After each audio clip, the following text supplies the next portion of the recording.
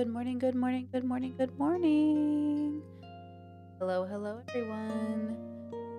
Hello, hello, hello. Good morning. Good morning. Hello, hello, hello. All right. We're not going to spend too much time diddle-daddling. Pause Elvin's beautiful music. Good morning. Good morning. Chad, I see you talking this morning. Love to see the conversation going. Somebody in the audience asked, what's the ratio in the audience? 70% women, babies.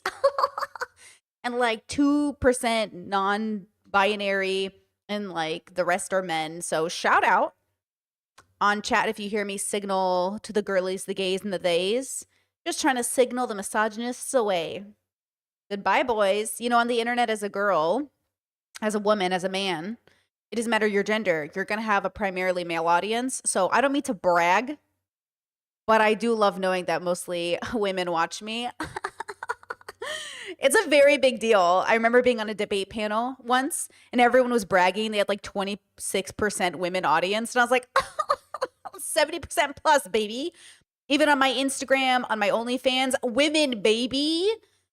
As a queer person, that just like really excites me, you know? It really does. Like, thank you. I appreciate you, okay? I love the men's too, but the men get all the catering online. Let's be so for real. All the content's for dudes. Every streamer has dude audiences. I think when Sneeko and Destiny were asked this question, it was 95% men watch them. 95% men. Think about that. I would love to know Hassan's analytics, honestly, because even Noah Samson. I thought Noah would have more girls, but apparently even he has more guys. And I was like, what?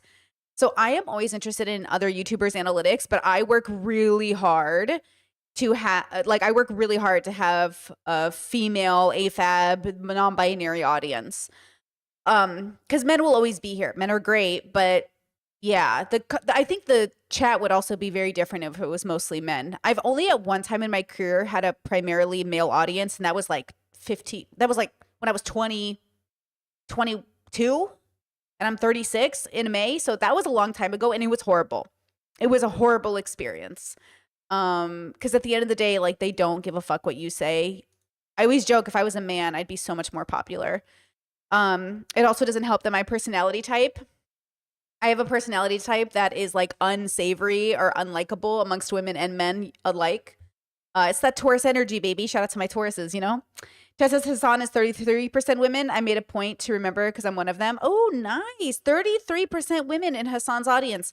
Politics is a primarily male-driven category. And remember that when men say women are taking over and men are discriminated against, women aren't at the table. And this is why, even when we're talking about Palestine and Israel, women aren't at the table in these discussions. We are not there. No one is listening to us. No one is considering us. And the women who uphold the patriarchy and uphold these destructive, like male-focused ideas and philosophies, okay, fine, we get it. You love Ayn Rand and, you know, I got it. But at the end of the day, like, women who are here to deconstruct gender, or AFAB people who are here to deconstruct gender, like, we are just vastly ignored, you know? That's as if women actually ruled the world. What do you think it would be like? I just made a podcast about this. Titled Is Michelle Obama Unprofessional, or is she just a woman? Check it out. But I do think that women who have deconstructed, so not cis women who have never deconstructed, or not trans women who have never deconstructed, but women or AFAB people, non-binary people of all genders who have deconstructed the construct around gender, I think are more likely open-minded to different ways of, you know, existing in the world outside of this very specific male construct, right? Like, I just watched a scene from a movie where he goes, the woman is the breadwinner, and she goes, why can't you just support me like other wives do? And he's like, I can't be your wife. And it had to do with like his ego as a man. And that's why I say, get you a man who doesn't care that he's a man, if you're gonna date a man, or get you a man who's gender fluid. You know what I mean? So they're women, men, you know, non-binary. Get somebody who has deconstructed their gender. But if you're gonna date a cis man, a man who's like, I am a man, then date one who's deconstructed. I actually think when I say Hassan isn't progressive enough for me, it's just because he's a man who's handsome, who's built up a reputation, who's not deconstructed gender in a way that feels embodied. To me, Hasan is just a man. So when I say like he's not progressive enough for me, it's not a judgment of he's a bad person. I just don't watch him as a viewer because like at the end of the day, it's just a man. And I hear men talk way too often. You know what I mean? In my personal life, there's very few men that I watch as a viewer, and mostly a lot of like queer, deconstructed people that I watch in my regular. But for stream and stuff, obviously I'm at work. I'll talk about the men you want me to talk about, girl. Okay. I'm here to do that. Speaking of which, yesterday we did part 1 of talking about Ethan and Hasan. So this is philosophy through pop culture. That's a theme on this channel. So we are not discussing Palestinian lives or Palestinian people, but remember they are still suffering. There is no food. There is no water. We're going to do a watch event on the Discord in June for Thoreau's new documentary. So if you guys are interested, it is free. It's found on the BBC. I believe that's the website. I found a link for it this morning. The new one called The Settlers. So not his 2011 film, but his 2025 film. Apparently it's really good. So we're going to definitely incorporate a watch party into that in June. But remember that nothing we're doing here on stream is truly going to impact the Palestinian people. But we have to pay attention to the fact that we are all participating in this group project called Life. And we are about to fail miserably all together once again. And so as the genocide continues, as the Palestinians are targeted, as Israel, Netanyahu, and Trump continue their allegiance together, just remember that we're not ultimately covering Palestine right now. We are spending our time covering content creators. And this is just so we can understand the greater picture, right? I'm a philosophy channel. I'm not a politics channel. So remember, if you're looking for political commentary, try to pick people other than Ethan Klein. Like Ethan Klein is not politically like political commentary. He's an entertainer who ultimately enjoys just bashing on people he doesn't like. But from a human perspective, let's continue our watch party. This is starting off at 2 hours and 10 minutes for the Leftovers episode 61. Hasan has just gotten up to go to the restroom, and Ethan is solo on stage. So that's where we left off from yesterday. Okay? Hasan, turn off his mic, please. Yeah. That's... I apologize for being emotional. I definitely don't need to apologize. Oh, that's interesting. I don't know if that was a cut in the thing. That was so weird. They were like, maybe Hasan had just come back or something. Yeah, it looks like I apologize. Okay, it looks like a cut in the stream. Being emotional. I definitely don't need to apologize. This has been a long past 3-4 days. Absolutely.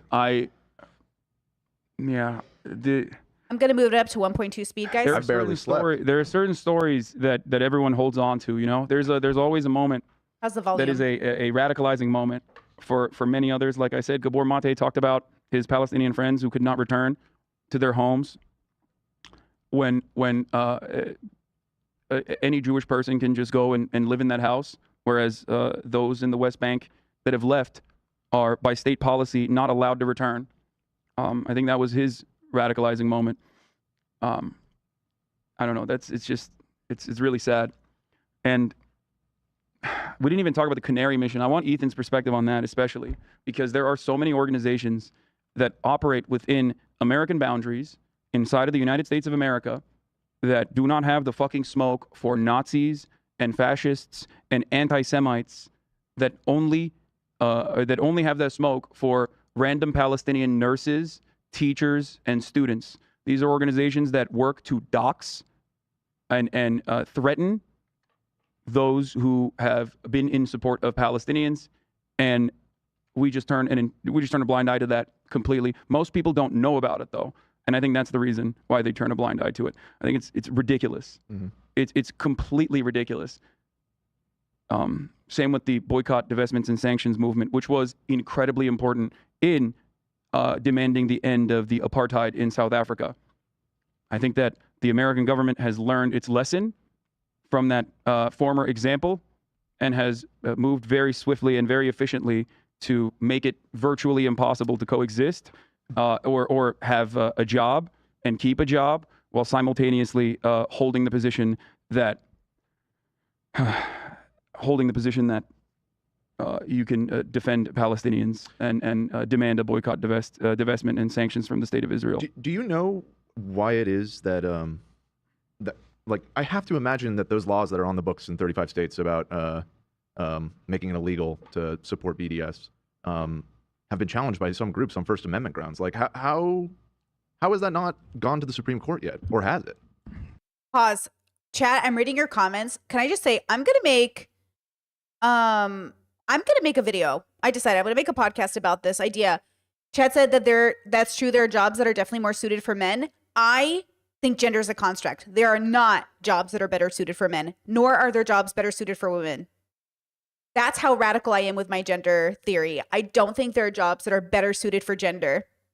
There are just jobs that are better suited for people.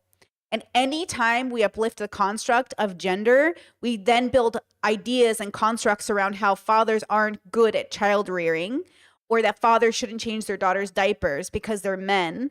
So, ooh, girl, this has just inspired a great podcast. You are an inspiration, chat. Thank you. You always inspire the best videos. Because this is what gets us stuck in these ideas. If you believe in your head there are better jobs suited for men, this gives misogynists reason to think there are better jobs not suited for women. That women are going to be bad at a job because they're women, or men are going to be bad at jobs. No. People are not better suited because of gender.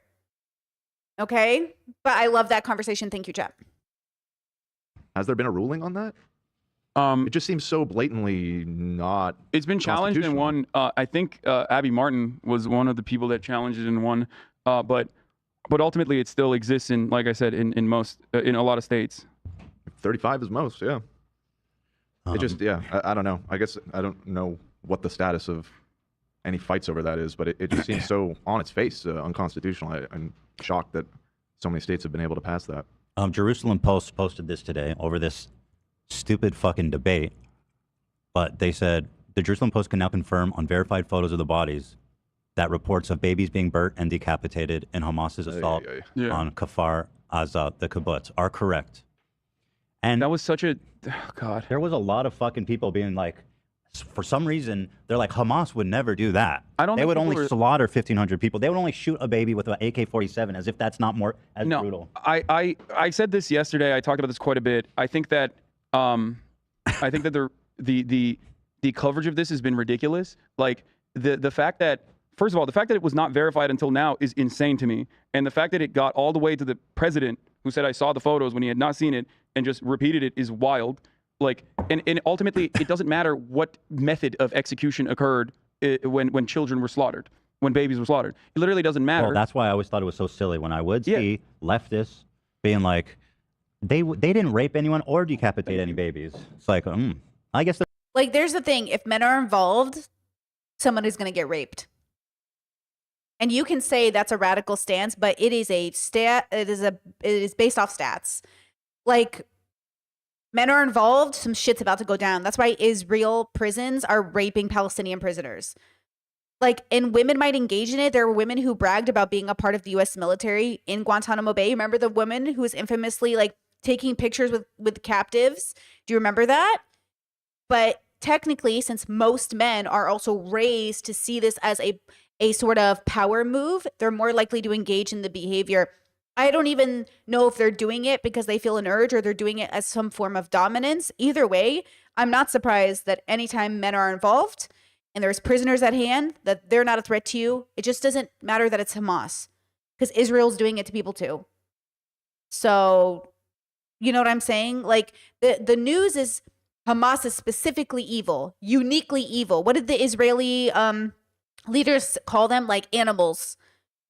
Like, you know, I'm rubber, you're glue. Whatever you say sticks on to, you know what I'm saying? Like, let's not pretend like it's specific to Hamas, but it might be specific to men.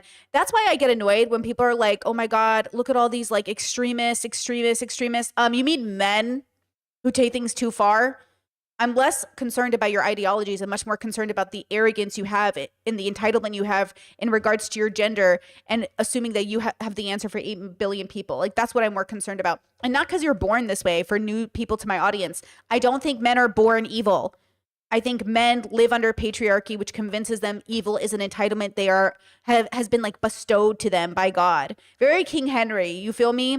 I'm feeling very King Henry with a lot of these men. They're cool then. I guess they're cool. Shot them. Yeah, they're cool.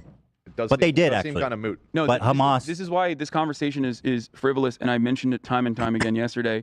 That like, okay, the babies were not decapitated, were killed, or they were, for sure. but they're still killed. Yeah. So it is silly. stupid, dumbass. It's silly to have a back and forth on this. However, the only reason as to why the assessment should be made later down the line on how quickly information that is not verified yet can spread all the way to the highest levels of government, and what that serves, what purpose that serves. That part needs a close examination, especially considering prior instances where, not that it matters. Again, I mean, it was true. It is true. Yeah. And it was ruthless, and it was brutal. It is fucking ruthless, and this is man. this is That something shocking. that needs to be this is something that of course needs to be considered. That is. I The mean, reason why listen, people were the reason why a lot of people, at least I follow, who have been covering this on the ground inside of Israel, and some inside of Gaza as well, was because of the Kuwait baby incubator situation that occurred in the past, where Amnesty International and the American authorities in the lead up to Operation Desert Storm said that the Iraqi soldiers were taking babies out of their incubators and like tossing them and like killing them, which is like incredibly brutal, right? In that circumstance, that was completely not real. That had not happened at all. And Amnesty International went in and looked at it, and there was even an eyewitness testimony that was offered in Congress that was just a complete falsehood, a complete fabrication, and that played a role in justifying it to Americans that like we have to invade. And I think that's the reason why, because We do that all the time. That's what we're trying to say when this idea that rape was being used as like this great specific force by Hamas. Like, it's the same thing with the Iraq war. We have to go in there and kill all these Iraqis because of the nukes or the bombs that Saddam allegedly had, weapons of mass destruction. We have to understand that a lot of our leaders can't get us on board to do things. So they create a narrative that makes us feel entitled, empowered, and justified in going into these countries. And it happens time and time again. And this is why I say, don't do something out of fear or anger. Do something out of wisdom. Where is the wisdom in all of these genocides? Where is the wisdom in all of these wars? Where is the wisdom? Tell me this is not just men's ego. Where is the wisdom? This is men's fight for power, girls. This has nothing to do with wisdom. the American government has done this before. I think that's the reason why people thought that this was the exact same situation. However, it wasn't the exact same situation because the baby incubator story was false, whereas babies were still killed in this circumstance. So it's not matter. Yeah, it doesn't matter. But the truth is, though, that this is not going to help anything. This is going to fuel a lot of bad feelings. This being true. And here's the thing, right? Like even if those babies weren't beheaded, let's say, right, or they weren't decapitated, whether by gunfire or directly with knives or whatever, which is, I can't believe we're having this conversation. It's so fucking ridiculous. Okay, they still died. It's not like the Israeli government was going to do anything different. You know what I mean? Right. Like, or it's not like the people that are receiving this information were going to feel differently. Like the goal there is to absolutely demand verification, because you have to do that, because in the fog of war there is so much misinformation that gets presented, and the media should do their fucking jobs 100%. And I do have criticisms on that front, but it's ridiculous to have a constant back and forth on this when nothing will change and nothing's going to bring those children back. All right, here's what I want to do. I want to move on in the interest of fairness, because part of what I want to do today is call out some really fucking nasty shit I've seen. But and because I want to be consistent and do it all around, and these people are just as deserving, if not more, to be called out.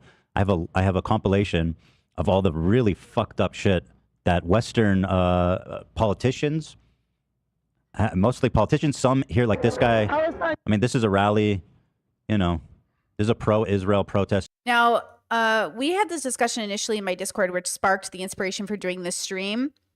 And I was sent this part of this half of the stream as a reference for why Hassan advocates for violence. And I was curious on what my viewer was trying to express to me. And let's go into this with kind of this in mind, is that I think streamers, myself included, we have a tendency when having discussions about these things to not actually discuss our own views, but to try to explain other people's. And then we get wrapped in as we're explaining other people's reasoning as having that opinion. Just like when I was explaining with the pro-life woman versus the pro-choice woman, the woman who hit the other woman, I was explaining why she hit that woman. Everyone was like, I can't believe you're okay with her punching that woman. Again, I'm explaining why it happened. while also stating I don't think she should have punched that woman. But I also am explaining why it happened. Because I think sometimes we don't know why things happen or why people do things, and we just assume it's obvious. Like, no matter how much a person berates you, you shouldn't hit them. As if, like, people don't punch each other for far worse. Or far less. Like, men are out here getting into fistfights with each other, and nobody says anything about, like, oh, you shouldn't, because, like, the context matters. But also, like, there's a reason why these things happen, and we should talk about when the context makes sense, when the context can be avoided. And so I think that that's what's going to happen to Hassan in this stream. We'll talk about it more specifically when we get to the clip. But I do think Hassan and me and all of us, we tend to get clipped for having, like, an opinion. Like, sometimes I will say things that to me are obviously, like, obvious what I'm saying. And then sometimes I will be shocked at how people read it or take it. Even people in my own audience. Sometimes I love you guys, but sometimes when people are like, this is what Brittany said, I did not say that. And thank God other people in my audience are like, she did not say that. And I was like, because some of y'all's brains work very uniquely, and God bless you, but, like, that is not what I said. And that's the problem, is that we are not using language universally. We are not computing things universally. And so you need to be very careful before you assign, you know, somebody intentionality that they might not have, you know, but at the same time, I can understand why, from your perspective, it is just this. And maybe that's how Ethan feels. Maybe Ethan's like, why are you guys assigning pro-genocide to me? And I'm like, you're pro-genocide in this particular way, but you're not pro-genocide in this particular way. Ethan isn't pro-genocide like a settler would be. He's pro-genocide in the same way Americans were calling fries freedom fries, because they wouldn't call them French fries. He's supporting the institution that is creating the genocide. Do you know what I'm saying? So, like, that's like, he's not settler pro-genocide, but he is one category of pro-genocide, you know?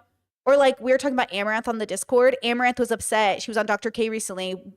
I have so many opinions. Anyways, not a fan. Anyways, Amaranth was saying, like, oh, people were mad and said I was a transphobe. We thought you were a transphobe because she refused to box, like, a trans woman, but said she would box a biological woman. That's, like, transphobe rhetoric.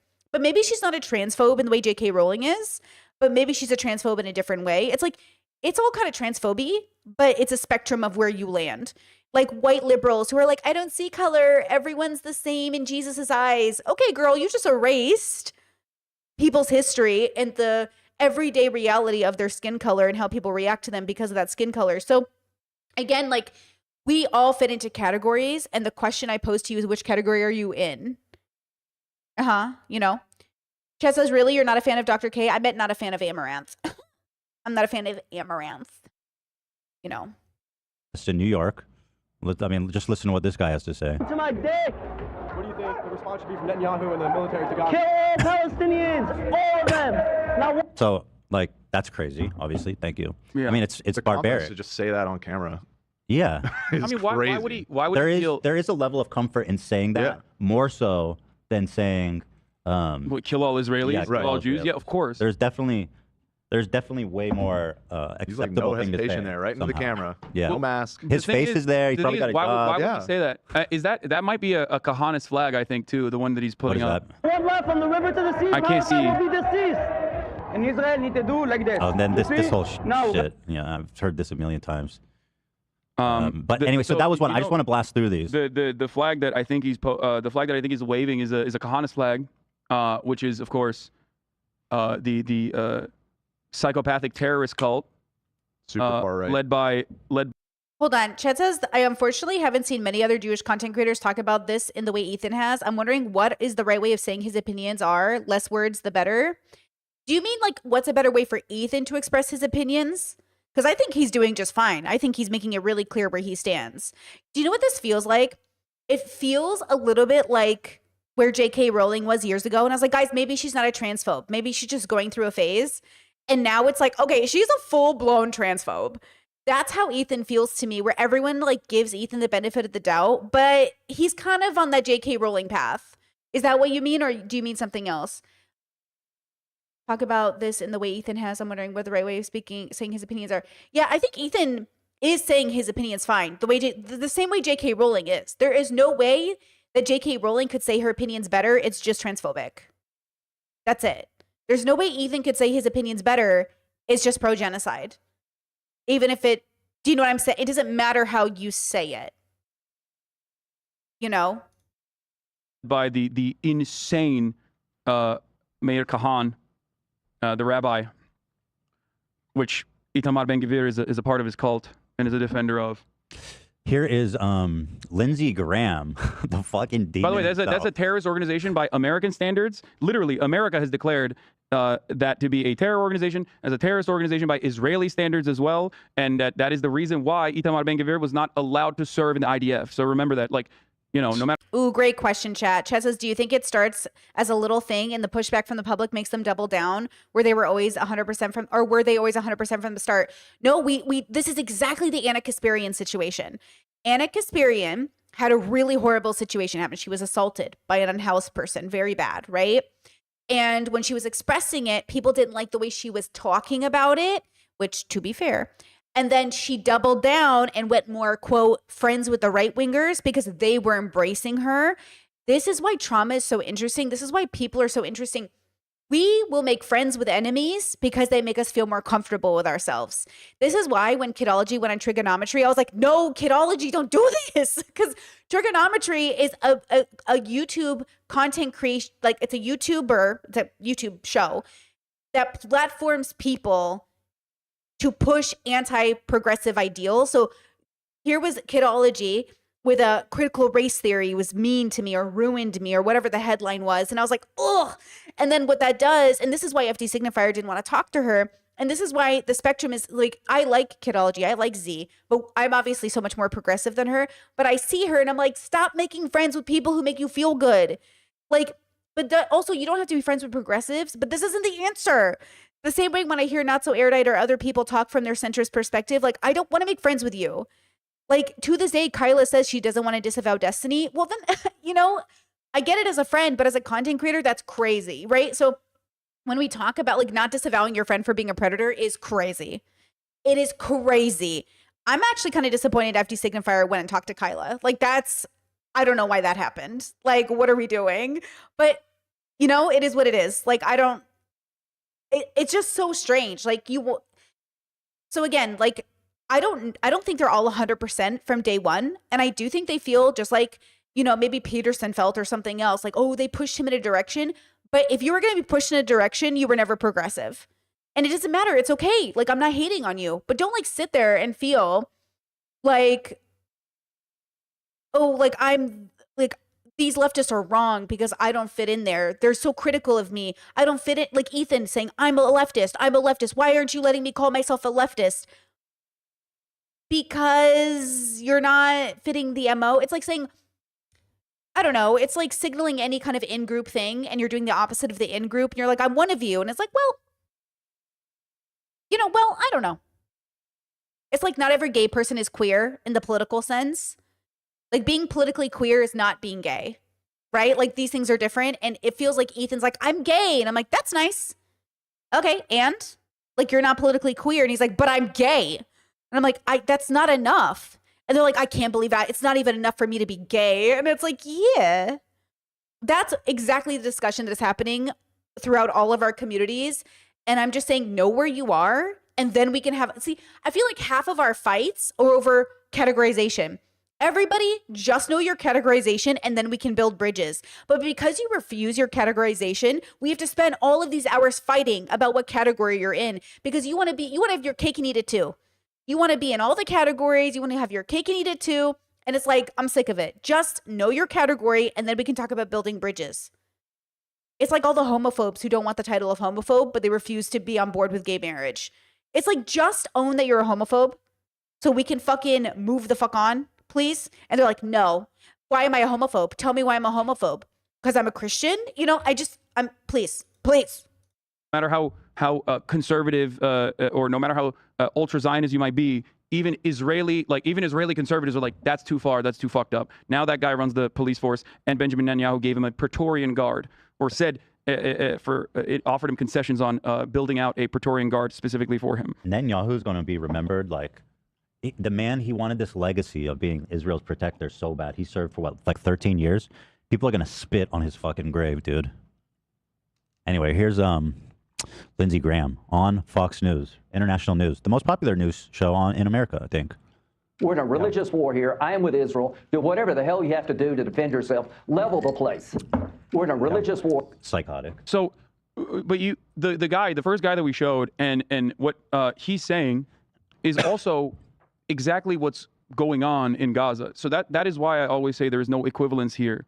Like there is Just no as much. And there is no power or no like serious no genuine voice that is channeling this kind of wanton indifference and this kind of like callous celebration of like genociding all Jewish people, which is completely unjustifiable, of course.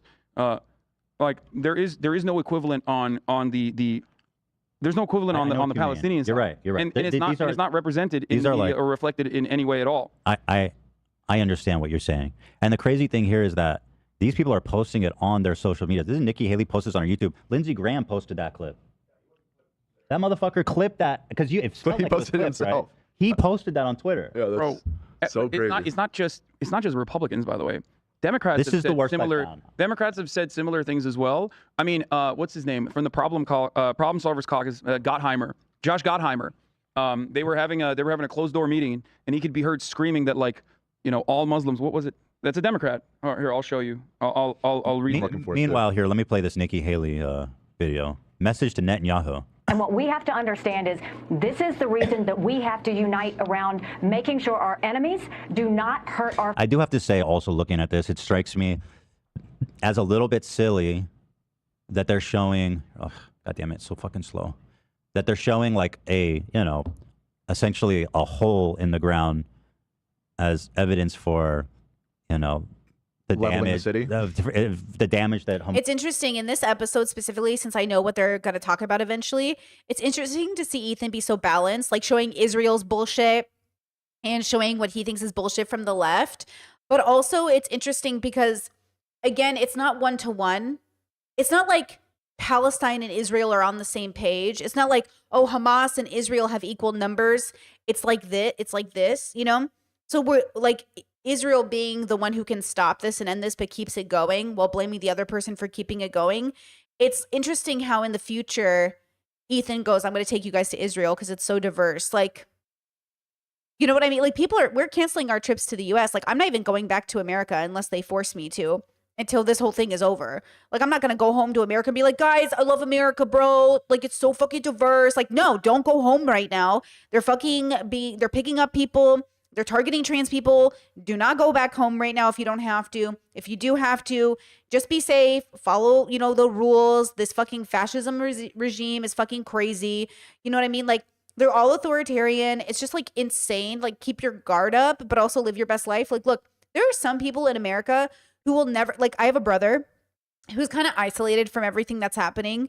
He created such an insulated bubble for himself that he genuinely doesn't have any idea what's really going on. And he is living like this really great life. And when I catch up with him, I'm like, hey, how's it going? And he's like, hey, like his biggest issues are like working, putting food on the table. Like he doesn't have to pay attention.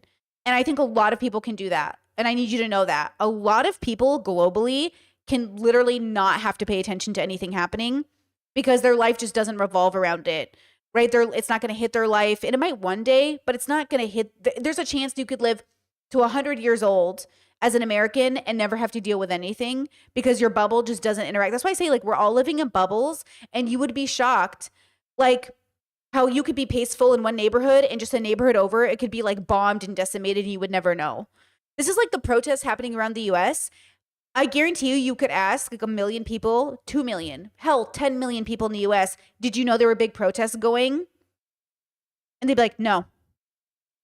Chad says, what a privilege, it will hit all of us eventually. I disagree. I don't think it does. I really do think it doesn't hit everybody. I don't think so. This goes back to the first season of Korra, where in Korra, there's a huge fight happening where their guy wants to take away bending from everybody. You guys remember that in Korra? Worst season of Korra, by the way. And I remember telling my brother, like, yo, why isn't the world coming together to take this guy down? And you realize it's just happening on this little island. There is not global tragedy. That's how real life works. It won't hit all of us. Sometimes it just happens in your bubble and the rest of the world never needs to learn about it. What tragedy? Wait, I just learned about a genocide. There was a genocide I was just learning about that I'd never heard of. And they're oh shoot, see, I forgot it already because it's not in my knowledge bank yet. Like there are so many things that happen that never hit parts of the world, right? It's kind of like being one of those tribes that are isolated from the world. They're probably never going to be hit by us in the same way. You know, they're not going to be hit. No, not Armenian. No, not Rwanda. No, guys, everybody knows the Rwanda genocide. It was huge in American politics. It was one that America didn't follow very much. Shoot, I don't know what it was called. No. Armenian. No, not Yemeni. Oh, those are very big genocides, guys. Name a genocide that like you think is obscure. No. Like you're naming all the ones everybody knows about. No, name one. No, name one that like really obscure in your head that you're like nobody's gonna know about this.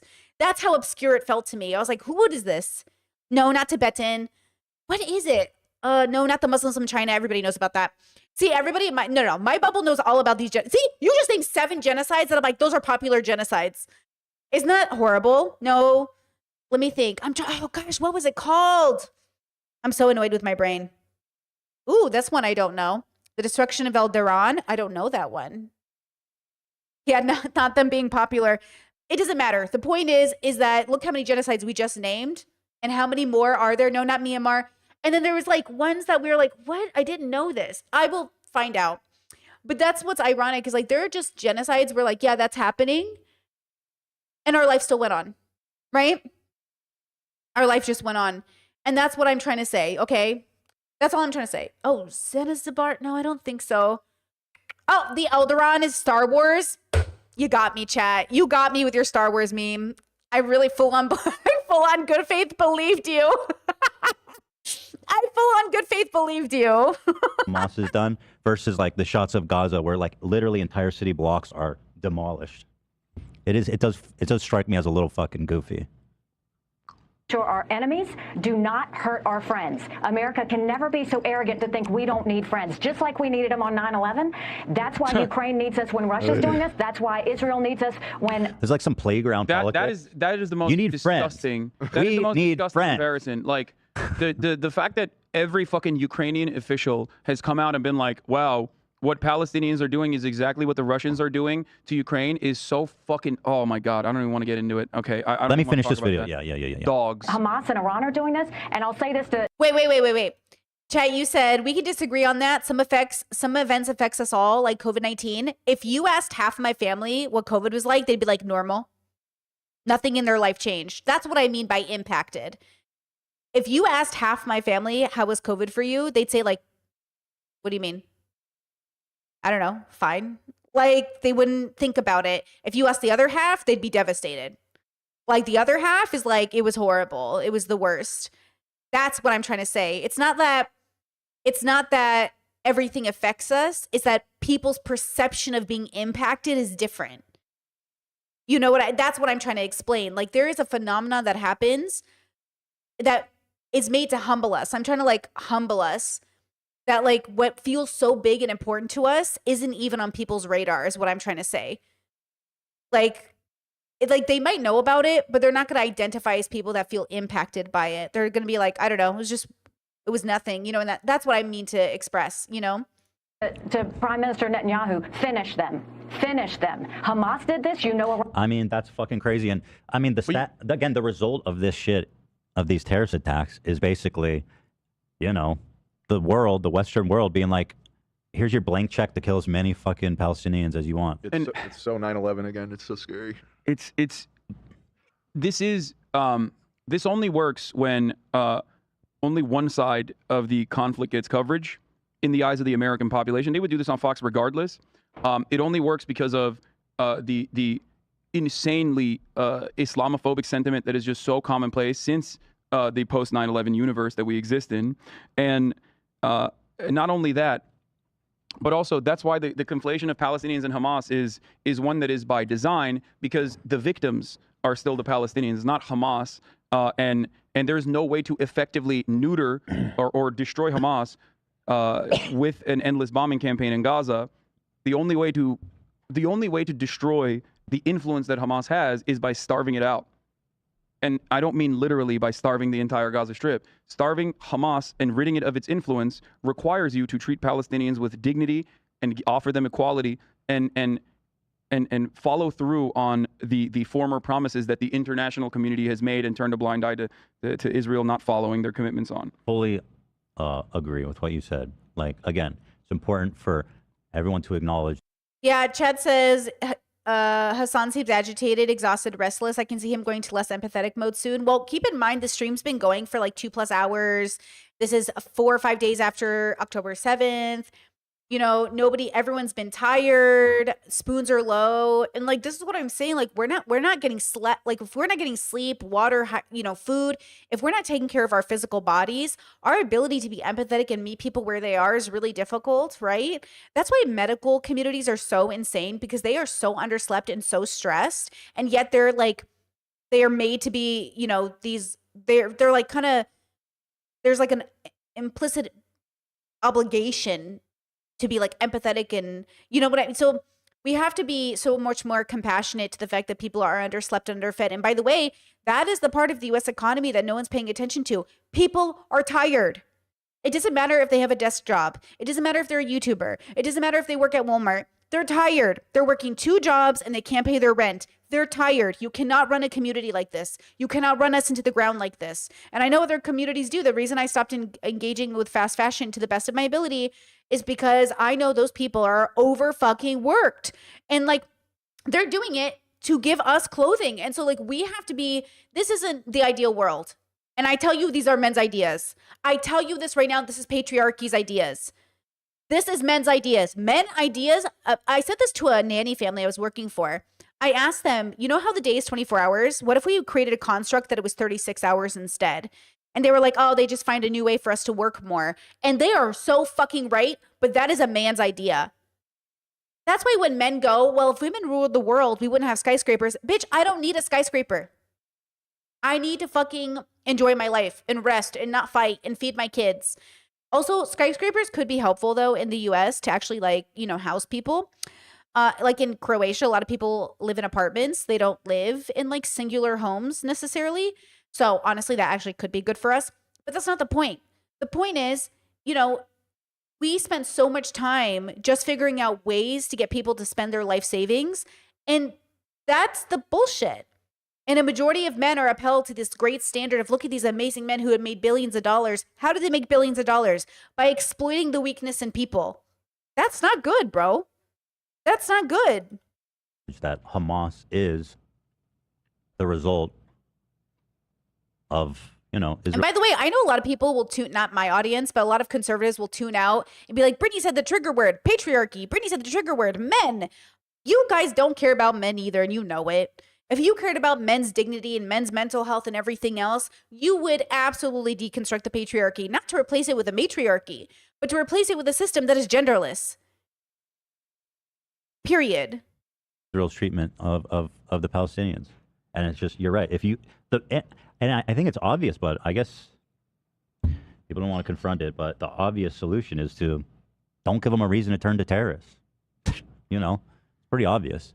But there it is. Here's Marco Rubio. There can be no ceasefire, negotiated solutions, or peaceful coexistence with depraved barbarians who murder teenage girls, children, the elderly, and then dump them in the streets of Gaza so bloodthirsty crowds can desecrate their bodies. It must be eradicated, and Israel must respond disproportionately. Marco Rubio, the guy who was sitting in the White House with literally a man found guilty of assaulting a woman. That Marco Rubio, who was making fun of Zelensky for not owning a suit. I guess you only hate rape when Hamas does it. In all caps, to this and any future text from them. I mean, what he's doing here is like the Hamas murderers are 1,000% barbarians who murdered children, teenage girls, which specifically he has a problem with. He goes, who murdered teenage girls? What about teenage boys? We don't care about them. Just like, it's a weird focus. What, right? Anytime, a little odd. Anytime you call out teenage girls in any context, I'm going to raise an eyebrow. Check his hard drive. He just likes them, Yeah, by the way, But to finish my point, he was saying he's conflating Hamas, who are bloodthirsty murderers, to justify killing Palestinians. disproportionately. And again, like, I don't know if they, like the videos that I saw that made me emotional before of the Palestinian dad, you know, with his daughter, holding her like this, like she was like gray and fucking dead, like an 8-month-old baby, Yeah. like a beautiful newborn, innocent, beautiful child.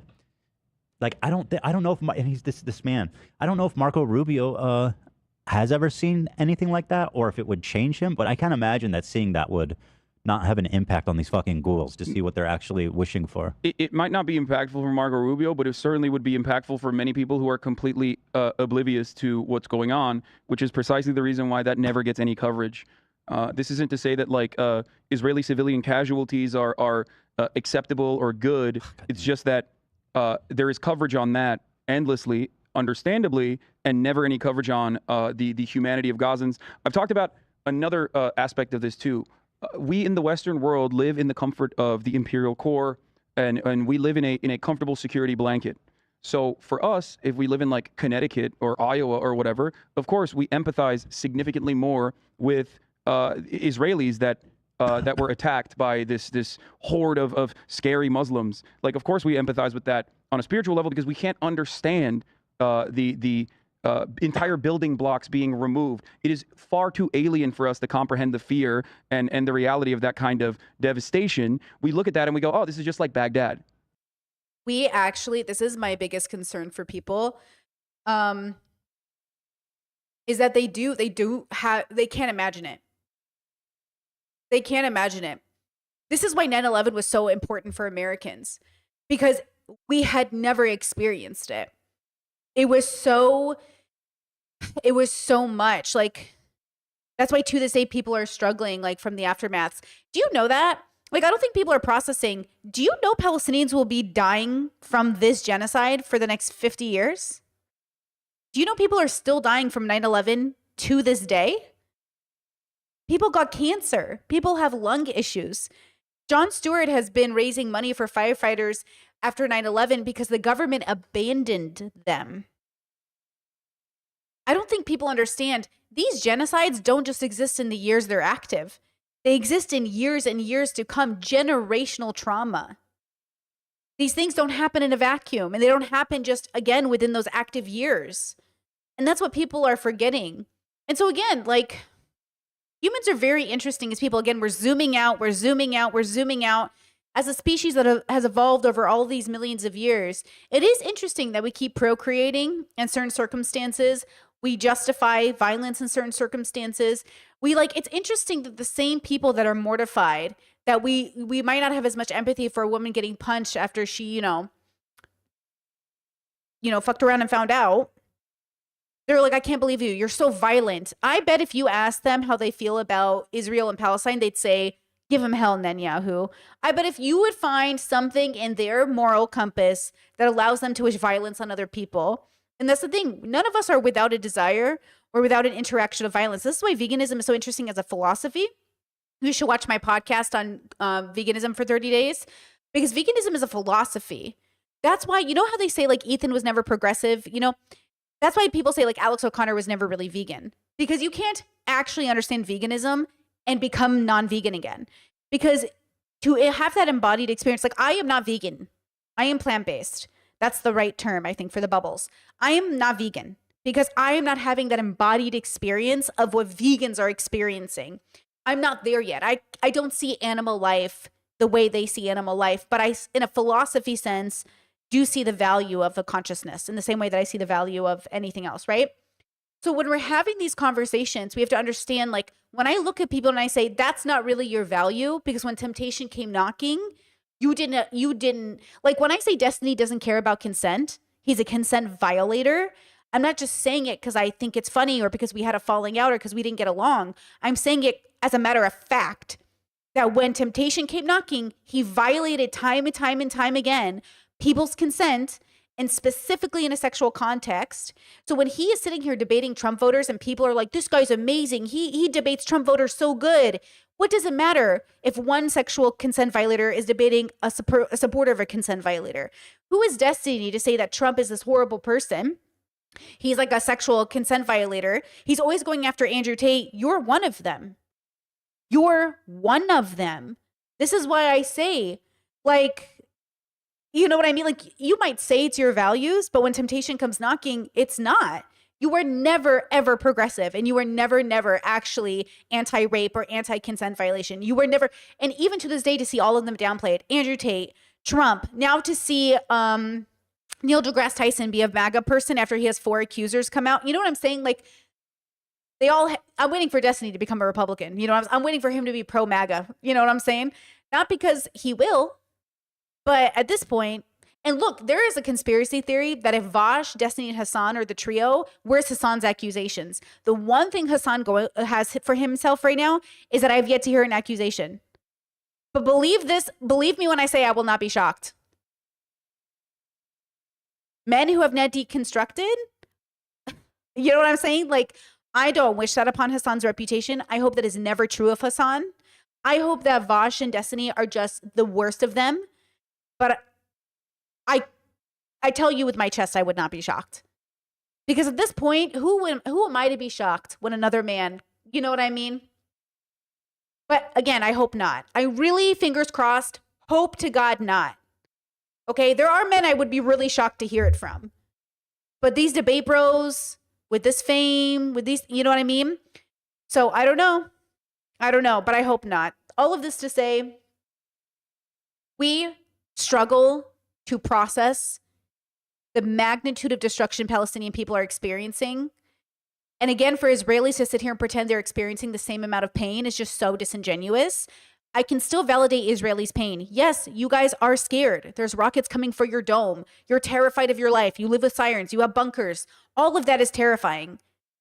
But you are still not experiencing the level of pain and destruction Palestinians are feeling. So when you're like, oh my God, you lost your leg. Oh, I got a scrape on my knee once. It's like, or, oh, you got a limb, you know, taken off. Wow, I broke my leg once.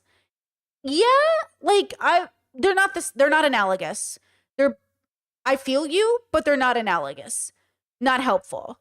You know, it's okay if you said, man, I've never experienced something like you have. Here's the only way I can relate to it. My heart goes out to you. No, I got to stop saying that. Elon fucking corrupted it. You know, I'm so sorry to hear that. But for you to be like, yeah, but what about us? Your leg is broken. Go put a cast on it. They don't have a leg. They don't have a leg. You know, which is an enemy that deserved it in the minds of Americans. So that is also another reason why I think Americans are immediately and unconditionally in support of, you know, the Israeli occupation. Here's Ben Shapiro. I mean, no surprise here, obviously, but still. Oh, he's been baying for blood nonstop. I mean, here's a video. The UN Special Reporter for Human Rights in Palestine. We are horrified by what's happening, and we are calling for a truce. And here's a video of, you know, Gaza being bombed by missiles. And then Ben, in his infinite empathy and human nature, told them that they can fuck right off. And, like, this is such, all these people, but looking at Ben, I mean, it's such a lack of human empathy. It's like... Chat brought up the whole Hassan went to a brothel that was raised for trafficking. Has nothing to do with Hassan. That's a Destiny DDG rumor that they keep spreading that has nothing to do with Hassan. Guys, brothels get raided all of the time. All of the time. The government is always bored. But also it happened not even in the same time span that Hassan was there. You know what I mean? Like, sex work is fine. There's nothing wrong with sex work. Okay? So that whole rumor has like nothing to do with anything. Chat said it was also rated for taxes, from my understanding. That's also my understanding, which is very normal as a sex worker who's sex worker adjacent to real life sex workers, like in-person sex work. They're always being rated. I've even known women over the years who are in Australia where sex work's a little bit more legal. And they said it's very normal for the cops to come. It's just like a part of their life. But people keep associating Hassan with it as a gotcha, but like that's a DDG thing. It's just fucking evil, man. But there it is. That's Banny Boy. And one more. Again, no surprises here, but Charlie Kirk. These people betray principles of Judaism and centuries of Jewish history of always siding with those who have been oppressed, always being at the forefront of social justice and fighting for emancipation for all people. It's really, really, really disgusting to see that 100%. I didn't want to read this one. So basically showing all these ghouls feeling very comfortable with no pushback, expressing their desire for genocide in Western media. Which is very normal, especially men. I used to I suffered very strongly from internalized misogyny as a young person. And when I was really, really young, I thought like the way to be tough, the way to be smart, the way to be approved by men was to also agree that like we should torture our enemies and we should be cruel to our enemies and we should level the Middle East. Like my parents are from Iraq. I am Assyrian. And we also said things like make it glass. So like remember that the brainwashing is real. I'm gonna state woo! The propaganda is real, girls. The self-hate is real, girls. Like you have to deconstruct so much. Like, why do you think so many Assyrians or immigrants voted for Trump? Because we're all suffering. Like, we're all suffering. Thank you guys. Thank you for the blessings. We're all suffering from wanting to be seen as tough. It's why even debate bros are so misogynistic. Like, oh, if you're in your feelings, like you're not the person to speak on this. But it's a double-edged sword. When Hassan doesn't cry, he's cruel. He's heartless. What a psychopath. But when Ethan cries, he's passionate. But then if women show feelings, they're cluster B, they're crazy, they're emotional. You never win. With bad faith people, you never win. I have no problem with you crying. I have a problem with you weaponizing. But weaponizing is just a part of being a bad faith character. If you're not bad faith, then you're not weaponizing your tears. It's the bad faith we're trying to find out. Are you being bad faith? I think Ethan is being so fucking genuine in the most bad faith way, in a sense. I think you can be genuine and unintentionally bad faith, which is what I think Ethan is. I think his whole crew is. I think it's like 8 different people. Whoever Ethan has around him, I think they are so genuine that they're sort of bad faith. It's like when I talk to my conservative family, I know they're really good people. I know that they mean the best, but they refuse to engage with the actual topic. So even though they're genuine, they come off bad faith because they won't engage. But they're not like bad faith malicious like some of these debate bros. Do you know what I mean? They're not like, they don't know better and they're saying the opposite. They're not grifting. And that's what I think Ethan is doing, which is why Hassan was so lenient on him for so long. Because he felt like, well, wait a second, Ethan will come around. Ethan will come around. But then he didn't. You know?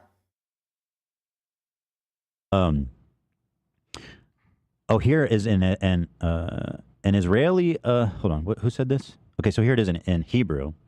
This was from an unnamed defense official told Israel's Channel 13 that the Palestinian territory, home to more 2 million residents, would be reduced to rubble. Quote, Gaza will eventually turn into a city of tents.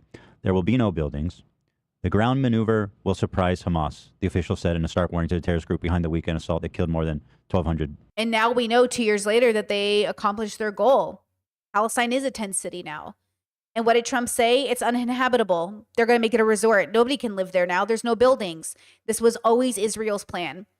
That's why there was a conspiracy theory that I don't know if it's real or not, that Netanyahu let October 7th happen just so they could justify going in and finally doing what they were going to do. Trust me, this was years in the making, regardless if that's true or not.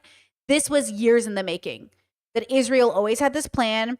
Israel was never going to get along with Palestinians, and Israel and Netanyahu's legacy will be doing what he had to do for the Jews. That's how Netanyahu will say it. We did what we had to do for the Jews, and then this is what they did. And it's not worth it. This is what men say. Men say, I did what I had to do for my family. Stay with me here. For all of us book talk girlies, okay? When I say I had internalized misogyny as a younger person that was really, really bad, I mean it to the point where Laurel K. Hamilton was like my favorite author at some point. Talk about internalized misogyny. And she doesn't, not a hit on Laurel because she's a person too. But I think she's also like very similar to me in our categorization, autistic, BDSM, you know, she's poly as well, but I'm monogamous. It doesn't matter. The point is like, but I was poly for 10 years for those who don't know. Fun fact, Brittany Lore. The point is, she wrote the series, the Anita Blake series. And within this series, Anita is working with a group of boys and she's always being picked on because she's a girl, misogyny. But during the series, there's a kid who's kidnapped. And the men, who are all psychopaths, are basically able to torture people to save the kids. But Anita is now in a position where she has to torture somebody by cutting off their fingers in order to save the child. And the whole premise of the book is the premise a lot of women who suffer from internalized misogyny face. We want to be as tough as the boys, So does that mean we have to be as cruel as the boys, to be as tough as them? But we forgot to deconstruct because we didn't know. And eventually you do. Oh, this was never a standard to live up to. This was never a standard that was good. Being cruel has no value, but men have convinced us there's a value in being cruel. Men have convinced us that there is a value in fantasizing about cutting off people's fingers in order to save your children. That there is a fantasy worth exploring and pretending you live in real life, that you're willing to do whatever it takes to protect your family. And that's why I say, like, under patriarchy, no one is safe, especially men, but no, especially women, especially, let's be real. But men are not safe under patriarchy, you know? Wait, Discord says, quote, someone has to protect the family from the man who protects this family. Skylar White. Is that from Breaking Bad? I never finished. I only watched season 1. So, okay. I suffered from this. I thought I could be cruel. I could fucking torture people to save my family. And I used to try to, like, tell myself that the best way to be a badass was to not, like, vomit when I saw horrible videos. And my family, this is a huge, like, okay, trigger warning. If you don't know this lore, because we are Assyrian and because my family felt targeted by the Muslims in Iraq, and because a lot of our family were found in those mass graves as Saddam had done, right? There was lists of people that we knew, family of family of family, right? I have like 60 plus first cousins. My mom's one of 17. My dad's one of 8. So like we have big families, right? I'm one of 10. So we have lots and lots of families. My parents, my dad, my uncles used to sit us down and make us watch torture videos from like Saddam and say, this is what we're fighting. I've watched beheading videos and I didn't watch them on 4chan. I watched them in the living room of my home or my uncle's homes. I watched them sitting with family. As my dad would tell us stories about as a child, him seeing women with their breasts cut off, dragged through the streets. Okay, we're talking about my mom telling us stories about how soldiers would come knocking at the doors, looking for my grandfather, who was more or less an activist, right? Hiding in the mountains. My mom would tell us stories, and who knows how many of these stories are exactly accurate, because, you know, your family always telling you the best side of it, of my grandma and aunties seeing their husbands in secret and taking photos to prove they were with them, because when they would get pregnant, they'd have to prove the baby was theirs. You know, like my mom telling me stories about like women having to go sit far from the family when they had their periods. My mom, who grew up with no electricity or a running toilet in Iraq, they have this like clay home and the toilet is this hole in the ground. And she used to be so terrified as a child, she would fall into it, you know? So when we have these like conversations about our realities and what we're living, my parents also grew up to become MAGA people.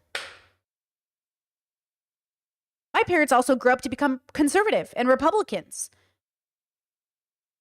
You know what I mean? So it's hard to sit here and talk about the good or the bad of people, how people get where they were, how people get into...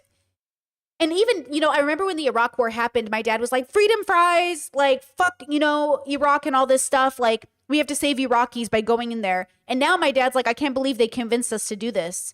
But my dad's logic is George Bush tricked us, but Trump isn't.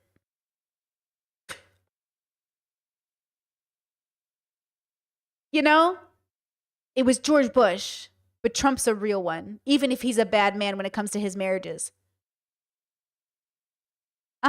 You know, it's like,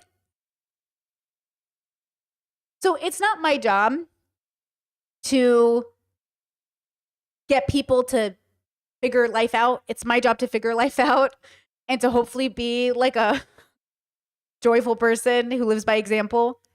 But we cannot fathom other people's lived experience because it is very different to all of ours. We are not living the same life.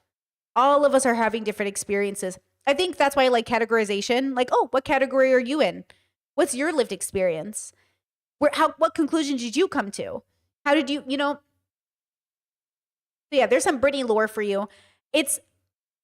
So when Hassan and Ethan, all these people are having these conversations, when we see all these like pro-Israeli people say like, you know, take out Palestine, decimate Gaza, all this stuff. Yeah, it's like living in America after 9/11.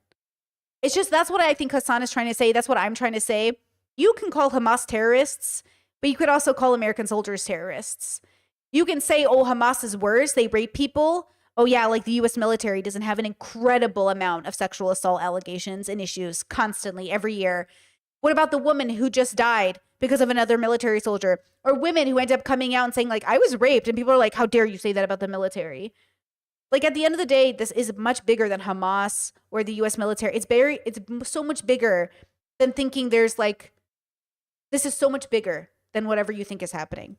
It's about us, humanity. That's why I like philosophy, because philosophy forces you to question all of your suffering, not like unjustified or justified. This is why I like philosophy, because it makes you have to zoom out into the universe. It's not just about you.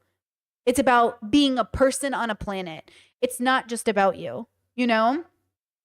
Yeah, Chet says Hassan growing up in Turkey is also an interesting aspect of this too. He's been given a different lens. Absolutely. Absolutely, yeah. I mean, even Ethan going to live in Israel for a few years gives him a different lens, right? We all have, everything we experience gives us information towards a direction. We just have to make sure we're aiming for wisdom, which I'm not saying I'm a wise person, but I'm still aiming for it. I'm still aiming to try to be wise.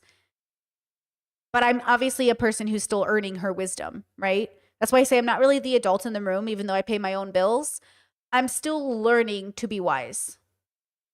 I don't know if Ethan would know that. Does Ethan know he's still learning to be wise? Because that plays a role in how I handle situations. It tells me, Brittany, you're not there yet. You haven't earned the wisdom yet. So I have to go into situations knowing I'm not a leader in that sense. But I don't think a lot of content creators do that, because it actually plays better to pretend you know what you're talking about, even if you don't. Israelis. I mean, the Israeli defense minister literally said, we're shutting off the electricity, we're shutting off the food supply. I don't understand And we're that. shutting off the water into Gaza because we're fighting human animals, or a better translation, I think, was beasts. Like, but ultimately, though, that's collective punishment. It is a violation of the Geneva Suggestions. I don't want to call it conventions. This has happened for far too long. You can't attack the press. You can't attack, medics. They killed. There was the Red Crescent guy who was crying in his ambulance because he could not. He had seen far too much death and destruction. And a couple hours later, he got bombed. They allowed him to enter a site of the rubble, a site of the bombings, and they bombed him and killed him. Like a couple hours later. Okay, so Directly, just a violation. at this time, I want to turn my attention to some of the very evil takes I've heard some prominent folks making about Israelis. Here is one such example of a dude, and this guy is very popular. He has 1.6 million subscribers. He is a very popular political YouTuber I can't see anything. called Second Thought. Sorry, this. Oh yeah, he's my friend. Okay, so here's the part where my viewer in my audience was like, what do you think about Hassan, like, associating with these people, talking about these people? Let's talk about it. And remember that Hassan is still a man in a bubble, that he might fall into the same trope that conservatives fall into. When U.S. soldiers do it, it's okay. When these people do it, it's okay. But he might be more nuanced. Let's zoom out a little bit and try to figure out what category he's in. Because again, it's not like, this is what I genuinely think. I genuinely think most people do not want to kill other people. I genuinely think, this is Brittany's opinion, that most people do not actually want, like, groups of people to be annihilated. I don't even think the worst homophobes or transphobes necessarily want that, but I think the worst of the worst of the worst do. And I just think they're a minority that gains association with the majority, and the majority jumps on their train, and then they build up. I don't think Hitler started off gassing the Jews day one, because I don't think it would have went over well. He started with gay people, trans people, disabled people, right? In the same way that Trump is picking up brown people right now, illegal immigrants, he's starting off with a digestible way for us to say, yeah, that makes sense. And then eventually it will be white people, it will be all people, it will be citizens, it will be, So oh my God, I'm gonna sneeze. I want you to keep that in mind, how really good people can end up siding with really, really bad people. And that's how really, really bad people make it happen, right? Really, really bad people are the minority, but they convince basically middle ground good people to accidentally or on purpose or because they're stupid, back really, really bad people, right? Okay. I like JT. All right. Well, then you tell me what you think about this. He said, "What's going on in occupied Palestine is unprecedented. No doubt we'll have wall." Is it on? Wait, hold on. I don't have my glasses today. It's just the. I'm not text is gonna be able to really see it. I just had to click on it so I can read Okay. it. But go ahead. You can read it out. You can read it out loud. Here, you know what? Let me show you this. Is it video. on the Google Doc? Let me show you the video first. This will be easier for you. He basically says the same thing here. So here he is doing a podcast. I've been on. I think is this deprogram? I've been on the podcast. I don't know what it's called, but this is just a clip from Yeah. So here's his take on this, and let's listen. Sent files also much. He says, did the Palestinians actually take civilian hostage, or is that fake news? I don't care. Yeah, the occupiers I are don't- not civilian. First of all, Okay, hold on. We're going to rewind that. Chat said U.S. citizen kids have already been sent away with their reported mothers. That's not going to work, though. I've seen those stories, too. But do you know why that doesn't work for conservatives and for other people? Because those kids' mothers are illegal. Wait until the day when it's a full-blown, average, white, middle-class Ethan Klein. Wait until it's Ethan fucking Klein getting picked up for some fucking reason. Except it won't be Ethan, right? It would be like me, maybe. But I'm a woman, so who cares? You know what I mean? It has to be somebody born there who fits into the narrative of whiteness, so it can't even be me. It would have to be like a sweet blonde girl or a sweet blonde boy who's the football captain. That's the people that when that happens, when they pick up the football captain with the blonde hair and blue eyes, people might be horrified. And that's racism for ya. That's racism for ya, you know? Okay, let's rewind that really fast. just That's fake news. let's listen. Sent files also much. He says, did the Palestinians actually take civilian hostage, or is that fake news? I don't care. Yeah, the occupiers I are don't- not civilian. First of all, He said the occupiers are not civilians. This is kind of bin Laden's take of Americans. Bin Laden said that it doesn't matter if Americans think they're innocent or not because they support their government. Okay? Not a fan of this rhetoric. This is such man's logic. And this is why I think men are useless when they think like this. Because this is man's logic. Men's logic is all of you are guilty. And this is not good. Like, this is, you are the enemy. I don't believe in enemies. I have no enemies. I live in a world where I have zero enemies. Even if you're trying to kill me, you are not my enemy. Now tell that to a man. I want to see a man propose an idea where everybody is not his enemy. Now, philosophers do this, but you know what I'm saying? So, just straight off the bat. The person that's talking is Hakim. He is a doctor in Iraq, and of course, just to put this into a decent frame of reference for those who are unfamiliar, I think he will probably have a much more ruthless position on the matter, considering how he feels about American forces. which is true. Your trauma makes you lash out harder. When you've seen the horrors of the world enough, you will get resentful and hate people, which is why I say don't give in to your hate when we're talking about philosophy. Okay? And what they've done to his This I'm home pretty and sure is family. all second thought. No, the one who said No, I know. Yeah. Here. Sent files also much. He says, did the Palestinians actually take civilian hostage, or is that fake news? So wait, who's talking there? that's Hakim. Okay, so second thought's the one who says, "I don't care," and laughs. Wait, say it. I don't care. This no, guy. that's Hakim. occupiers- I don't. The guy with the accent. Yeah, that's Hakim. Second thought is an American. So second thought is the guy who's asking the question. No, Hakim is the one who read it. He's reading it from chat. It's a super chat. Did the Palestinians actually take civilian hostage? Or This is the part of Ethan's crew that I hate the most. They're so bad with research. Hassan knows these people, so he knows their voices. But what's annoying to me with Ethan is he's like, see, forethought, or what did he say? Not forethought, that's somebody else. He said, this thought guy said it. And it's like, bro, your research team is so fucking bad. Get it correct, and then we can deconstruct, or get it right and we can dissect. or is that fake news? I don't care. Second thought, thank you guys. Forethought is Destiny's misogynistic rape apologist mod, I think. Is that who forethought is? Right?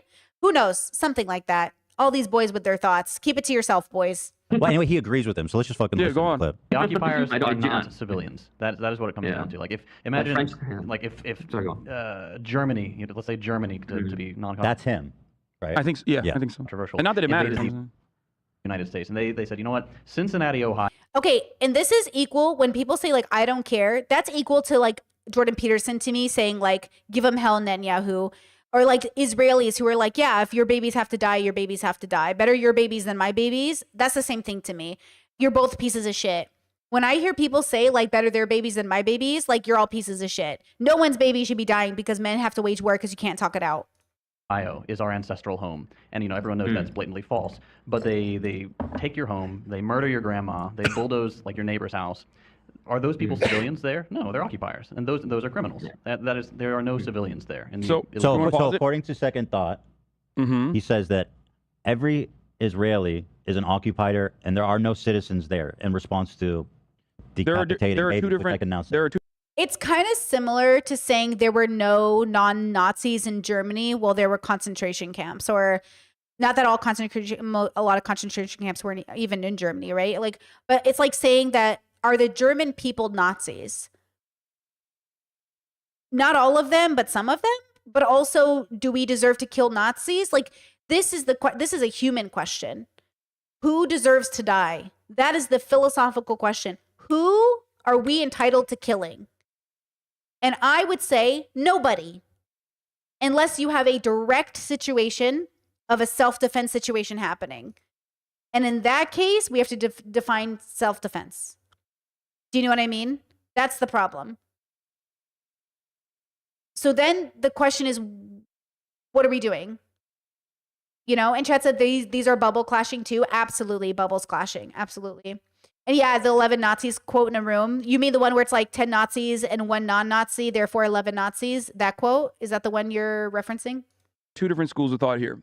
So the first is And the take in the 19 comments is based. yeah, of course. The 1948ers believe that there's two different schools of thought within, I would say, anti-Zionism. Those who believe that all matter of settlements that were propped up even in the inception of the Israeli nation state are unjustifiable, and that they Now, okay, look, from a philosophy standpoint, if you take that idea, because you said yes, correct, 10 Nazis in a room, one non-Nazi, therefore 11 Nazis in a room, okay? Then that means, and you can extend this out, and this is why I think we have to look for the nuance in the human experience.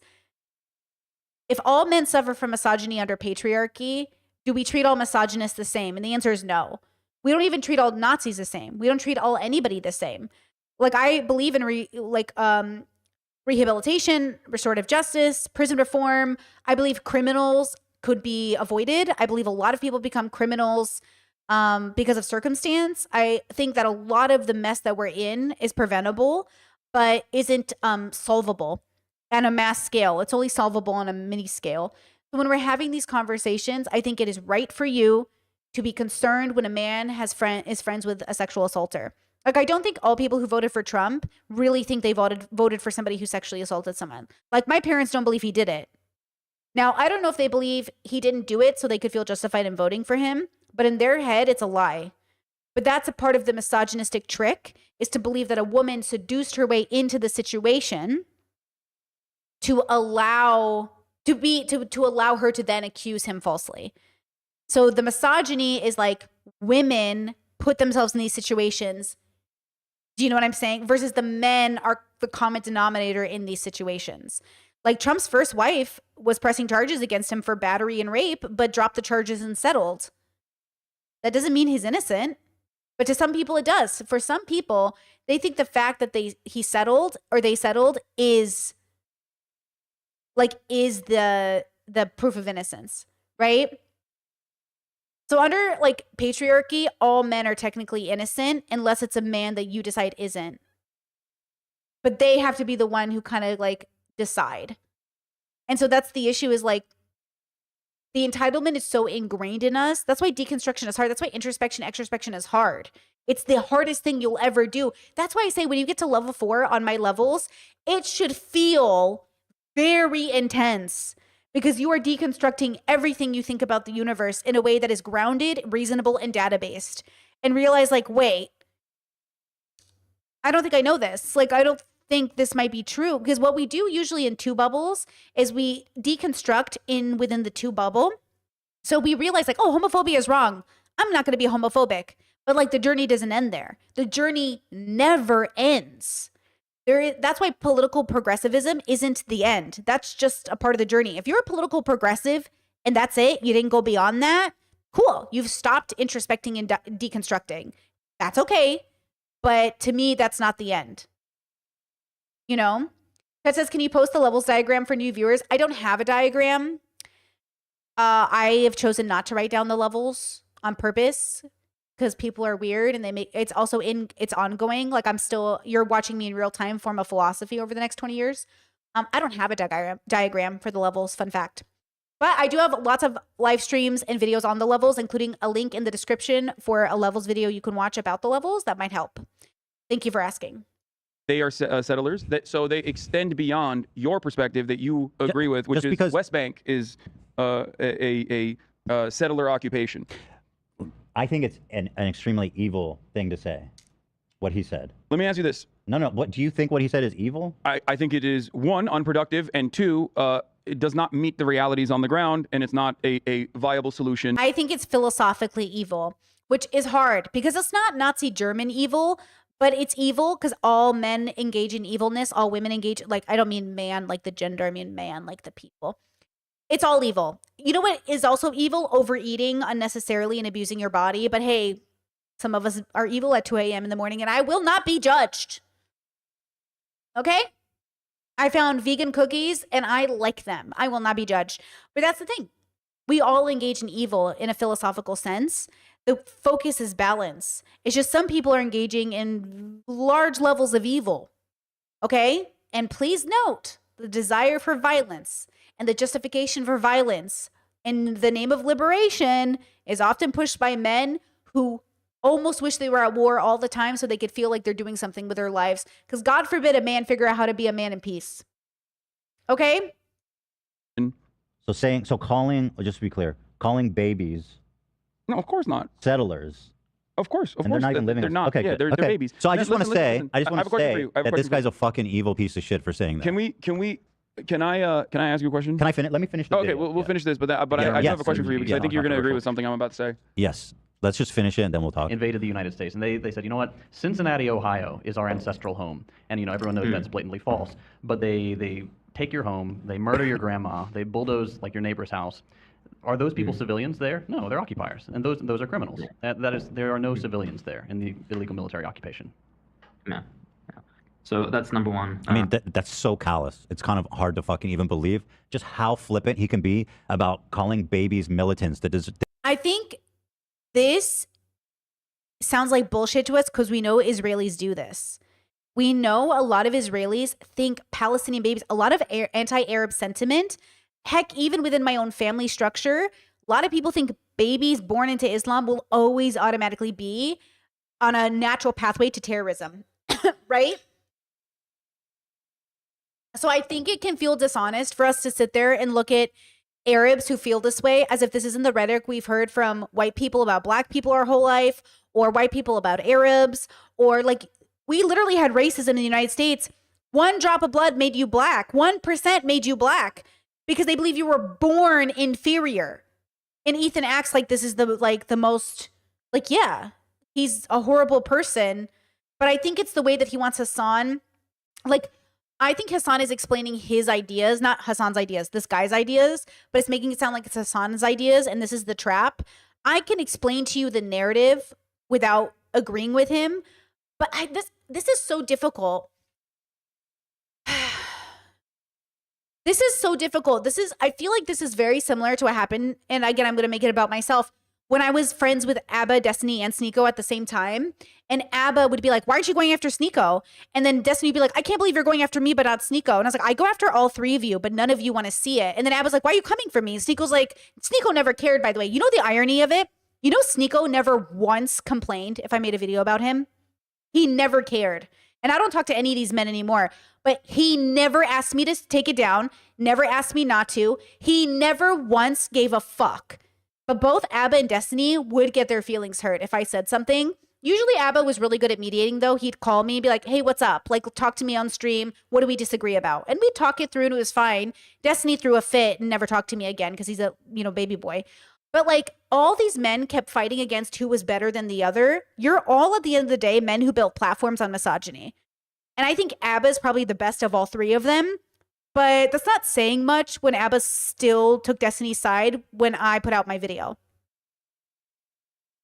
Do you know what I mean? Like, it's not really saying much when Abba wasn't satisfied, and even to this day doesn't call Destiny a predator, but a gooner.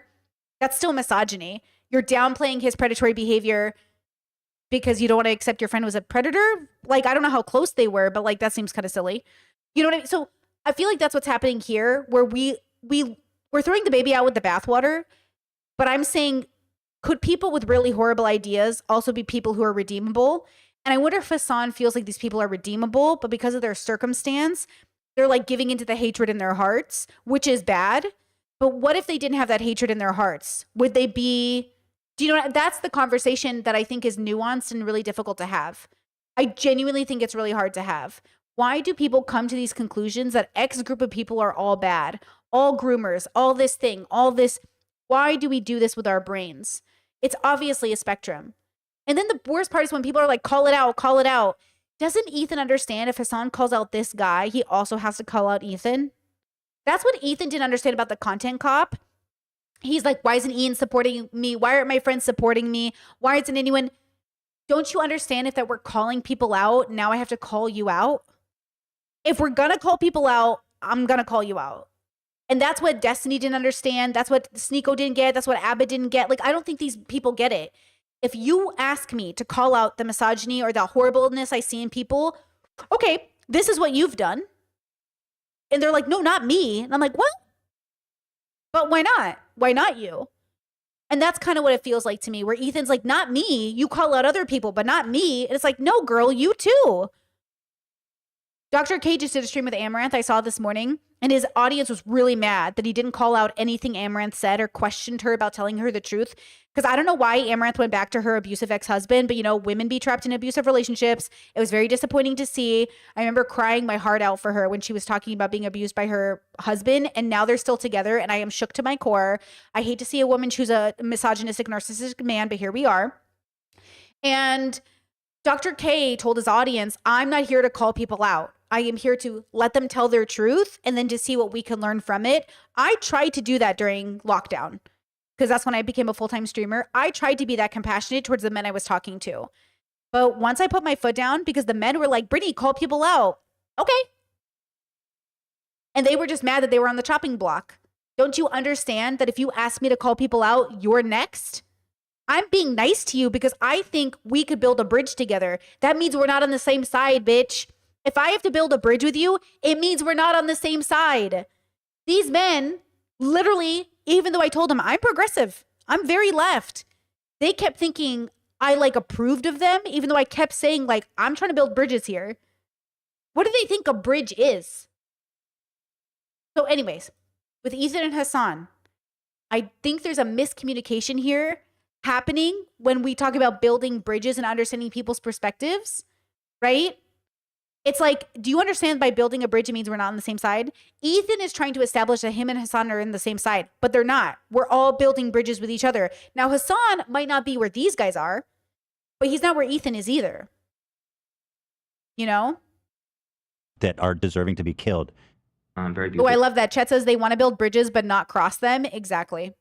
Put. Number two, much more importantly, the track record of Palestinians has been 1,000 times better than that of the Israeli occupation, despite the fact that Israeli occupation does not need to brutalize. They already have all the power, but they still choose to do far worse. The worst that will happen to a person in Palestinian custody is that they're going to be like auctioned off for a prisoner swap, which is the historic track record also. And of course, he's not wrong about this. This is the original goal for the military, the excursion, at least if you believe. I'm not exactly having a ton of faith in the dudes that decapitated babies to treating their POWs really well.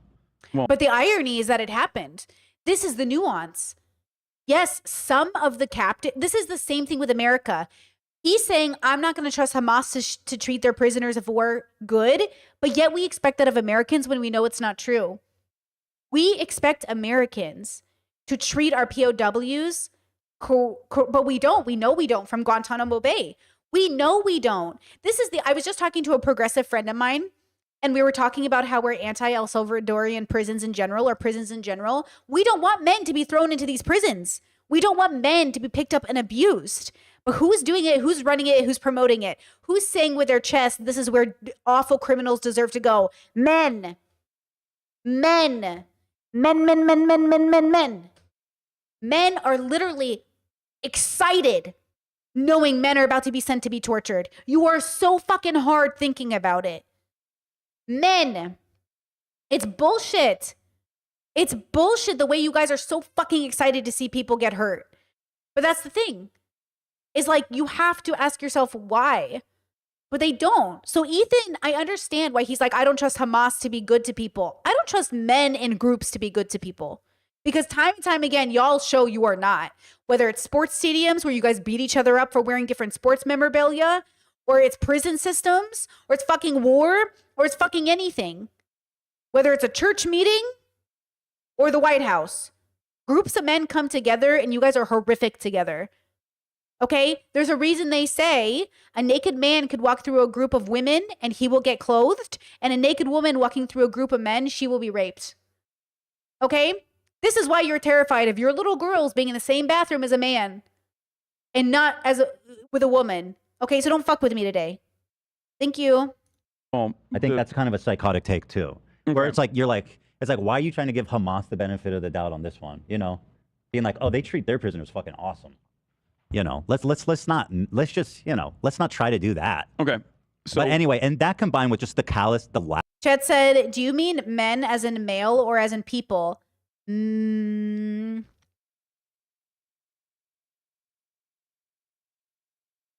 you asking a trans question? What does that even mean? Men who are men, not trans women, not biologically male, men who are upheld by the patriarchy and reap the benefits of the patriarchy and uphold the patriarchy. So I don't know what you're asking. But when I say men, I mean men. People who identify as men who are raised up by the patriarchy. Yeah, men as in the construction of the gender. Yeah, that. Like, people who benefit and who are treated specifically as men and yeah, men as in the patriarchal identity construct. Thank you, Chat. Laughter. You're listen. Hold on. Did the Palestinians actually take civilian hostage, or is that fake news? I don't care. Yeah. Okay. And they're laughing about it. Let me. Stop. Chad is saying these guys do share Hassan's views. They think every Israeli should die. Hassan does not think every Israeli should die. That's what I need you to understand. Stop saying these guys share Hassan's views. Hassan Piker does not think every Israeli should die. Why are you saying that? That's what I'm saying. That's the bullshit. He is not saying every Israeli should die. They're not the same. Let me pose a question for you. Go ahead. So you have said that those in the West Bank are fundamentalist settlers. Are you familiar with the international law surrounding the? Hold on. Oh, hold on, chat. Hold on. Did I misread it? They don't think every Israeli should die. Thank you, chat. Thank you, chat. Thank you, chat. Thank you. My bad. I fucked up. I read it wrong. I'm so sorry. Let me sing you the song apologizing. Because I read it too fast. My bad. My bad. I misread it. You said these guys do share Hassan's views. They don't want every Israeli to die. Thank you. Good job, chat. Sorry, my bad.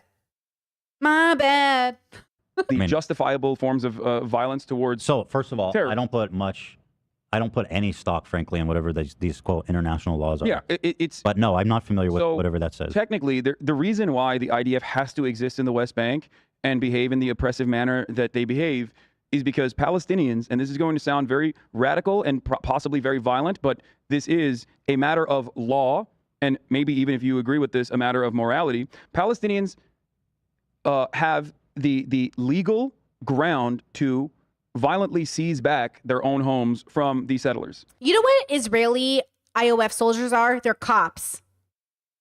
They're cops, and nobody likes a cop, but everybody knows a good cop, but nobody likes cops because cops are allowed to come to your house and fuck you up, and because they're wearing a uniform, everybody sides with them. That's why nobody likes the IOF, because you're allowed to come in, fuck with everybody, and we're not supposed to fight back. Otherwise, we're like terrorists or terrorist adjacent.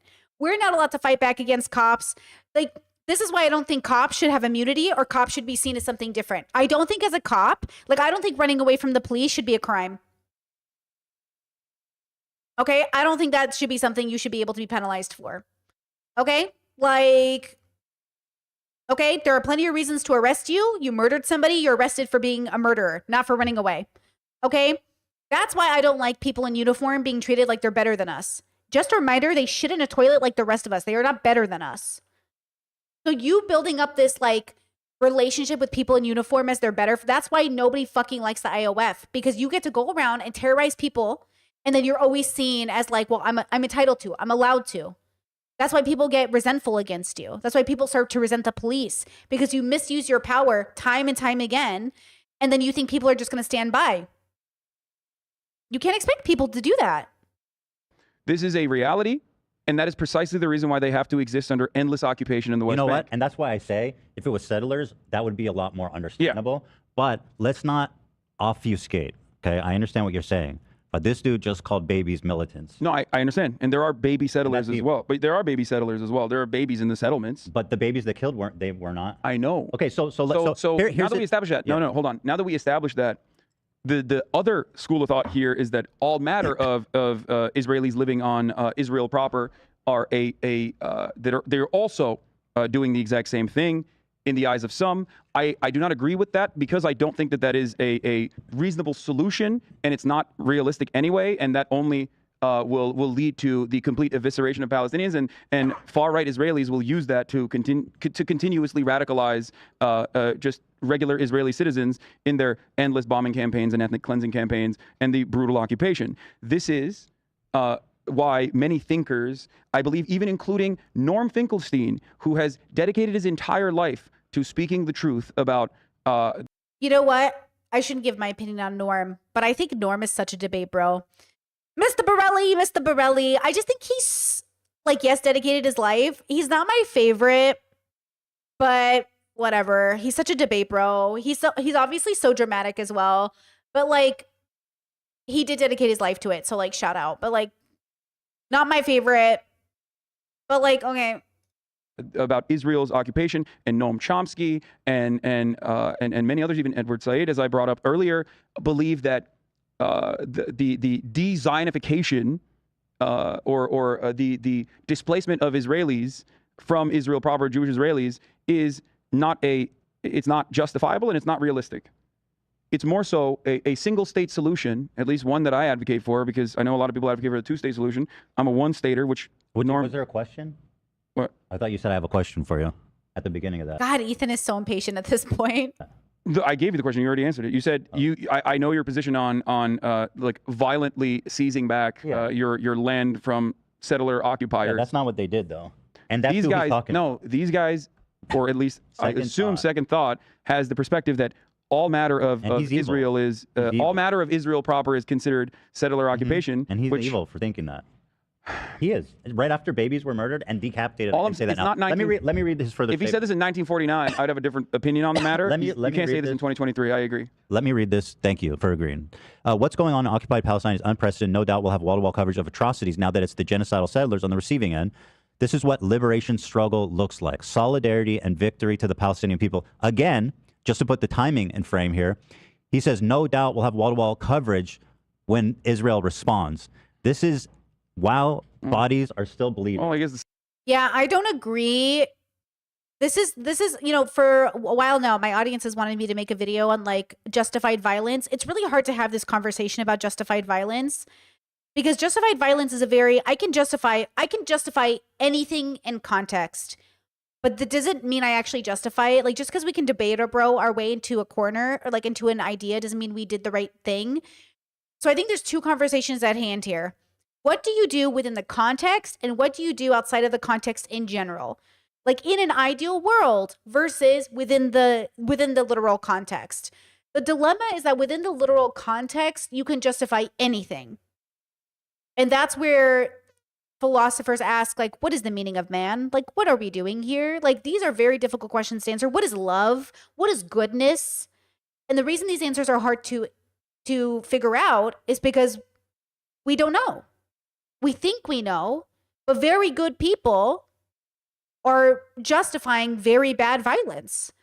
But why do we do that? Why do we do this? So this is why I say I'm more interested in philosophy, because I think it has more of the answers, but I think it has very few solutions because there aren't any solutions, but we think there are. So people will say, well, Brittany, then what's your solution? There is no solution. You have to let go of the idea that there is a solution, so you can actually find some good solution. But there is no solution. There is only people. And this is the answer nobody wants to hear, because it is the hardest answer to actually, that's what 4 felt like for me. When I was at the 4 level, I was like, oh my God, there is no solution. Like, I kept thinking, if I read more, okay, I've read thousands of books. If I keep reading more, if I keep cleaning up streets, if I keep protesting, there's a solution somewhere, I'm just missing it. What is this solution? What am I missing? There is no solution. And when I realized like there was no solution, it freed me from the constraints of only looking at it through the bubble lens of there has to be one. There doesn't have to be one for there to be an answer. You can have an answer without there being a solution. And I think what I've discovered is the answer, an answer that many people have discovered in their own life. But I think I discovered an answer, not a solution. And it's an answer nobody wants to hear because it's not something they can grasp. It's not something that tells them what to do next. And that's really hard for people to understand, right? And I think that's what's happening here. And I think that's why bubbles are so like conflicting, because people really believe they have the solution. I know what the answer is for 8 billion people. I know what the answer is for all women. I know what the answer is. You don't. Your answer is predicated on a solution based off your bias and prejudice. It's a 2 + 2 = 5 answer that you've convinced yourself the math makes sense, but it just doesn't. You know? Chat says humans gonna human is the answer rather than the solution. Exactly. Yeah. Definitely. Right? The second part did come true. He wasn't wrong on the second part of that conversation, at least. Okay. But solidarity and victory to the which part are we referring to? Wall-to-wall coverage when Israel responds. Right, but like, and this is my problem. So as the bodies are fucking still bleeding out, and he's saying this is what liberation struggle looks like: beheading babies, burning families alive, solidarity and victory to the Palestinian people. This is pro-Hamas. This man is supporting Hamas. I think his position is that his position is liberation at any cost. And I'm saying, what if that wasn't true? It sounds true though, right? In the West, that's why I always reference like Taken or Liam Neeson videos or The White Man's Dream. They believe in liberation at any cost. That's why they say, look at all these men who have died for you so you can complain on Twitter and you're a fat blue-haired lesbian. You're welcome. All these men died for you. Okay, but like, was it worth it? Are you happy these men died for me? I don't get it. Is it worth it or not worth it? Y'all said liberation at any cost. Well, the cost is a fat lesbian making fun of you on Twitter with blue hair. It's like y'all don't want to, you know what, make a decision. Do they want to liberate us or not? This is what liberation looks like. If you didn't want it to happen, which some don't, that's why they're going more authoritarian. Now they're sick of the blue-haired lesbians. Now they want to take away our ability to express ourselves on Twitter while claiming free speech, while claiming freedom, while claiming constitution, while claiming. That people that have been trapped, and I can't speak for him, but you can if you want to talk to him. I'm sure he would be willing to come on and speak his piece. I've already mentioned that I don't find this to be particularly helpful or productive as far as this conversation goes, not because like I am tasked with defending the positions of other people or even criticize them. It's more so that we know what is currently happening.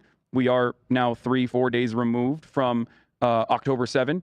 And we know what the retaliation looked like, and we know what the occupation has looked like every single day. That was an obvious reaction. So that's why I'm. It's like this idea of okay, it's just the idea that there are war crimes and the war itself isn't a crime is the irony. Like the fact that we're at war at all isn't the crime, but the fact that you can do things that are beyond comprehension within war, even though the thing that should be beyond comprehension is the fact that we're fighting. You know how they tell us stories about the men who were living in the trenches, and the men during certain ceasefires would come together and like play football together or some shit, some fucking Western propaganda shit? I'm like, you could just keep doing that. They're like, no, now we're done playing and now we're killing each other again. I was like, but hear me out. You could just keep playing football and not kill each other. They're like, no. And I was like, okay. Or you could just like not. That's why I don't think draft dodgers or any of those people are actually like bad people. Like, why are you forcing people to fight a war they don't want to fight? Why are you forcing people to kill people? Don't you think that's fucking insane? And you might say, well, if you're not willing to defend your country, why am I even being put in a position to do this in the first place? Why am I even in this position? Who put me in this position? Because I sure as fuck did not. Why am I here? Why the fuck am I in this position? Nobody has a problem fighting a fight that's worth fighting. But most fights are just not worth fighting. We shouldn't even be in a position of fighting. So again, like the equivalent, I'm trying to put it in American terms. The equivalent, I'm trying to think, what's a good equivalent? These guys are saying, to me at least, I want Palestine to win at any cost.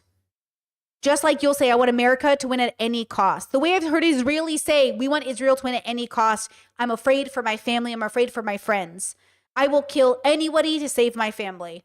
That's what they're saying. They're saying, I will kill even your children to save my family. They said, I'm going to play Old Testament God and kill the firstborn, easy peasy lemon squeezy. Y'all should have prayed. Okay? And I'm saying, all of you, including that Old Testament God, are stupid. Because your only fucking solution is to kill children. Now, I know the pro-lifers are like, Brittany, aren't you pro-choice? Joke's on you. Yes. And I do think terminating the life of a fetus is a baby in progress. The difference is the difference, and we know there's a difference. The nuance is in the difference. Again, all these patriarchal religions, all these patriarchal gods, all these men, all their solutions are bad. But there's a reason they came to those solutions. And I think that's what Hassan is trying to say, is that like they want Palestine to win because they want to protect their families. The same way American men literally jerk off to fucking, what was the Boomer movie they made with with Rocky and all the Arnold Schwarzenegger and all those guys. And they went to go see the movie, and it's like all these, like, you know, men in America love the fantasy of killing everybody in the name of their families. But when Palestinians do it, they're like, what the fuck? Not the A-Team. There was one, it doesn't matter. It was stupid. But the point is like, that's what I think they mean to express. And I don't like it. Yeah, the Expendables. That's what it was. Thank you, chat. The Expendables.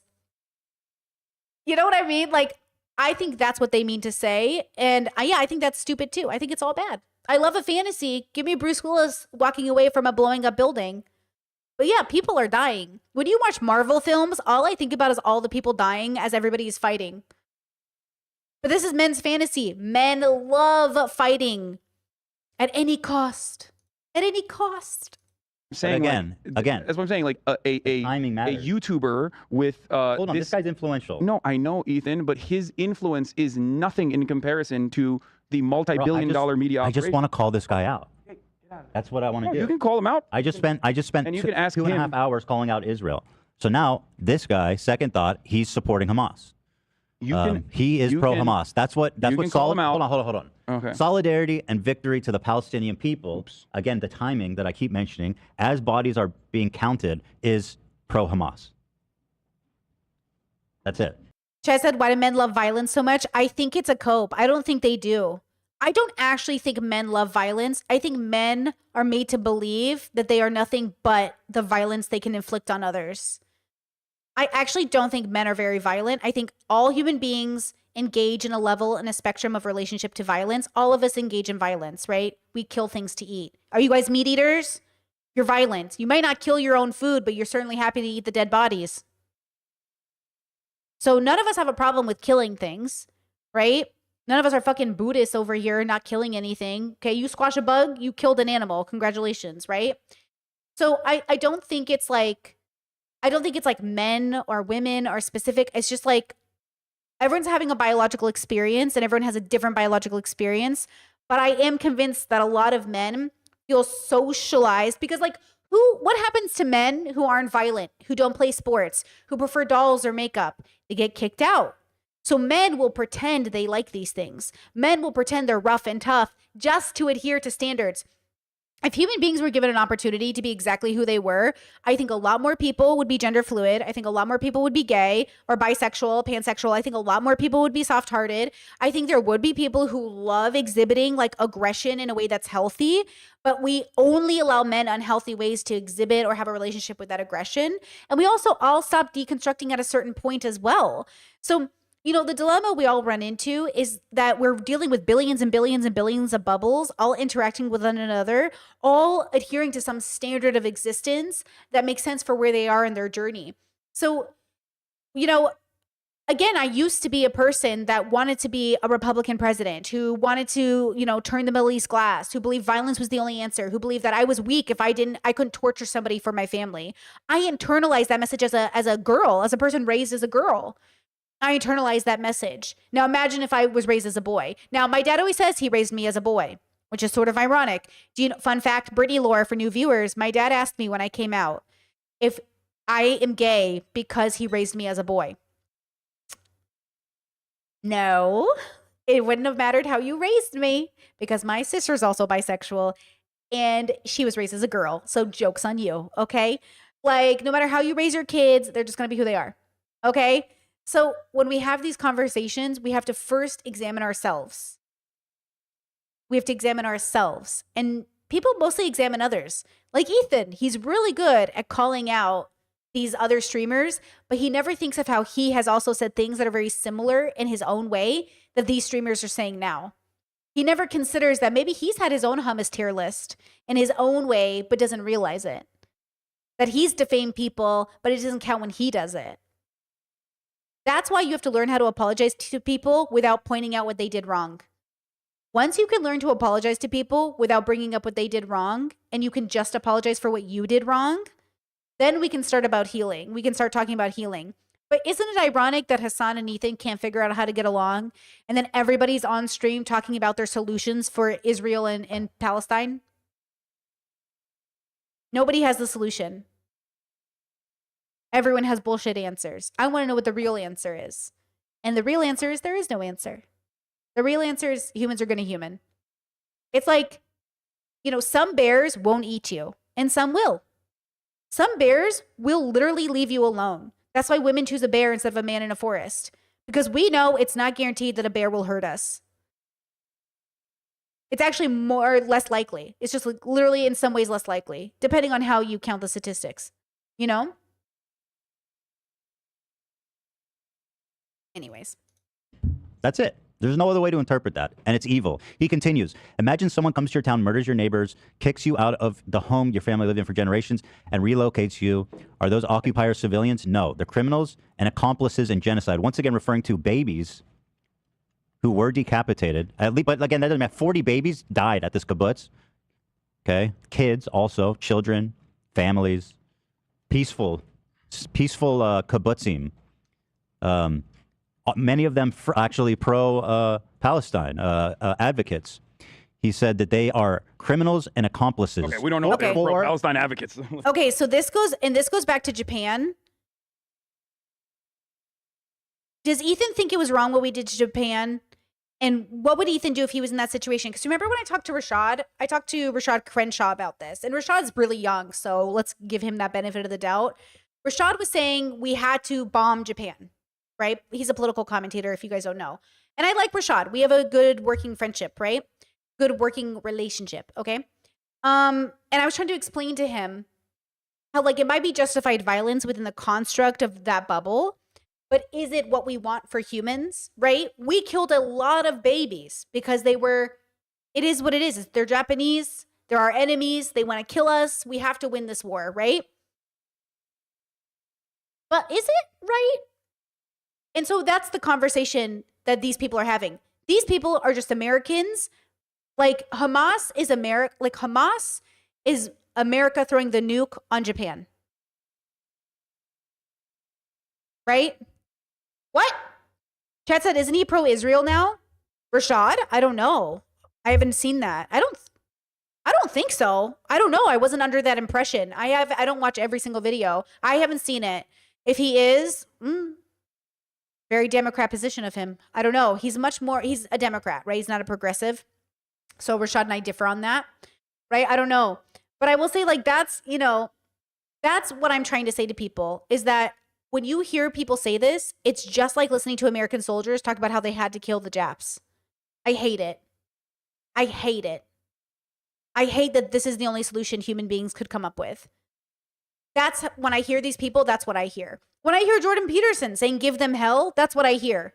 When I hear Ben Shapiro, when I hear any pro-Israeli side, all I hear is when the Americans said, drop the nuke.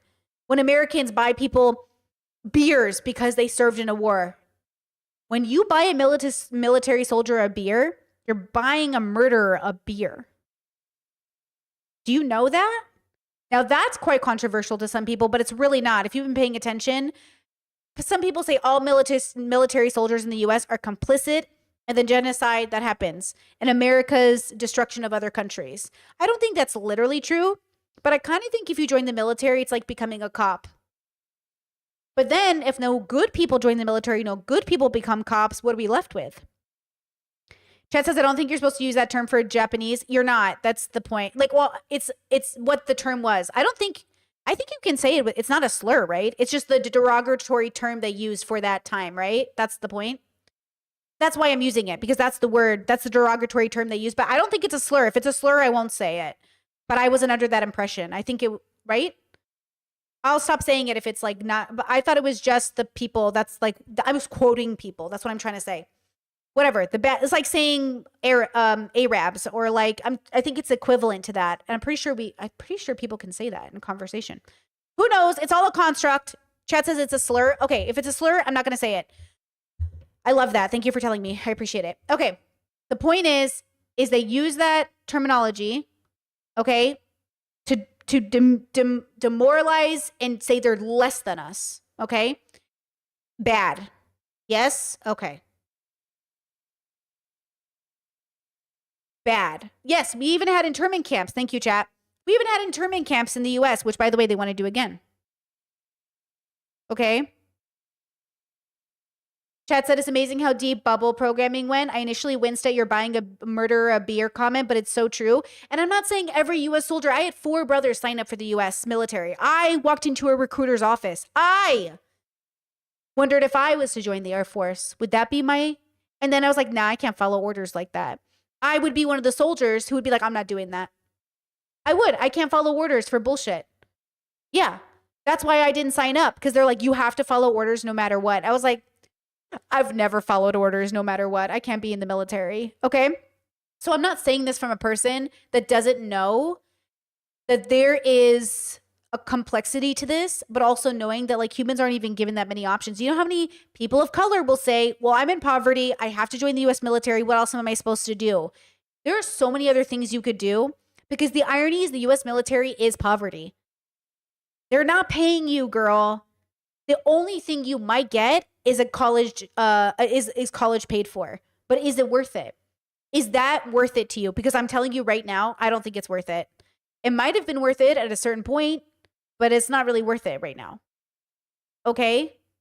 So again, when we're having these conversations, I want us to consider the context and the bubble, but then zoom out and think like, so what do we do now? And realize like there's not much to do now, right? Just as we get to this point as humans, do you think we should not have a military? These are the wrong questions, right? Like we're not. These are good. Like they're a good question, but it's a bad question philosophically. Like, should we have a military? It's like saying, should people have babies? Like we're evolved animals over millions of years. We should be asking ourselves what it means to be alive before we start asking ourselves, should we get a military? We should be asking ourselves why we're here before we talk about militaries. But we always go to, are you saying we shouldn't have police? And I'm like, okay, why do we have police? It's like, I want people to deconstruct to the bottom. Because the why will inform everything you do forward, right? You know? Let's not go that far. What? That's positive. That's what you think that none of the people killed were. I mean, I don't know that. I'm saying like I don't know why you're adding that. It doesn't even matter because ultimately, it does they matter. Still died. They shouldn't die. Okay, right. My position. But it does make it especially ironic when he's calling them accomplices in genocide when their only crime is being born somewhere. No, I agree with you. It's evil. I just want to say that. I agree with you. Okay, good. I don't disagree with you on this at all. Thank you. But that's not my. But Bro, I'm just calling it out. Okay, This you guy's can a call it out, fucking, but he's a you have, scumbag. if you want, you have the opportunity. You can speak to him if Okay, you want on this well, I'll think on this about it. particular issue. I'll think about it. But So just- I don't know why like you're. I'm not demanding you respond, but I simply, as a matter of doing this show, want to call out the people that disgusted me. Because again, I hear this all the time. People go, "Oh, really? Well, show me an example." I know, but well, here's one. No, of course, there are examples of this. It's just entirely and utterly inconsequential, and I 100% stand by that. It's not.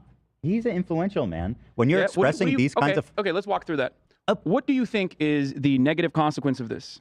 Do you think that people are going to see this and go, "Oh, I should go to"? So should I not care about it? I think that if you look at the reality, and I know you recognize it, a YouTuber saying this kind of thing and spending any time or any effort on this, when your moral position is clear, when mine is clear, spending any time on this whatsoever to be like, we got to clean up our own homes here, deviates from the actual message that must be unflinching. The message is that these violent means of ensuring that the occupation continues is going to inevitably lead to more violence that Israelis will be subjected to as well. Normalizing murdering civilians. He has no capacity to do so. And the result of that, I think a better argument would be that it's anti-Semitic. You could say that, well, not what he's saying, but that it could lead to people listening to what he's saying and then think that like all Jews are responsible. Okay, and so think it's that like consequential. The stuff that he's saying matters. That would but be, my point is, if I can finish my point, is that this guy who proposes to be such this Palestinian advocate, he is encouraging the murder of civilians, babies, etc., in an effort to free the occupation. I don't think he's encouraging it. I think he's justifying it. No, he says, hold on. No, he says this is what liberation struggle looks like. What's the liberation struggle about murdering families? But I wanted to say this. This guy who purports to care so much about Palestine, his advocating for killing civilians, the result of that is going to be basically what's happening in Gaza now, which is that Israel, which is, again, genocidal, violent, psychopathic people in power, or, it's like the result of this is Netanyahu gets more power and consolidates when people already fucking hated him. The international community that was giving a lot of general support for Palestine and Gaza and all that. There was a lot of I know you're going to debate me. There was a lot of sentiment, especially. I think the dilemma we're running into, interesting. Like, I don't care what Jordan Peterson has to say about Palestine, Israel. But I think it says something about his character that he said, give him hell, Netanyahu. I don't care what what's his name, Second Thought, thinks about Israel or Palestine, because I just don't know who that is. But also, like, I think this conversation's like so man-centered and inherently violent, and I'm over it, right? Like, I don't really care what Hassan has to say about it either, if I'm going to be honest with you. And I certainly don't care what Ethan has to say about it. Do you know what I mean? Like, I don't care what any of these influencers have to say about it in a real way, but from a human to human way, I care as much as I care about what my parents think about it. And I do care what my parents think about it in the way that you care what your friend thinks about it, or like somebody you know or somebody you work with. That's how much I care about these people's opinions. And I think that's okay. I think it's okay to wonder, like, what does Hassan think about this without it being something that's important? Like, I care what Jordan Peterson says about it because I'm curious what Jordan Peterson thinks about it, not because I like or approve or think he's a good person or, I want to know what J.K. Rowling thinks about the new, like, thing that happened in the UK with trans people, right? Because she's a transphobe and I'm curious what she thinks. Not because I'm curious about what she thinks. Do we know the difference? Maybe this is my autism too. I don't care what anyone thinks, but I really want to know what you think. So there's like a level of caring. The word care is doing a lot of heavy lifting here. The word care implies approval or, yeah, chat said it perfectly. I want insight into the bubble. I just want insight into your perspective. I don't agree with it. I maybe have opinions about it. I'm not saying, I just want insight into your thought process. That's what it is. And I think people want to believe that everyone values their opinion. But it's not about valuing your opinion. I'm just like curious. I want the tea. I want the information. I want your thought process. This is why, as a younger person, I really wanted to interview like criminals because I thought I really want to know what you're thinking. But It's not because I want to work in the system or like I just want to know what you're thinking. Like I wish I could just interview people all day. I wish I could just be like, how do you come to that conclusion? Yeah, but why banana pie versus strawberry pie? Because banana pie cannot cook well. Because I also hate bananas, so I'm a little biased. But tell me, but strawberry pies are so good. Like I just want to know. I just want to know. I wish I could just. This is why I love talking to people. I just want to know. But people, I remember I used to do calls. For those of you who don't know, I used to do calls because I needed to raise money to make content, and I would offer my time, like talk to a YouTuber, fund the channel. So I did calls with people, and it was so much fun. Right? No regrets. And one time I had a caller who was like, hey, are you writing a book? I was like, no. And she goes, oh, I thought you were taking calls to eventually write a book about all the calls you had. And I was like, oh, no, I literally just like talking to people. This is my special interest. I'm not writing a book. I'm not doing therapy. I could just listen to people talk all day. That's why like when I'm feeling social, I will talk to strangers and be like, hey, why'd you choose that haircut? Tell me about it. What's up with the hair? Tell me, I want to know why this decision. I just want to know. But yeah, I'm not. There's no like I'm not working on something. I'm not trying to take advantage of nobody. I just want to know why you chose that lipstick today. It's probably autism in a sense where I'm like, what's up with that? And people are often very excited to talk about themselves, let me tell you. You know, people are very fucking excited. They're like, you want to know why I wore this shirt today? I was like, I do. And they're like, here's why I wore it. I was like, okay. Yeah, I love people watching too. When I'm at Disneyland with friends or if I'm at a park or something, we just sit on a bench and eat and watch people. People are so interesting.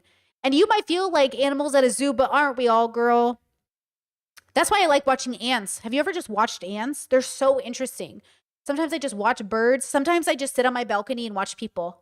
I'm like, look at that. Everyone's just going about their day. Like, you ever sit in a freeway in California? It's like 5 lanes for each, 10 lanes total. You just realize all of us are packed into little cars. Like thoughts you had as kids growing up. Like as a kid, I would be going to my grandpa and grandpa's house and just realizing like all these people are in cars. Like we're all just people living. So yeah, like I just like people. I think people are interesting. I think that's why I get frustrated in men's bubbles. Because they're not interested in people. They're interested in power almost every single time when I talk to men. They're only interested in power. And I'm so bored by it. But that's because they're raised in patriarchy. But a man who's deconstructed, listen, I married a man. And she is wonderful. And she's not interested in power. He is only interested in people. That's why I like him. He's a person who maybe isn't the most social, but likes people and talks to me about people all day. And that's just so great. Like, I love living with somebody who likes to talk about people as much as I do. In like an exploratory fashion. That's why also all my friends are very similar. Almost all my friends are very similar. They could talk about people all day. It's just too interesting. People are too interesting, you know? In Europe for being like, yo, we need to... Ethan, we need to look at this entire planet. The entire planet has regularly condemned the illegal occupation time and time again. You know who has said fuck off to that? The United States of America and Israel and sometimes Ukraine. So it does not matter what the condemnation even looks like. It doesn't change anything. Palestinians. Let me finish my point. Okay, go ahead. Finish your point. Man, Ethan, this whole conversation was just fine. October 7th just happened. I get it. But Hassan has not gotten in the state. Somebody should go back and clock how many minutes Hassan talked and how many times Ethan interrupted and talked instead. And I get it, but like also, ooh. The point is, like, give Hassan the credit of allowing Ethan all of those moments. Because Ethan was obviously bulldozing. Very Israeli of him. Sorry, that was a very bad joke. See how bad that joke was that was a very bad joke. That was a very, very low joke. But 10% funny. I'm an edgelord. I can't. It's 10% funny though. But it's a bad, I know, chat. I know it's funny. I know. That's what I'm saying. It's a little, but it's funny because I'm clever because I know. And it's funny because we all get, but also.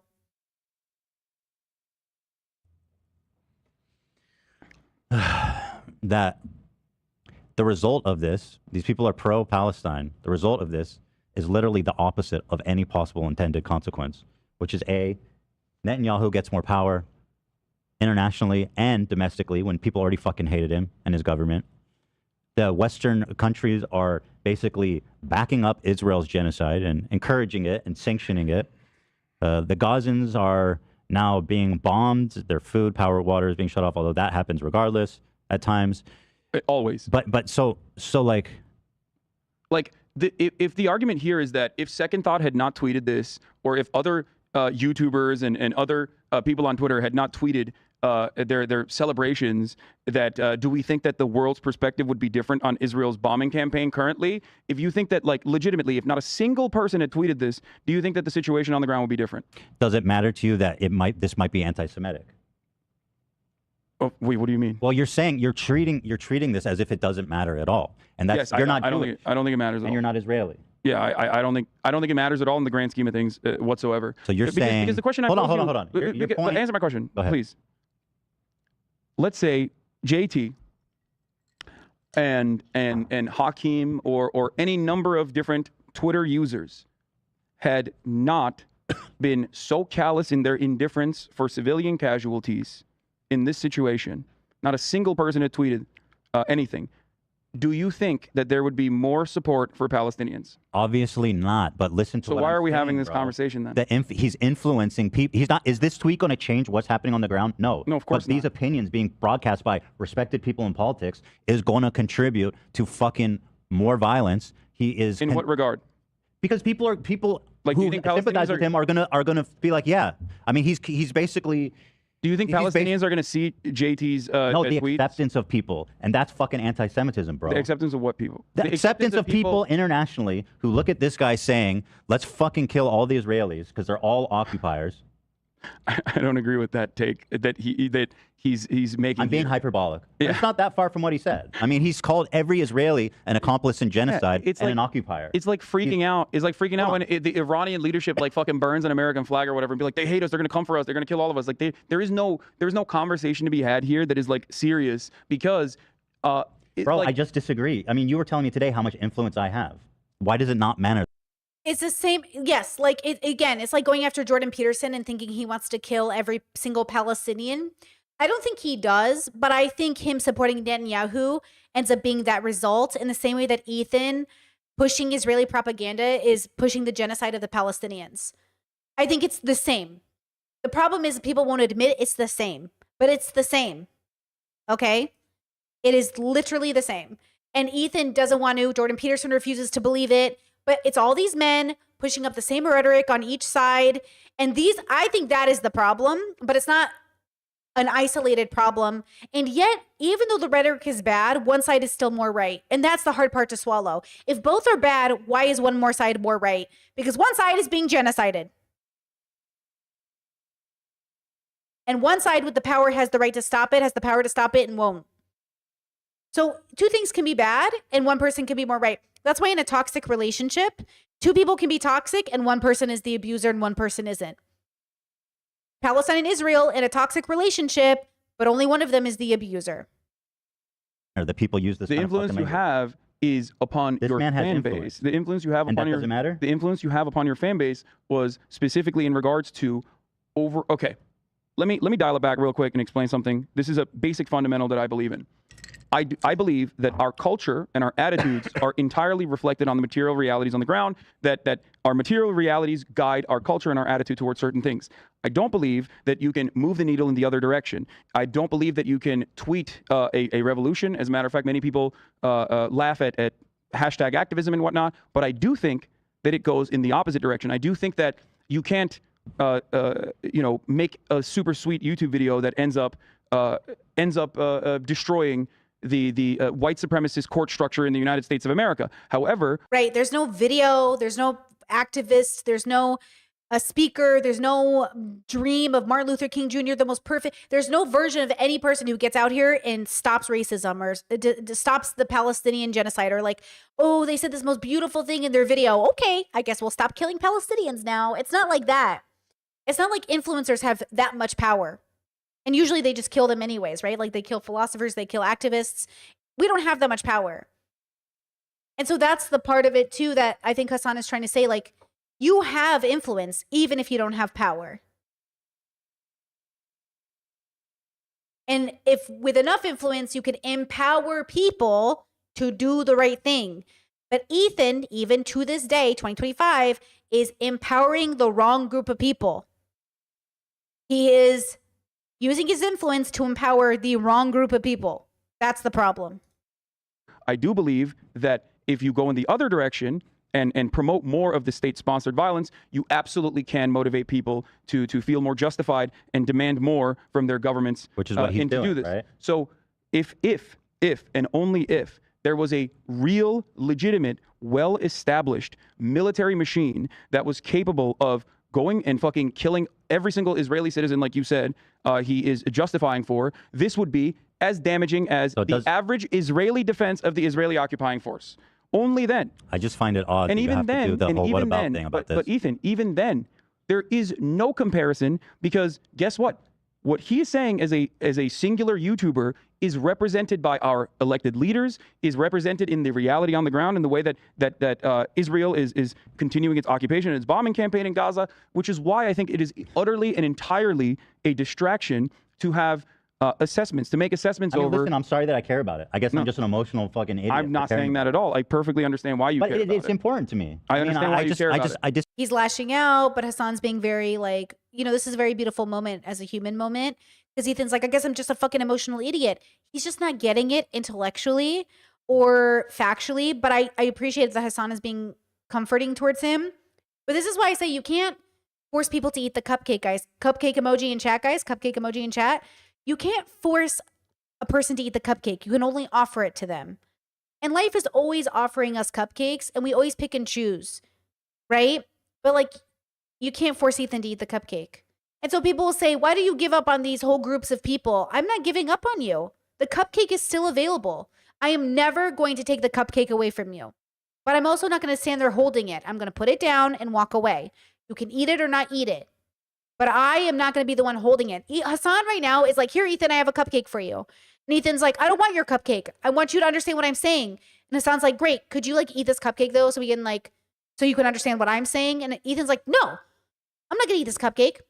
And so Hassan eventually, like a year later, put the cupcake down and said, Ethan, I'm going to leave this cupcake for you. You can eat it or not eat it, but I wish you the best. And he walked away. And Ethan went, oh, Hassan left me and all he gave me was the stupid cupcake that I refused to eat. Eat the cupcake and maybe you'll understand what Hassan is saying. But he refuses to engage in the idea that this cupcake could give him any sort of insight. Even though Hassan is saying, hey, if you eat this cupcake, you'll understand me. But you can't force him to eat the cupcake. Maybe one day he'll do it, but he's not doing it right now. And he hasn't done it the last 2 years. Disagree with that premise. I think you should have him on but to clearly ask you him. disagree with I think you should his have him on to premise. ask him. Because I personally disagree with this assessment. Yeah. And I think it's unhelpful and unproductive overall. Okay. But we agree. But I think he's evil. But He's I a also scumbag. will point once again that what he's saying here is the Israeli policy in the other direction. It has been the reality Which in the other I'm not- direction. which is not good. I know you don't agree with that, but I'm saying because you don't agree with that. It's very equivalent in some ways. It's not totally analogous, but it's a little equivalent to when leftists will get very upset for Hassan interviewing Bernie and AOC. And Hassan's like, hey, we have to play some of these political games and understanding that, they have still been complicit in Israel to some extent because politicians have to make compromise. So it's kind of like one of those where no one's going to be perfect in politics, but politics is about winning. That's why I got out of it, because politics isn't about what's true. It's about winning. And I feel like they're having two different conversations where Hassan's coming from a political perspective and Ethan's coming from a, I am emotionally dysregulated because something horrific just happened to people that are like me and I don't know how to cope. And I think they're both valid. And I think both of them deserve the respect and space to have the dialogue. I just think that this isn't it. But Ethan is under the belief that he is in a space to have this dialogue. But he doesn't understand that he is not in the space to have the dialogue. And that's a part of the dilemma. And that comes in twofold, emotional and intellectual. So like probably tomorrow we'll cover Ethan and Hassan's last conversation together, because Ethan does the same thing where he thinks he's able to engage politically, but it's obvious he can't, but also intellectually. So remember, separate from Ethan's emotional state, his intellectual understanding of the situation is less than Hassan's. And the same way that my intellectual understanding is less than Hassan's politically. Philosophically, I think I know more than Hassan. Politically, I know less than Hassan. Politically, I know more than Ethan. Philosophically, I know more than Ethan. Does that make sense? Ethan thinks he knows more than Hassan, period. Which is funny. Like, that's the problem. Like, girl, no. Because you don't agree with that, it is. This is the main problem I'm having with all this stuff. I know that's the main problem you have with all. Is Ethan talking to Sam right now? Because I think that's happening this week. We're going to watch it too. But I don't know when it's happening. All this stuff. And that's why I'm trying to say it's not even remotely a point of contention. And it's not even remotely equivalent. And it's not even remotely I don't think people should be to have this conversation. This guy's way too comfortable just going out there publicly and being applauded. What do you think is the solution here? What should be done with him for saying that? What criticism doesn't stand on its own? Why do I need to like be punitive? No, you said you're upset. Oh, Ethan and Hassan are talking on Friday. Hey, that's great. I think you're well within your right to be. I'm criticizing. I'm not asking for. I think you're well within your right to be critical of it. Yeah.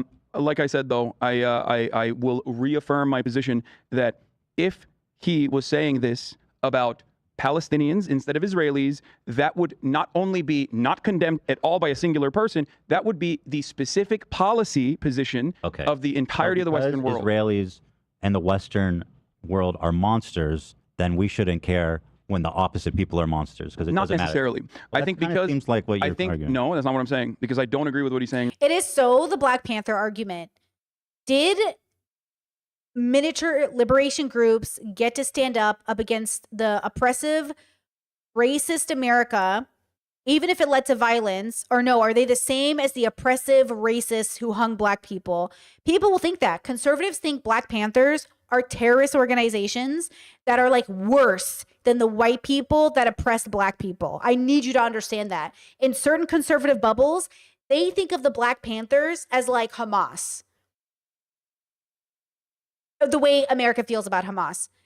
So I'm trying to explain to people like, these are different things. Like, these are different things. These are different things. And also the Black Panthers were also community people. They weren't just literally like, people say the Black Panthers intimidated voters, and even New Age Black Panthers showed up with batons, and like, they're also protectors of the community. Like, it's a misunderstanding because of bubbles and programming and rhetoric. And like, you are making excuses for the KKK because they're born into this bubble in the same way you're making excuses for Israel.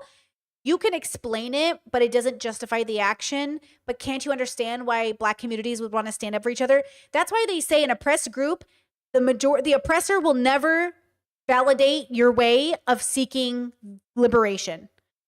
An oppressive group will never allow you to liberate yourself. So no matter what tactic you use, it will never be good enough.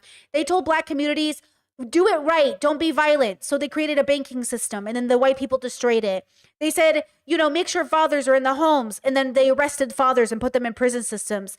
They said, have more babies that are Christian. They became Christian, and they isolated for them from churches. And so now we have Black churches and white churches. Obviously, your oppressor doesn't want you liberated, my bros. Okay? So no matter how much Israel might be victimized by the Palestinians, they will never want the liberation of the Palestinians, because they believe the liberation of the Palestinians means the destruction of Israel, which is what white people think about Black people in the States. No matter how much they want they say they want the liberation of Black people, they just want Black people to be the good kind. They never want the liberation of Black people because it comes at the threat of white people, right? Even though that's not true, they feel like it's true because they know what they do when they're in power, and they're afraid if you're in power, you'll do the same. Israelis have said this. Israelis have said, well, we know what we do when we're in power, so we know what they're going to do when they're in power. This is why, this is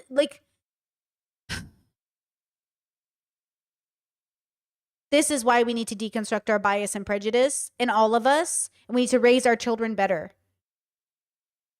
Because oppressor mindset it's built into culture, and it is destroying our families. It is destroying everything about us. And everything we experience is a biological experience, but you can have a much deeper and richer relationship with your biological experience, which is why I recommend introspection, extrospection. Okay? Regardless. But however, why does it matter then? However, if we're just taking this comment, and I just want to point it out for the evil it is, like, why does it I just don't understand the told you need this for already. Any issue to be taken up with Westerners and the optics of like what they are saying should be talked about with respect to the impact that those words will have. Which is why I said, if you think that this is genuinely going to be impactful, then that's another conversation to I have. think it matters. I mean, I wouldn't say it doesn't matter. But anyway, clearly you don't agree, and that's just my opinion on the guy. I do not agree with his assessment. Yes. And so let's see. Moving on to, I mean, we've talked about. But I think you would agree with his assessment if he was talking about settlers in the West Bank, though, right? I mean, I wouldn't go so far as to say that, you know, kill babies in the West Bank. Of course, you wouldn't say that. But like theoretically, I don't think settlers are civilians. They're not. But They he's are not talking about recognized all as Israelis. civilians by international law. They are Talking about all technically Israelis. considered terrorists. That's an important I agree. distinction that he's not making. The distinction that he is making is that he's going by, he's talking like it's 1952. You know what I mean? That's the difference. And it's not 1952. You can't make this assessment. Thank you. You know, we were talking about, let's see. Man, this video's sick, dude. Again, I know you're going to say this is just like a small rally that happened, but there is a certain level of comfort. I mean, this doesn't seem like a small rally, frankly. There's a lot of people out here, and they're just out there. And here's the speech that one of the organizers has to say about the Hamas. Oh, you haven't seen this? I can't see. Well, first of all, I can't see anything because I don't have my fucking goddamn glasses. I forgot. I full screen it. But also, secondly, I mean, yeah, I don't know what the fuck this is going to be. Well, it's crazy. It's crazy. Hassan probably feels a little like a little worried that he didn't come with the knowledge of what was going to be shown to him. And here's Ethan with his crew putting this together. And Hassan is like, fuck, what is he about to show me? What is he about to show me? It feels like, I can feel like a little nervousness from him that I would feel where it's like, fuck, like, okay, now everyone's going to be looking at me. You know, 1 million+ people will see this video. I don't know what he's about to show me. I don't know if I've seen it already and have an opinion. I don't know if it's something new I haven't thought about and meditated on. Like, okay, let me think about, because sometimes, have you ever been in a conversation with somebody and you're trying to at least agree on something so you can move forward, but it's really difficult to agree with something without feeling like you're giving in to their ultimate conclusion, right? Like, and oh yeah, Chet says this was live as well, and it was live. It's like, what is he about to show me? So it can feel like I didn't have time to prepare for this. I didn't have time to think about it. But I don't think Ethan is intentionally doing it either. I think he's going in thinking Hassan's going to kind of agree with him to some extent. But also, this was like the whole Trisha dynamic where Trisha would be like, I'm just coming in. I don't even know what's happening. But then when Ethan would say, well, let's plan together, Trisha wouldn't show up. And I'm pretty sure Ethan, Hassan, if I'm not mistaken, also can't. I think Hassan was paid to show up the same way with Trisha, because I don't think Hassan had the spoons or time to actually plan the show with Ethan and his guys. So it's kind of a dilemma, because even though it's their show, it's ultimately like Ethan plus Hassan, because it's Ethan's crew and Ethan's research, and Hassan has his own show, his own stream he's doing daily. It's pretty difficult, right? So I feel like that is reasonable to assume that Hassan can't plan the show, but also reasonable to see why he might be uncomfortable with, like, oh, what is he about to show me? But listen to what this guy has to say. Broke through the fence. They put the F-35 What is he saying? I can't hear You'll it. hear it. It's a little fuzzy right now. Here. And as you might have seen, there was some sort of rave or desert party where they were having a great time until the resistance came in electrified hang gliders and took at least several dozen hipsters. But I'm sure they're doing very fine despite what the New York Post says. But nobody had seen this coming. Every Israeli official said it was a complete surprise. And I think we have to sit with that, because as of just a couple days ago, they said that surprise wasn't possible. They said we control every inch of Palestine. No, they don't! They said we have walls, we have cameras, yes, we have traitors too, and there's nothing they can do that we won't see of what we do. They were so arrogant.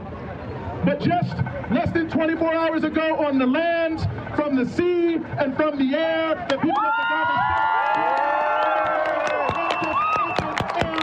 Strip, our people from Gaza, our young people are riding their bikes through these settlements where they were told they could never go because of apartheid. Our farmers, the farmers of Gaza, you know they say that they can't even have tractors. They say that's terrorist equipment. Well, unfortunately for them, the tractors of these various so-called kibbutz settlements have been liberated and taken back to their farms.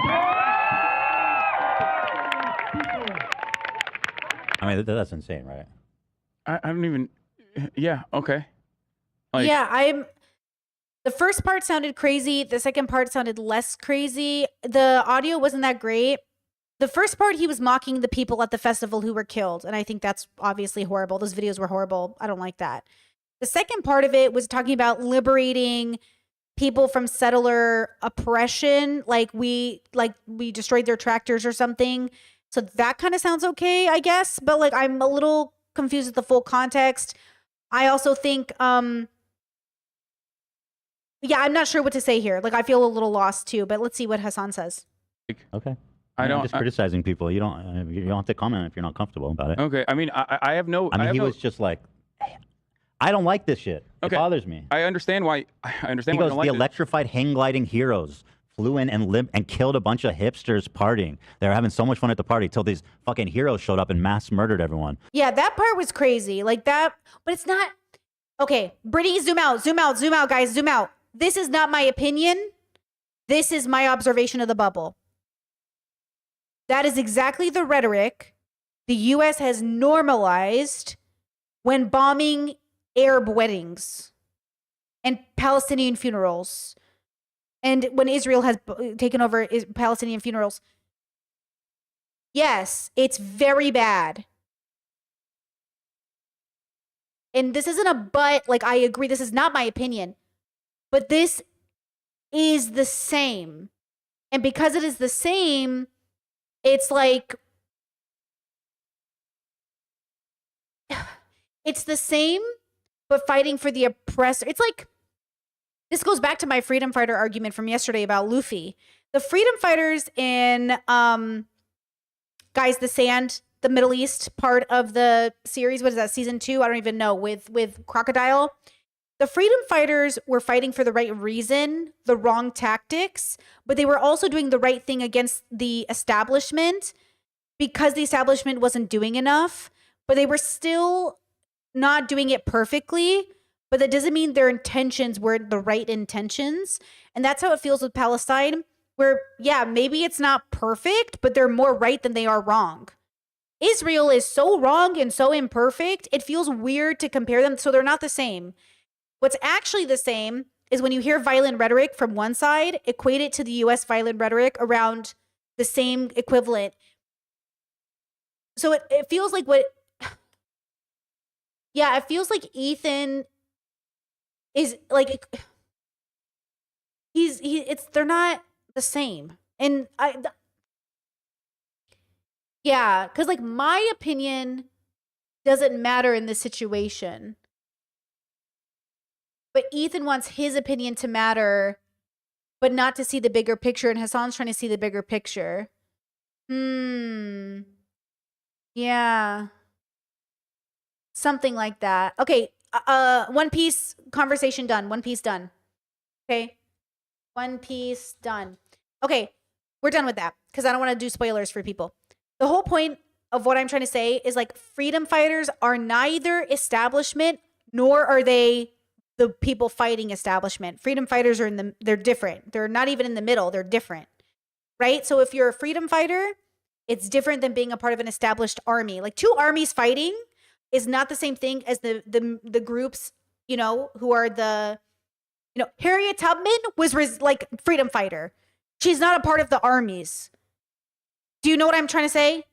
These are different. Like these are, Harriet Tubman's not a one side or the other. She's the freedom fighter. She's the other thing. She's doing the other thing. And so it just feels like, yeah, it feels like Ethan doesn't get it. And that's what's frustrating to Hassan probably. Oh, and we liberated the kibbutz, by the way. Everyone's cheering. We liberated the kibbutz, a.k.a. beheading babies. I will once again present to you the same exact question. If this rally was not held and if he had not said those things that I do not agree with, do you think that there would be a difference in the analysis and the way that Palestinian people are treated? Do you think that there would be a difference in the bombing campaign that's going on? Or do you think that this is, once again, the violent sentiment of those who are siding with the oppressed that is ultimately utterly and entirely inconsequential? I'll tell you this. Because I know all that's this fucking does, evil. all this does, I know that. all this does, and I have no problem to is say it. all this does is to serve a singular purpose, and that purpose I do not believe you are on board with. But that purpose is cynical. When people go, look at these guys, they're all violent. Look, you know what really would hurt my feelings? Because my feelings are very sensitive. Like I'm a big crier. I see a TikTok and I'm gonna cry. You know what I mean? Like I'm a very big crier. I try not to engage with it too much on stream because I'm trying to be analytical. But like in my real life, I'm a big crier. My partner is always like, "Are you watching a TikTok?" I'm like, "Oh my god!" And like I'm like crying all the I cry when I'm happy. I cry when I'm sad. Okay. Wait, hold on. I lost my train of thought because I read chat. That is, by design, what mainstream media in America is doing when they constantly, exclusively cover the Palestinian side. That's not what I've done specifically here about like today. these guys. I know. Hold on. He said that. I don't think. Oh fuck! I lost my train of thought. God damn it. Hold on. That purpose is cynical. When people go, look at these guys. Oh, what would hurt my feelings? Wait, what would hurt my feelings? Thank you, chat. Oh, do you know what hurt my feelings that I saw after October 7th? When pro-Palestinian people were like tearing down the faces of like missing Israelis. That hurt some human part of me. I thought that was so sad, but I could understand their anger, but it did hurt my feelings. Like I noticed that I was like, ow, like why? Ooh, like I think I'm really sensitive to people being scary for one another. That really made me sad. And I remember thinking like, oh, I don't know why this hurts my feelings so much, but it does. And I think a part of it is like, you know, there's that like autistic empath category of person. I don't think anybody's like an empath. Like if you're new to my audience, I think everyone has empathy, but I'm like very sensitive to people's pain. And I'm like very sensitive to like I always feel like everybody's my brother, everybody's my cousin. And I went to therapy for this, but like I really feel like sometimes everyone's like my child. It's like a part of me feels like everyone's my family. And so I tried to like, if that was my family, that would hurt my feelings. And that really hurts me. And so, yeah, I feel very much like that. Or like today, I was crying over like Palestinian TikToks.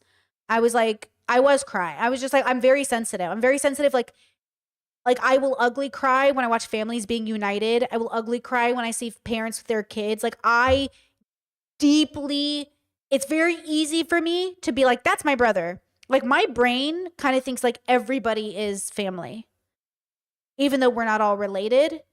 And so, yeah, I was really sensitive to that, right? Though I could understand why they felt a need to do that. And I think that's the point, is I can be sad and still understand why you're doing that. I feel like what life has taught Brittany personally is that like everybody has the best intentions and the road to hell is paved in those good intentions. And so my job is to not crumble under, I'm getting emotional because now I'm thinking about those TikToks. Ugh. Those TikToks were so sad. It's like the job is not to crumble under the reality, but like it is scary to have a person threaten your life no matter how badass you feel.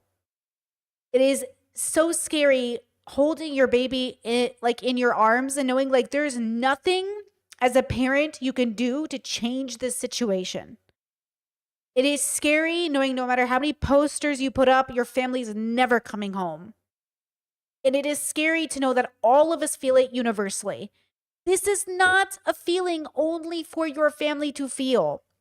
This is a universal felt feeling. Everybody loves their kids. Everybody is afraid their kids will die. Everybody loves their grandparents. Like, I know what you're saying. I know people who don't love their kids. Yes, girls, we know. Thank you. It's a human experience to love people. And so we will become ugly in the name of that love, and we will brutalize other people in the name of love. But as Bell Hooks said, is love present if abuse is present? How do we love if abuse is present? And I'm paraphrasing her, but how could we call it love when violence is present? And this is why philosophy is so interesting, because it forces you to deconstruct This idea of love being present when there's abuse. And this is a universal human struggle. Once we liberate Palestine, we have to contend with our abusive fathers and patriarchal systems and homophobic cousins. Like, life doesn't go perfect the moment Palestine is liberated. Life continues on to the next level of deconstruction, which is why people are exhausted. You know? Because we think, okay, I liberated Palestine, now it's over. Oh, it just began, girl. It just began. That's why we're saying, yes, like, homophobia is rampant in Palestine, but first, let's not genocide them. Then we could talk about homophobia. Now is not the time to talk about homophobia. People are dying. You know? Anyways. Okay. Guys, they're all violent. That is, by design, what mainstream media in America is doing when they constantly, exclusively cover the Palestinian side. That's not what I've done specifically here about today. like these guys. I know you're not doing I've just that. spent 2.5 hours talking about. Even I know. So I just want to listen. I know just you're want to not say doing this that. guy's evil. He is. He's an evil dude. There's just, you know what I mean? Like, fuck this guy and fuck all these people. That's just not it, man. And once again, this is right after. This is right after it all happened. Yes. And we're talking about the hang gliding heroes. I mean, I'm sorry, but it's sick, and I think it needs to be called out. I don't think it's good to normalize this kind of shit. We should keep calling it out. We should only call this out, which is what many are doing. Whenever there's any mention of, I know We're you're talking not. about us. I know you're not. Yeah. But this is why I'm like, there's not I'm calling a single both out. There's not a single outlet that ever legitimately shows I don't belong to those networks. the ongoing and never-ending plight of Bro, I'm calling out- Palestinians. I'm just and trying to only call talk out about both Palestinian activists sides. like this. They show these pieces of footage and go, look how violent these guys are. Look how violent the left is overall. These guys are all leftists. Look at them. They're leftists. They love terror. They love terrorism. And we are talking about this in a country where like there is no, like the guy you brought up, JT, okay, who I disagree with on that front. He has had the Department of Homeland Security visit his home for his for a YouTube video that he wrote. No, not for that. It was a YouTube video that you would agree with if you watched it. It was about the Department of Homeland Security in and of itself. I believe it was something about the CIA. Like, there is no real, legitimate, genuine, and continued support for Palestinians, and there is no legitimate, real, and continued. I think Chad is right that Ethan wants to both sides it, where it's like, yeah, which, you know, I understand his desire to do it. Yeah, it's like his desires, like, I think there's always a time to recognize everyone's pain, but sometimes you just got to recognize the pain of the person most impacted first. And I think Ethan feels in this moment like he's the most impacted. The problem is that for the last 2 years, Ethan has decided he is the one who's most impacted. Him specifically. Him individually. Him. And that's why people are losing empathy for Ethan, because they're like, girl, it's not about you. And Ethan's like, oh, but isn't it? Leftist momentum happening. Excuse me. Especially one that is like associated with any kind of tangible move on the ground. So that is why it is, you know, frivolous to have this endless back and forth that already is happening all over mainstream media. There's no, especially in America, they don't bring up like Mohammed Al-Kurd, whose home was violently seized. They don't have him on to talk about these issues. They just go, look at these crazy leftists. I don't think. Listen. I don't think a 30. I don't mean this. I don't think this monologuing is essential to calling this guy evil. That's all. All right. Are there more wrongs committed by Americans who are speaking on Palestine that we can go through? I'm down to go through more of it if you have more. This is a massive rally in Sydney, Australia, and again we bring up the issue of like it's inconsequential. Well, according to this massive rally outside the Sydney Opera House, they're not making a distinction between Israelis and Jews. Actually, I'll play it for you. Gas the Jews.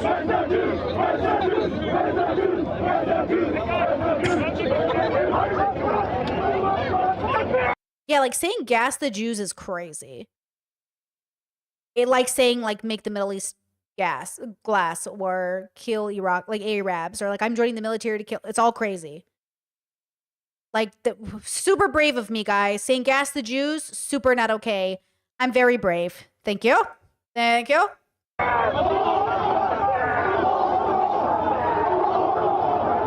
Oh, yes, men all collecting as a group being violent. Me, so shocked, mouth wide open.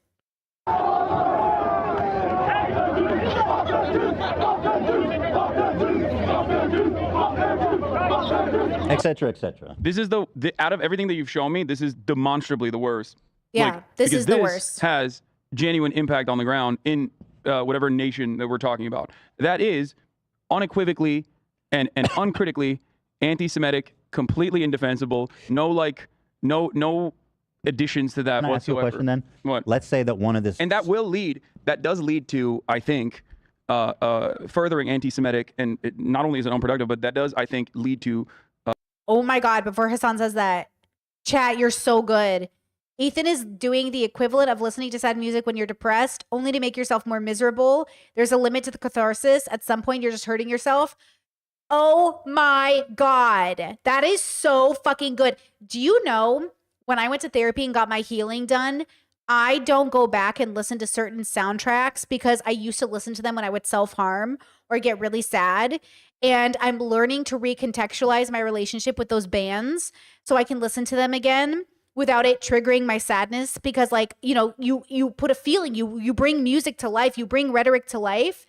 And it's a healing process, because I used to not be able to watch people say things about me on the internet that I knew were false. And I would literally start crying because it was so hurtful. And now I can do it without it ruining my day, but it would ruin my whole day. It would literally ruin my whole day, because I was like, I don't understand this.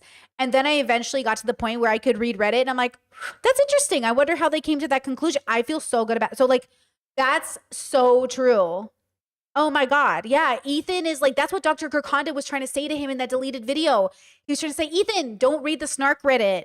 You are purposely self-harming. And Ethan doesn't know that. He thinks he's standing up for himself, but you're self-harming. Yeah, that's so true. Wow. A real and tangible impact on the ground. So let me ask you this. What's up? A fan of Second Thought who's listened to him dehumanizing Israelis that way. You know what the dilemma is? Ethan's doing this. I'm sorry. I keep pausing it, but Ethan's doing the same thing. I mean, you are on my channel to say my opinion, but Ethan is doing the same thing that people do to me all the time. Yeah. Like, how can you be friends with these people? How can you talk to these people? Yeah. If I'm going to get rid of everybody in my life that isn't perfect with their rhetoric, Ethan's going first. That's a joke, but like, because he's not in my life, but you know what I'm saying? Ethan doesn't understand. He has to go too then.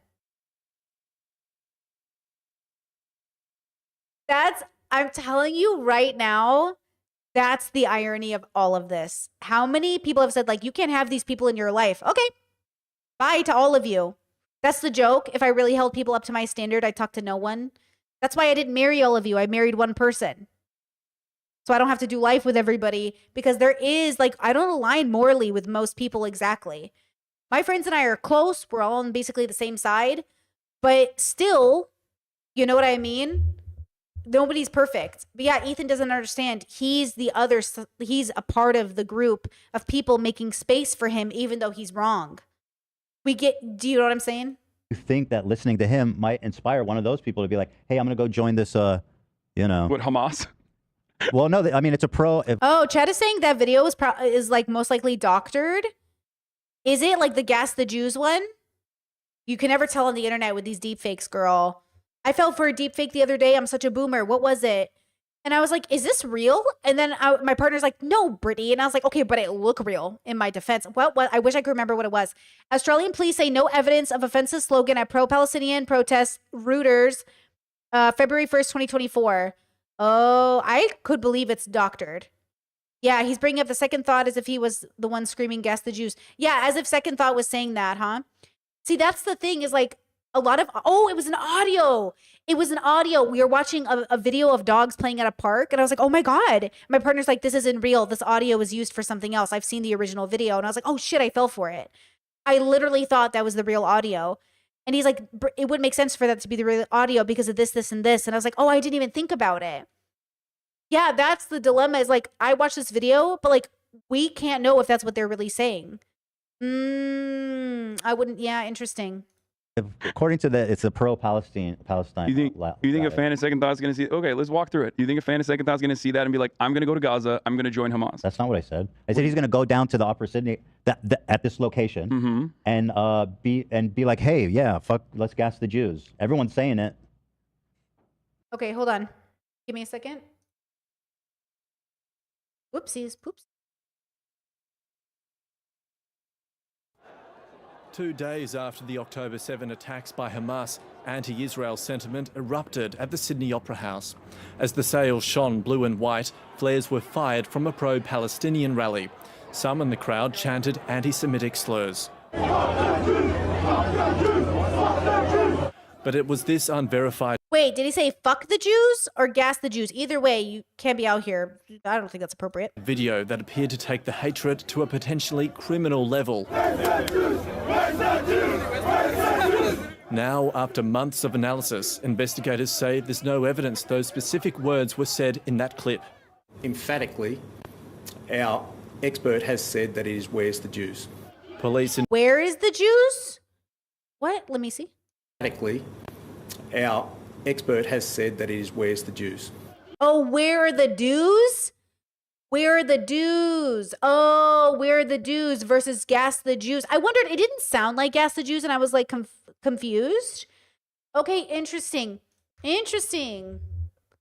Like, where are the dues? Like, you know, where's our how do I explain what that means? Like our I'm literally having a fucking blank on how to explain that. Like, what's rightfully ours? Like, where's the justice? You know? Okay. Police investigating whether violence was incited at the protest sent the video to a biometric science expert who found the subtitles were incorrect. Those audio and visual files have not been doctored. They are simply cuts from a more parent file. Obviously, subtitles are someone that is an opinion of someone putting those subtitles on there of what they hear. Police took statements from several witnesses who were at the Opera House on the night of the protest and who heard the word gas, but they were unable to attribute the chant to any particular people, and investigators have not identified anyone who used those words. But I certainly stand by the evidence that gas the Jews was said. The ABC chose not to air the footage at the time because it couldn't be verified, but the video was shared widely on social media and broadcast by some media outlets, and the rally condemned by the Premier. Racial epithets were thrown at the Jewish community. The problem is like everyone is so biased and prejudiced. We would have like, I can't tell. It sounds muffled to my brain. And you know how this is the, do you remember that thing that was going viral where everybody was listening to a sound and all of our brains heard it differently? It was a name. Do you guys remember it? That's what I feel like could be happening. So I'm very, Laurel and Yanni. Yeah. My brain could hear both depending on what I was thinking. So this is why I say, wait, don't gaslight yourself, but also make sure you're hearing what you think you're hearing, right?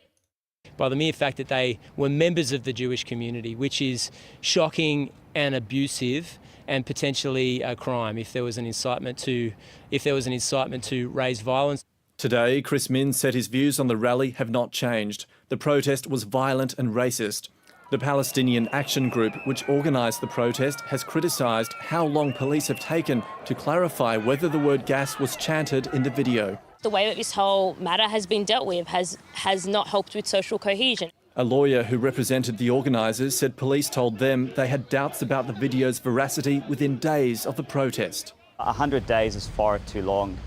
In those 100 days, Palestinians, Arabs, Muslims and protesters more broadly have been absolutely demonized in mainstream media, both in Australia and across the world. Ultimately, the semantics about what was said, I think, are a distraction, and it's in some people's interest to focus us on that. Police are continuing to investigate events surrounding the protest. Alexander Lewis, ABC News, Sydney. Okay, well, I'm glad we watched the video to get some clarity that everyone is confused about the clarity. Love that, kids. Love it. Nobody seems to care. I guess it could happen, certainly. Okay. But once again, I mean, this is fucking gross, by the way, 100%. It's just ridiculous. It's disgusting. What I was going to say is, I'm still thinking about a second thought YouTube fan being like, I'm going to go rise up in the global jihad and rise up against Israel and purge it. I understand that. May you Allah think that- guide my weapons. I understand you think it's silly. I do. But again, I do think it's I'm silly. responding to your point about how none of this matters. And I disagree with that premise. I do. Yeah, that guy. This is how I'm picturing. He's like, people that listen to it's time to do a jihad against Israel and all the Jews. You're not, yeah, but that wasn't my point. No, He's no, just okay. going to join the rally. Let's be serious. Let's be serious. You're right. I think that conflations, no matter who's doing it, of anti-Zionism and anti-Semitism are very dangerous. And I think that saying anti-Semitism is like "fuck the Jews" when you're talking specifically at a anti-Israel rally or a pro-Palestine rally is really fucked up, completely unacceptable. And I don't know what else to say about it other than of course I condemn that. That is, I mean, there's always people that try to sneak in little anti-Semitic shit in my chat all the goddamn time. Whenever I'm talking about these stuff, they're like, "Ooh, why do you think the American media turns a blind eye to this? Maybe because they own it." And I'm like, "Okay, motherfucker, Jews don't own the media, wasps do. Okay, so shut the fuck up." Like, there is always going to be people that try to take advantage of these sorts of things. So example, hold on. Someone just came to my chat and put KEK, which I think is a right-wing dog whistle. So I banned them instinctually. I know it's a meme for the laugh, but the Pepe laugh is also a dog whistle for white supremacy. So don't use it in my chat. Okay, that's a boy bubble thing. And normal viewers of Britney don't use that because we're girls. So banned. Things, and ultimately the reality on the ground is unchanging, and the opinion of our governments are unchanging on the Yeah, remember that Hassan is 3 hours into a discussion with Ethan where Ethan has not in any way, well, he has in some ways, but it's Hassan has been doing emotional labor for 3 hours. So at this point, he's just kind of like, you know what I mean? And like, how many hours could you be talking? You know what I'm saying? I get tired too. I'm tired and I'm just watching it. what do you call it? The way that we turn a blind eye to one side of the atrocities and also completely justify the reaction that the state engages in.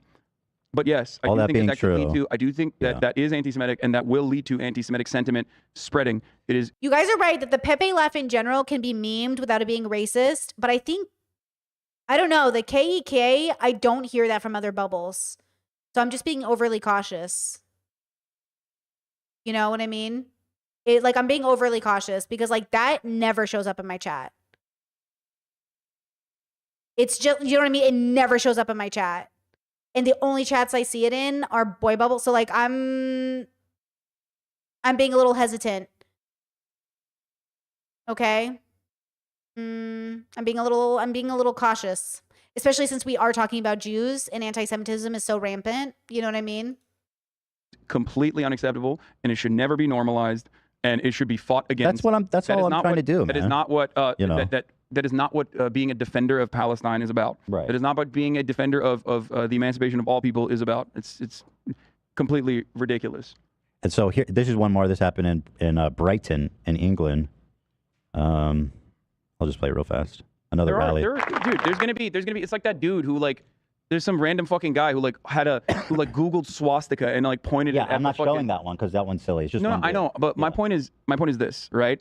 There are always in every fucking in every kind of protest, there are going to be charlatans, clowns. What matters is not necessarily like the BLM protesters that are saying fucking kill all white people when you find them in a fucking BLM protest. What matters is like the actual action that the state is taking. So that's why I never, for even a singular moment, am ever going to hear the calls of like the ethnic cleansing from like random Kahanis on the ground celebrating Israel's actions against Gaza and be like, wow, this is truly important, because I know that their opinion on the matter is inconsequential. It's not like this is true. But I'm it's not also making a whole, policy. I'm not making like a mountain out of it. I'm just saying Well, that aren't you it's though? fucking. Ethan, are you not though? Are you not though? Are you not? Gross. And I mean, do you deny that there's at least there are a lot of people that believe this shit? There are. Of course, anti-Semitism is certainly a major issue. And I think it's important to make a good effort to separate the issues. Yes, I do agree with you, and I do that all the time. But like I said, the reason why I look at this and consider it to be utterly unproductive is because having random charlatans and people who have violent opinions. Yeah, I mean, these are well-attended rallies. But I know. Yeah, and organizers. But this of the does rally. not. But this does not reflect upon, again, the situation on the ground. It does not reflect I'm not saying it does, on people who are defending. You know what? I'll say this. I agree. Okay. I agree with you. So yeah, so we don't exactly. need to argue about it. I agree. I have to pee again. God damn it. Me too. Right. Just I'm kidding. getting too defensive. I agree with you. And I don't know why I'm like, why I have to, I don't know why I'm going through each individual protest to be like, this is bad. Well, I'm this not- is bad. Right. Well, we just did it with the what? With the the genocidal monsters who are calling for the death of Yeah, we glanced through it, and my point there wasn't necessarily to be like, this is the opinion of these guys and their moving policy. I know that their opinion doesn't matter because the policy is already set. The policy reflects what they're saying. I even told you they're comfortable saying those things because there's no punishment that I even expect them to withstand for those statements because I don't care about their statements. I don't care about the public opinion in that regard. I care more about the actions of governments and what the media is doing. And I think everything that you've shown me thus far is subject to a role reversal that literally is the reality. A role reversal that is actually demonstrably what the media is pumping out. That's what I agree with, and I've shown both sides, and I just don't understand the insistence that it just doesn't matter because the other side is doing it. It's like I don't know, man. Here, I mean this. For me, yesterday was a victory. As a Palestinian, yesterday was a victory. For freedom fighters in Gaza to break out of a 15-year blockade so successfully under the inhumane genocide from Israel, it was so beautiful and inspiring to see. It shows us it shows us as Palestinians and it shows the world and us from Palestinians that we will always fight and we will always resist, and we need to celebrate these acts of resistance because this is a success. Yeah, and again, this like so she's saying this is an act of resistance. This is like it's happening while this is like on October 7th or October 8th, right? Yeah. Yeah, that's like a displaced Palestinian woman. Yeah. So she said the mass murder of civilians is She's not saying, I'm glad innocent people died. She's saying, I'm glad we got one step closer to liberating Palestinian people. There is never a good way to wage war. Innocent people die. Even in times of peace, innocent people are targeted. She's not excited, hopefully not, most people aren't, that innocent people died. Human beings are excited when their side gets closer to winning. And all we're saying is that her opinion is not different than Americans who are cheering on American soldiers who kill Iraqis.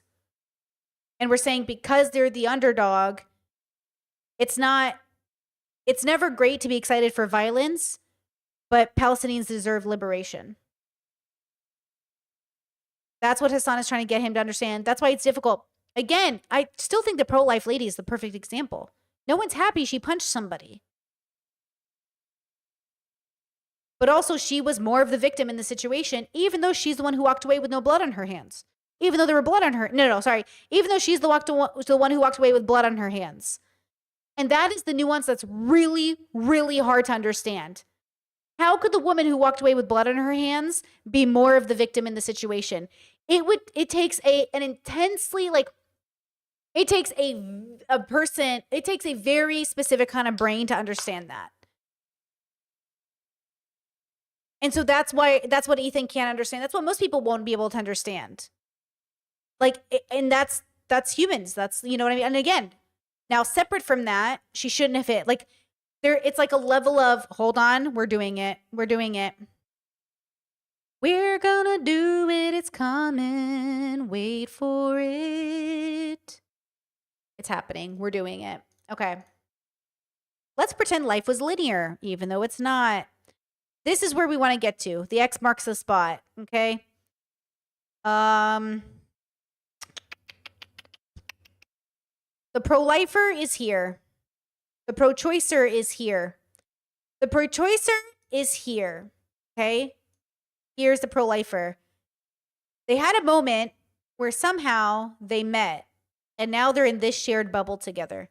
So the pro-lifer has their bubble perspective, the pro-choicer has their bubble perspective, and somehow they met in the middle to have this discussion. The dilemma is on a linear path of introspection, deconstruction, self-awareness, education. The pro-lifer is still closer to the X. I mean, the pro-choicer, but not because they're pro-choice.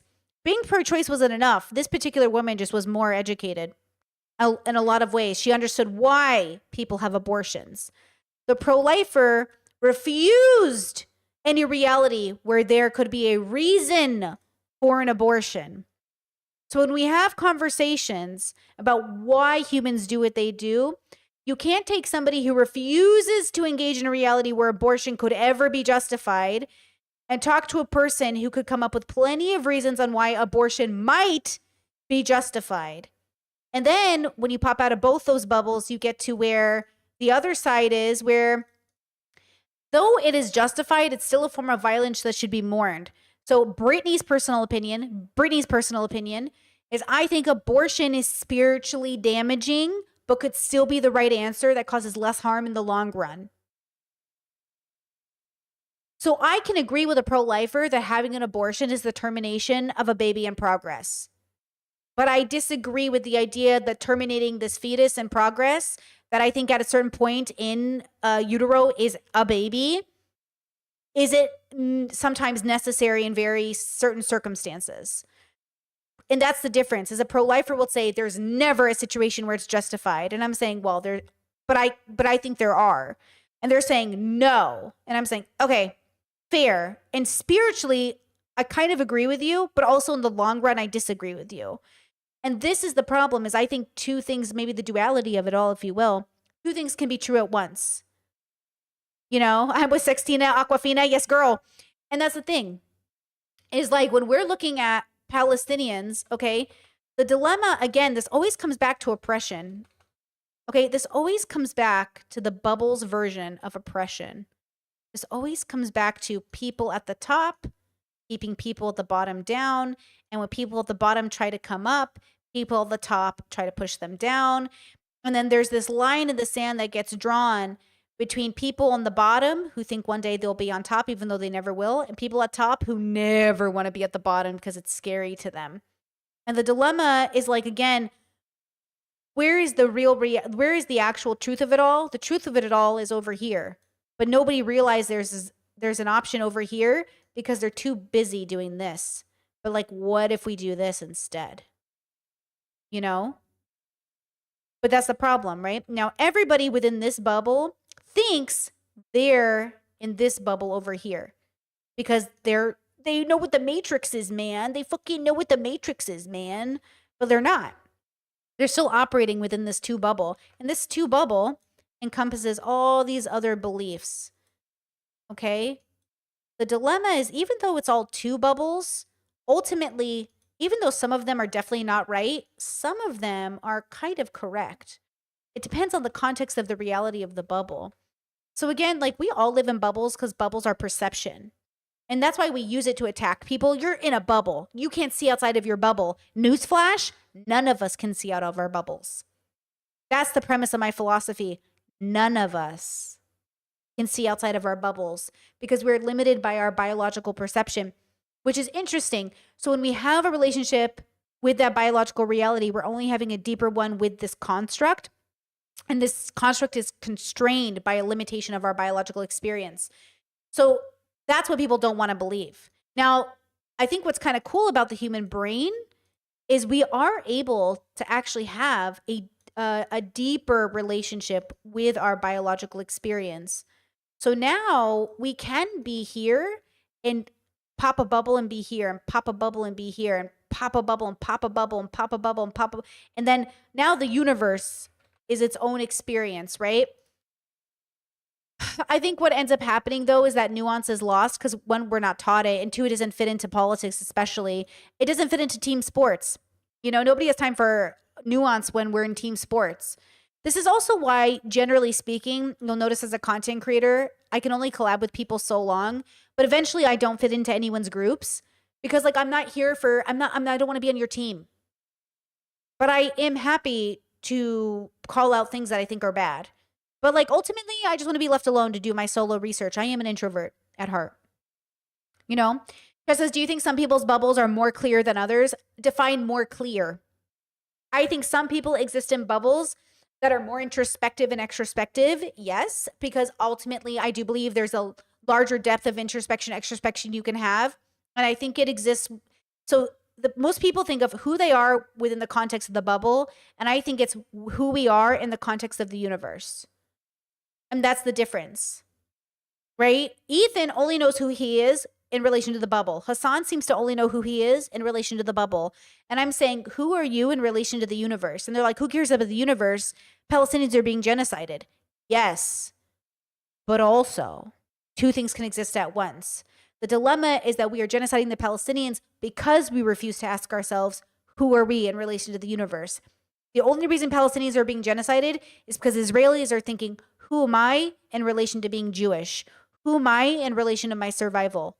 So you might think what a privilege it is, and it is a privilege, to think, who am I in relation to the universe? And yet the answer that nobody likes is that it is the only way to the solutions y'all dream about when you go to bed at night.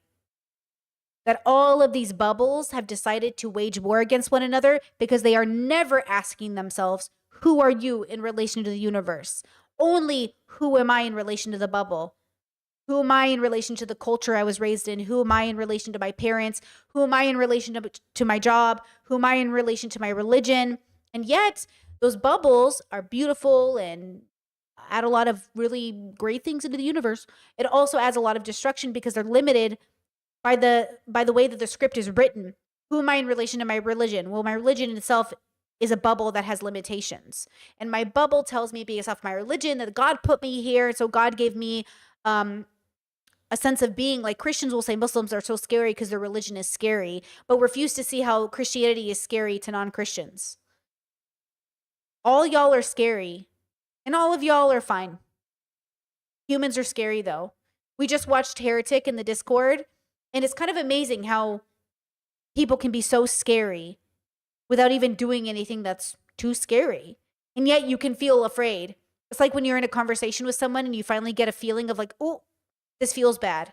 Something feels scary. Something feels weird. What is this? And you don't know what it is yet because nothing is actually happening, but you know, like something is happening.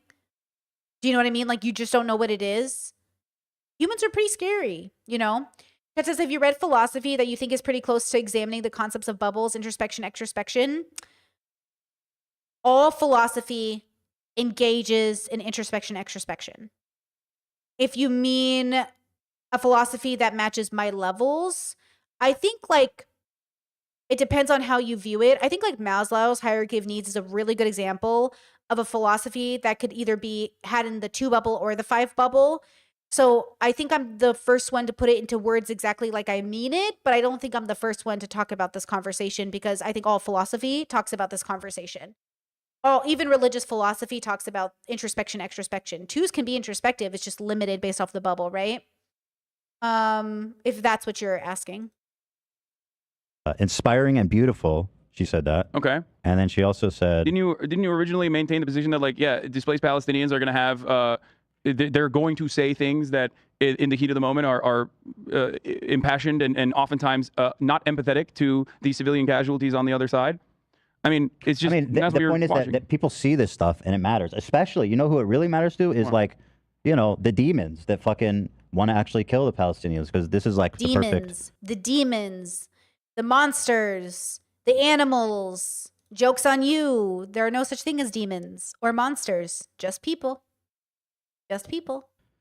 You know, ammunition. Well, don't you feel like you're also serving their purpose then when you endlessly talk about the First of all, not endlessly talking. Not endlessly, but like videos. showing this and like parading all of this. I think that. Well, first of all, it's a political show. We're talking about all this stuff. I agree. And you know, I'm just showing what I've seen that bothers me.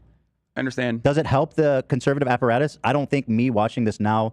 I mean, these videos are all super viral. I didn't dig this out and put it out into the world. I know. You know why they're super viral? because of the things that Because you it's mentioned. shocking. Yes. No, the reason why they're super viral is because you're right. It does help present all Palestinians. I think it's super and viral all 'cause of it's those shocking. who are demanding emancipation. You are more shocked about Palestinian protesters saying something that went viral than the genocide the Israelis are committing. That's the point. They are not equal. They are not analogous. Hassan is just trying to say a Palestinian protester in New York is not analogous to the genocide of the Palestinians. And Ethan's like, yeah, but they're both bad. Sure. But they're not both bad in the same fucking way. That's the point. They're both bad, but they're not both bad on the same fucking level. They're not the same thing. They're not the same thing. And so why are you talking? Like, why are we talking about it? For Palestinians in a negative light by appealing to the understandable human emotions of saying like these are dead babies. You reflect that and you Beautiful, show inspiring. you're celebrating dead babies. You think that that's a revolutionary act. It's gross and it's disgusting. Okay. Right? So that's the major reason as to why these videos get played all the fucking time, and the role reversal of said videos is reflected as current existing policy in both the United States and also in Israel. I think so much so that they don't even show in America. Okay, chat, let's talk about it. You said this is a perfect example of what being triggered looks like. He's not thinking in his head. He's acting out of deep fear. It clearly looks like he's going through it. I don't think he's medically triggered in the way that I experience being triggered, but I do think he's not grounded. And I think there's a middle point. I think there's a middle point between being grounded, being emotionally heightened, and being triggered. I don't think Ethan is triggered here, but I think he's not grounded either. And I will say that, because you remember when Trisha was triggered? She'd be like, you're a bad parent and you fucking suck. And like, you're a bad mom. You know, that's trigger. If Ethan was like, Hassan, you're a terrorist and you're from Turkey and you're an Arab, so what the fuck do you know? Then I'd say he was triggered. But I would say he's not grounded, which means his emotions, he's distraught, he's emotional, he's heightened, he's not I was like, we shouldn't talk about this right now. I feel like you're not in the clearest of mind right now. I feel like you're a little defensive.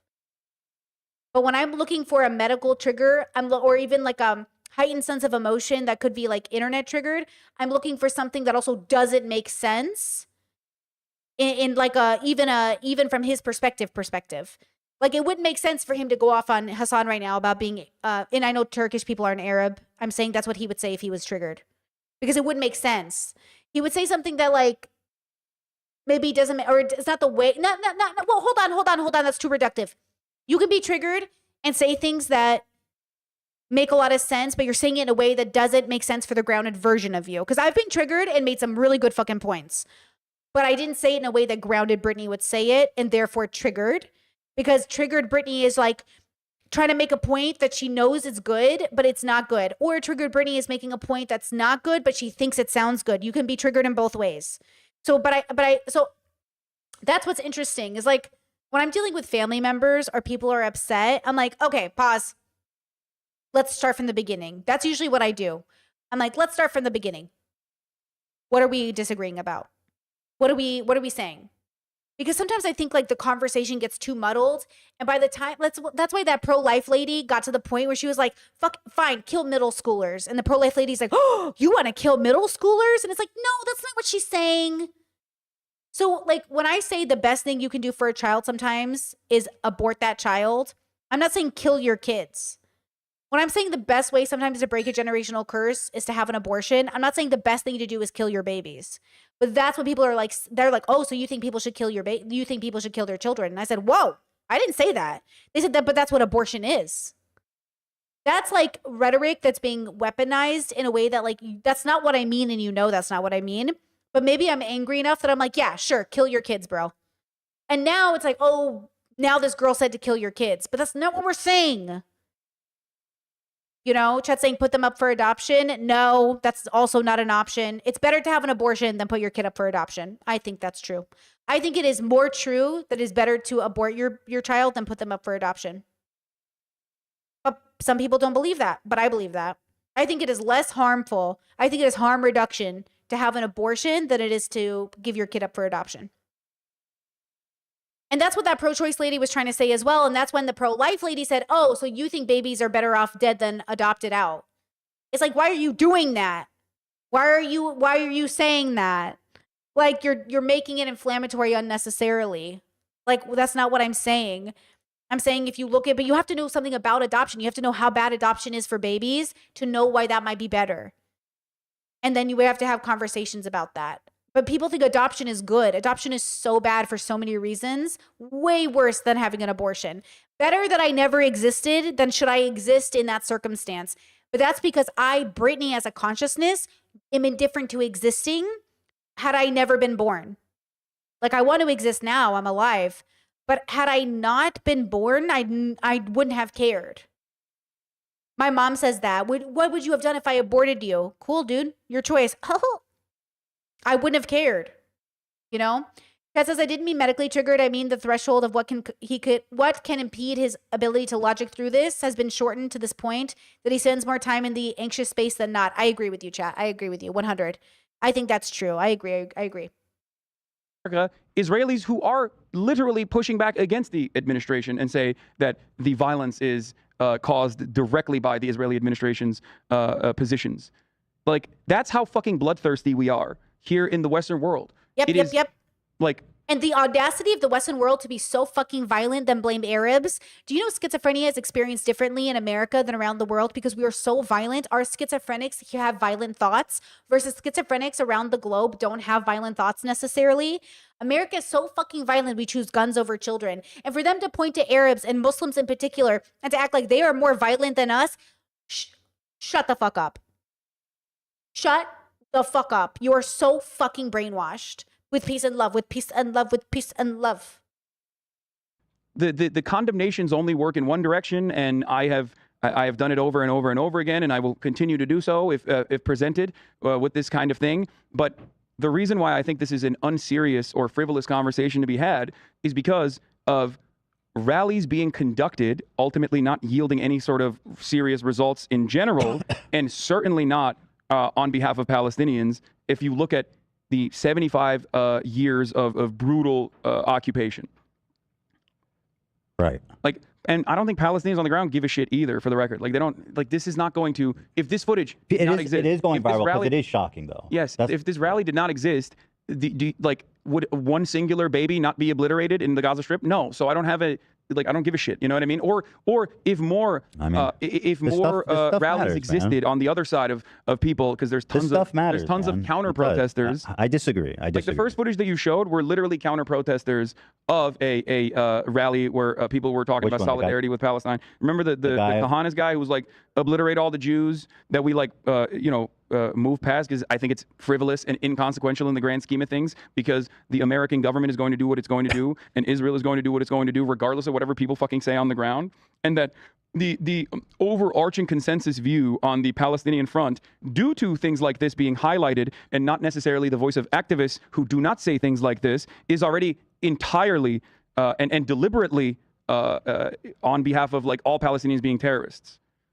It's just, this is why I say it's unproductive, because there is no one who is being promoted in mainstream media as, like, ooh, interesting. Chat says Ethan needs to spend time in the West Bank to actually be able to humanize Palestinians. Why do you think settlers can't humanize Palestinians, but Ethan visiting Palestinians might do it? I wonder that all the time. Like, why with some people, because like, I always say people can travel bubbles but never pop a bubble. Right? I don't know if Ethan would change his mind. I'm almost convinced he wouldn't. Because people do it all the time and they don't change their minds. Do you know what I mean? That's what I find fascinating. People always ask me, oh, Brittany, if I travel the world, will I pop bubbles? Not necessarily. I have a brother who's been to like 16 countries. Not popped a bubble in that way. Popped a bubble in a lot of other ways. But not really popped a bubble. Like, conservative, Trump voting, blah, blah, blah, blah, blah, blah. You know what I mean? Like, I don't know that he would be convinced. I think in his heart, he would wonder, he would be concerned over believing. He'd be afraid of being tricked, which is interesting. People are always afraid of being tricked. But if you have good data, you can't be tricked in the same way. That's why I'm like, where's the data on that? I'd love to look at it and say, like, I'm pretty hesitant and maybe I don't understand what I'm understanding, but like, I think the data will prove a certain thing, which is why. But then you have to be willing to say that you've been wrong. I think that's the problem is you have to have the right combination of curiosity, open-mindedness, a willingness to be wrong, and a willingness to say, I don't know. I don't think Ethan has any of those qualities. Yeah, I don't think he has those qualities, man. Bummer, but that'd be beautiful, you know?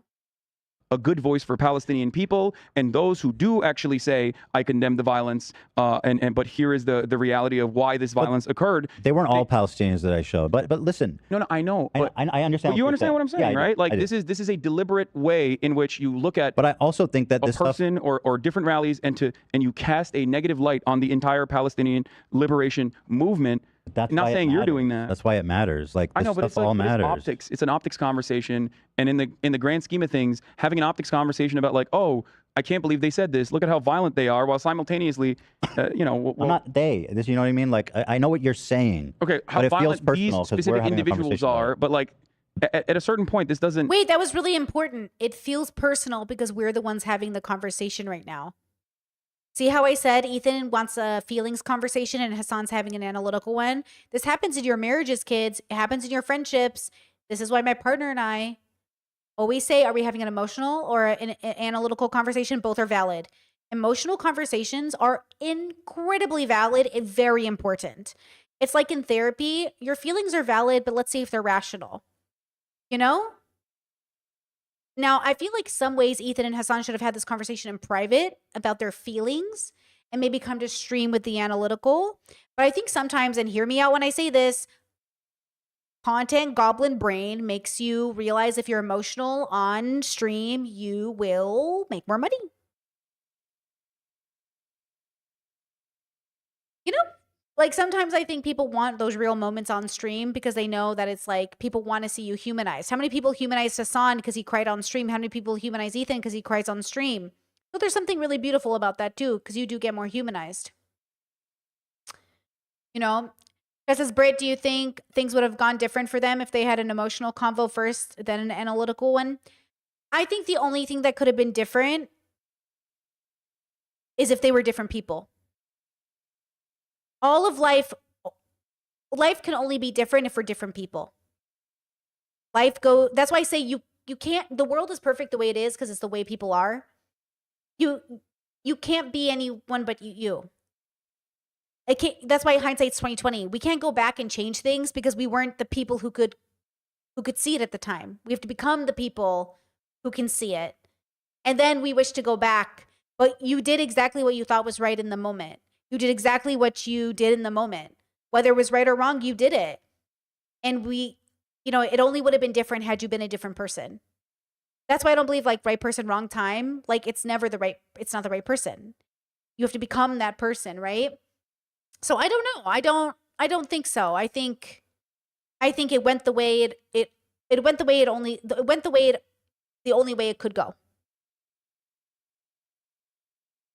You know?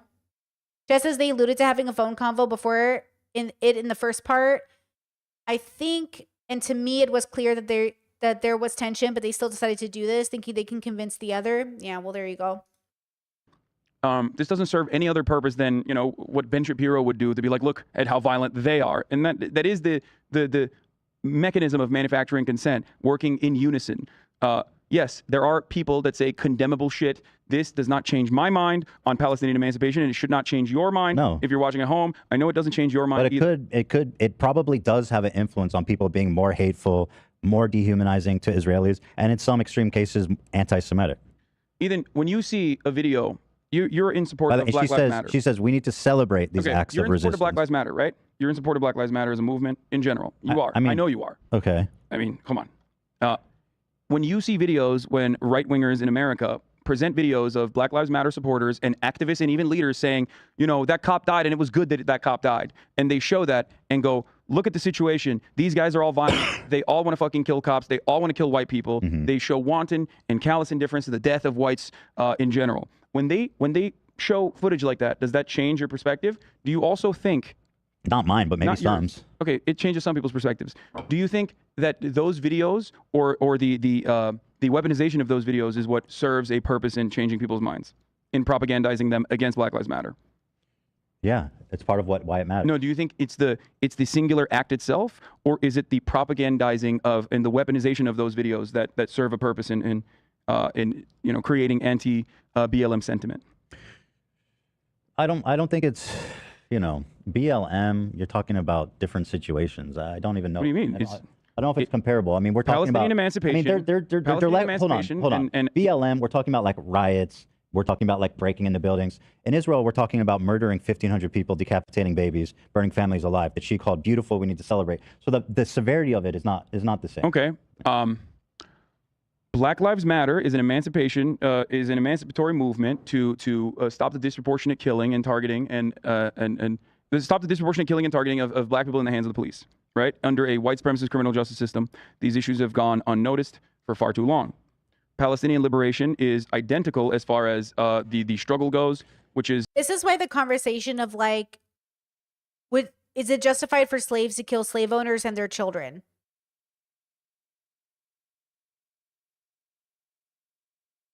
I think on the micro, when we talk about micro issues, humans have no other tool because they refuse to engage in it other than violence. Like, why were they even slaves in the first place? Like, that's what people aren't asking. Like, should slaves be able to kill their slave owners and babies? Why are there slaves? Is Hamas allowed to retaliate against Israel? Why is there Hamas? What are we talking about?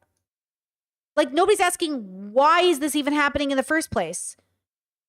And so they keep putting all the onus, all the responsibility on the slaves.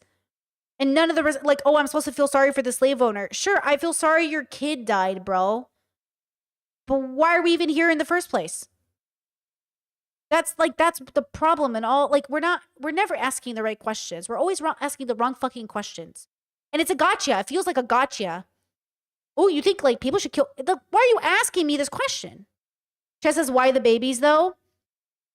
The baby's gonna die anyways in some aspects. So let's say you're a slave in a oppressor's home and you kill your slave owner and the baby, what are you gonna do with the baby? Just leave it there? You're gonna take the baby with you? Is the slave gonna take the white baby with them?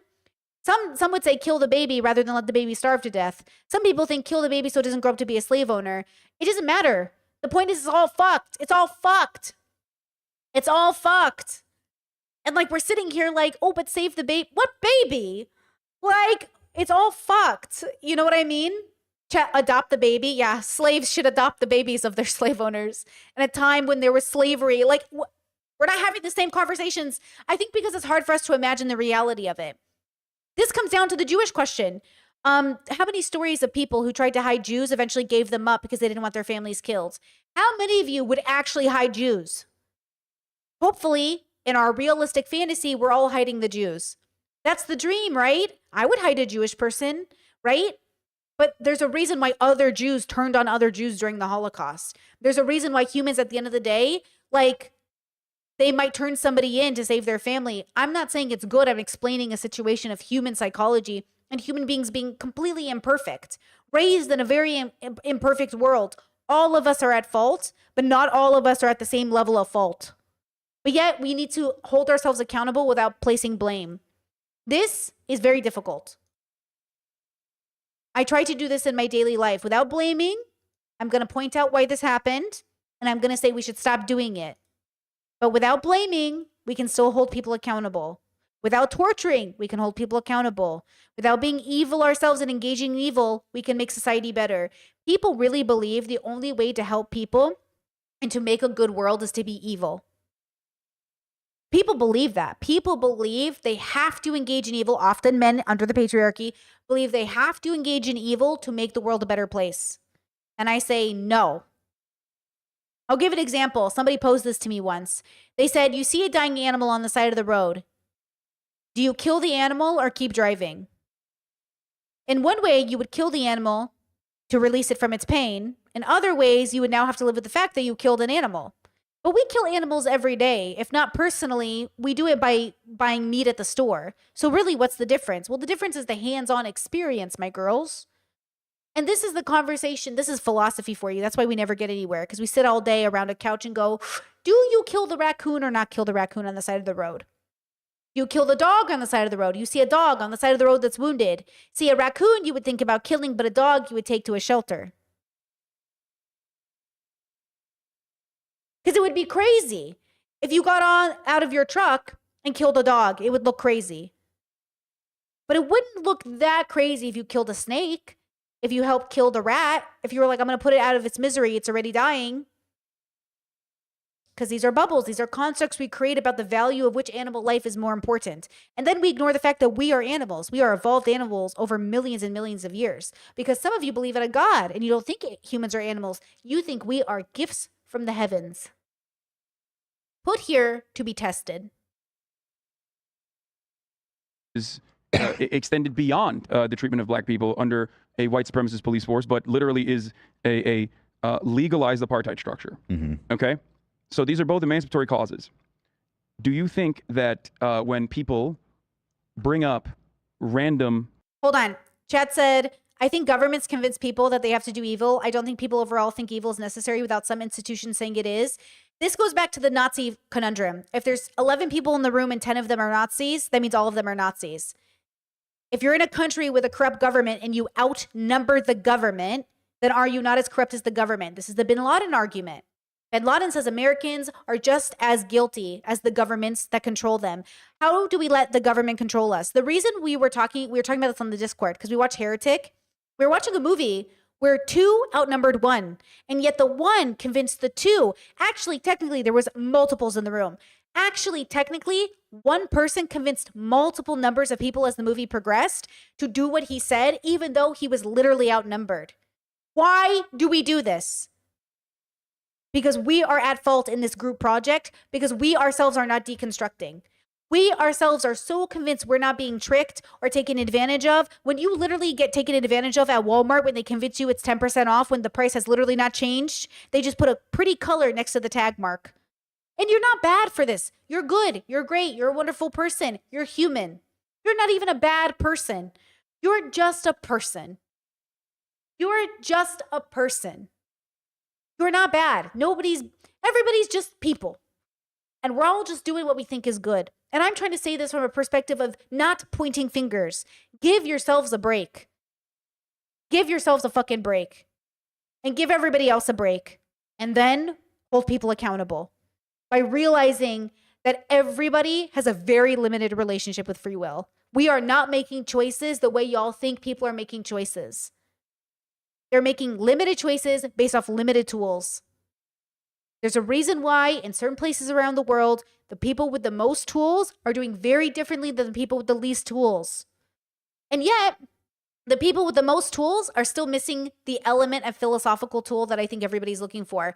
Me in relation to the bubble versus me in relation to the universe. Maslow's hierarchy of needs allows a 2 to find actualization, but outside of the 5 construct.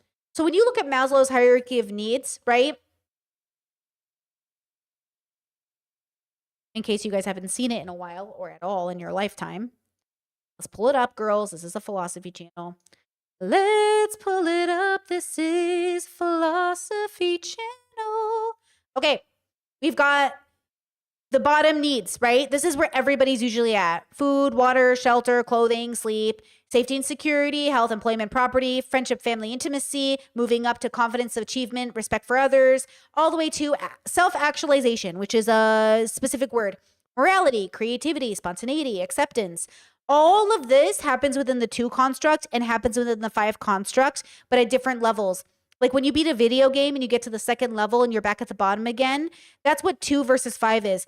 You can go to the top of Maslow's hierarchy of needs as a 2, and then you go back. Now, once you've done that as a 2, you can pop the bubble into 3, 4, and then have to do it all over again as a 5 and do the same thing. It's about your place in the universe, okay? So Maslow's hierarchy of needs, super fucking based. Right now with America and the economy the way it is, just America as an example. Okay, no, Palestine as an example, they're at the very bottom right now. Okay, they're looking for breathing, food, water, shelter, clothing, sleep. They're at the very bottom. They're not thinking about health, employment, property, family, or social ability because there's no housing, there's no employment, there's no property, there's nothing. They're sleeping in tents. They have to somehow feed their kids when there's no fucking food coming in. They are at the very fucking bottom of the fucking pyramid. Most Americans are not there. Americans in some situations can be there. But most Americans are actually in the health, employment, property, family, social ability section, where we are trying to figure out where we're going to go higher with our income, how we're going to pay rent, How are we going to do those things even though we're already doing it? A lot of us are already doing it. We're already sheltered. We already have housing. Most of us are not unhoused. We're already housed. We already have an income. We're just trying to figure out how to get to the next section. And because we're so fucking busy with that, we're not spending time with our family. We're not building intimacy. We have a loneliness epidemic. Men are incels. This is the friendship, family, intimacy, sense of connection section. We can't go there right now. Then we go to self-esteem, confidence, achievement, respect of others. This is our ability to extrospect, give to others, give to the community. How are we going to do that? And then, of course, actualization, morality, creativity, spontaneity, acceptance, experience, purpose, meaning. Where do you belong in the universe within the 2 construct? And then you do this all over again with 5s. When I was going through my introspection journey, I thought I figured it out as a 2. Imagine a kid who goes to college and has a job because his parents want him to. And then he has the midlife crisis where he's like, wait, do I even want to do this? But on a universal level, I had that. I was like, I have a job. I know what I'm doing. I know my place in the family. I don't feel fulfilled. Something's missing. Then I got rid of it again. I started again from scratch, from a different perspective. Who's Brittany in relation to the universe? Not in relation to her Catholic Assyrian bubble, her gender, her place in the family. Who am I? Separate from all of these things, what is my purpose and where do I belong in the universe? 5ness framework, okay? So again, okay. We're all experiencing this on a specific level, but it feels like Ethan, who's a multi-millionaire living in an $11 million house or whatever it is, Hassan, who's living in a $3 million house, okay? One, who's a proud capitalist engaging in Israeli propaganda, and one who did buy a house in California because shit is expensive, is pro-Palestinian. They're arguing from a complete place of privilege, which at least Hassan knows, okay, about what Palestinians who are in the red should do. And it's like, my bros. And that's not their fault. That's just where we are as people. Okay. But we're not all playing the same game at the same level and everyone's doing something different. But most Americans, so globally, Americans are doing way better. Like if you're born in America, you are more privileged than like so much X around the world.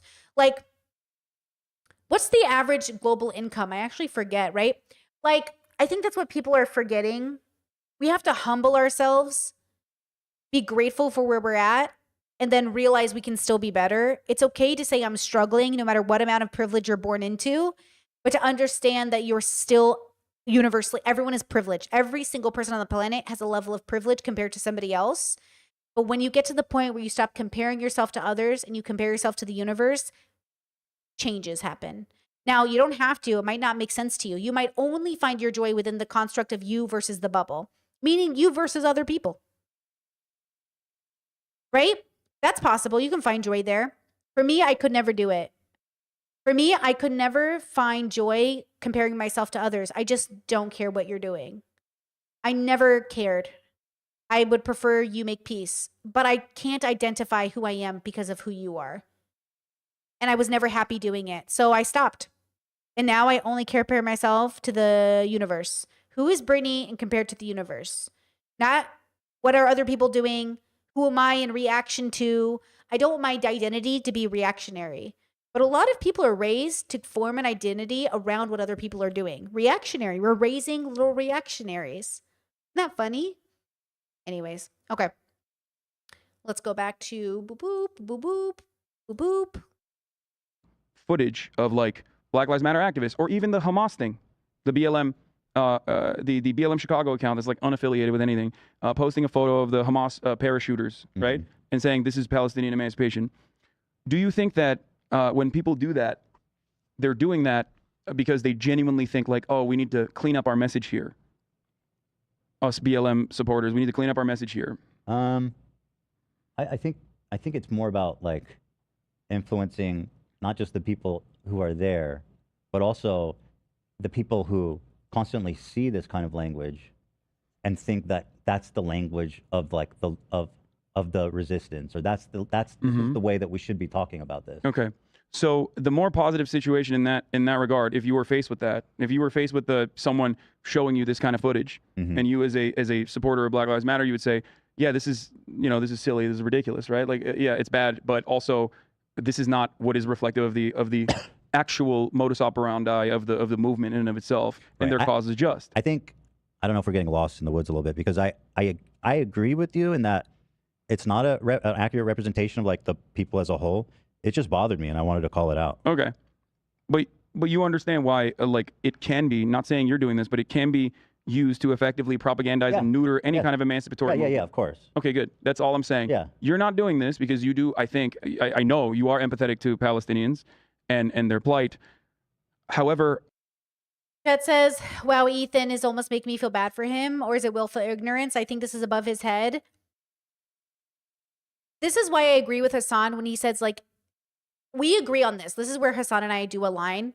I want everyone to be housed and educated, even if you're too dumb to realize you deserve it.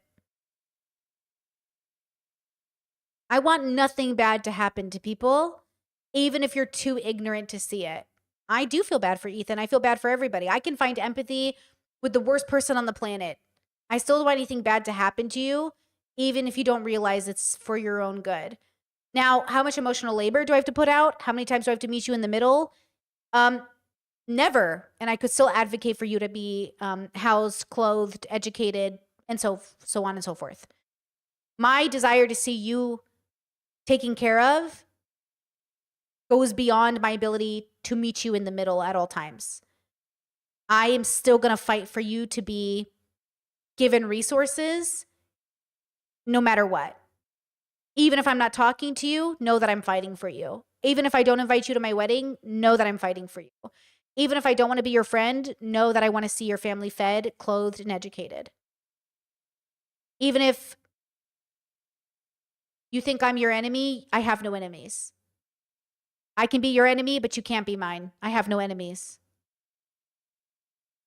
Many people in the media that are significantly more powerful and more influential than you and I combined times 10 are doing exactly what you just showed me, showing footage of this round the clock, and effectively radicalizing people against the Palestinians and the Palestinian position when an endless bombing campaign has currently taken the lives of more than 500 children, more than 500 children in Gaza.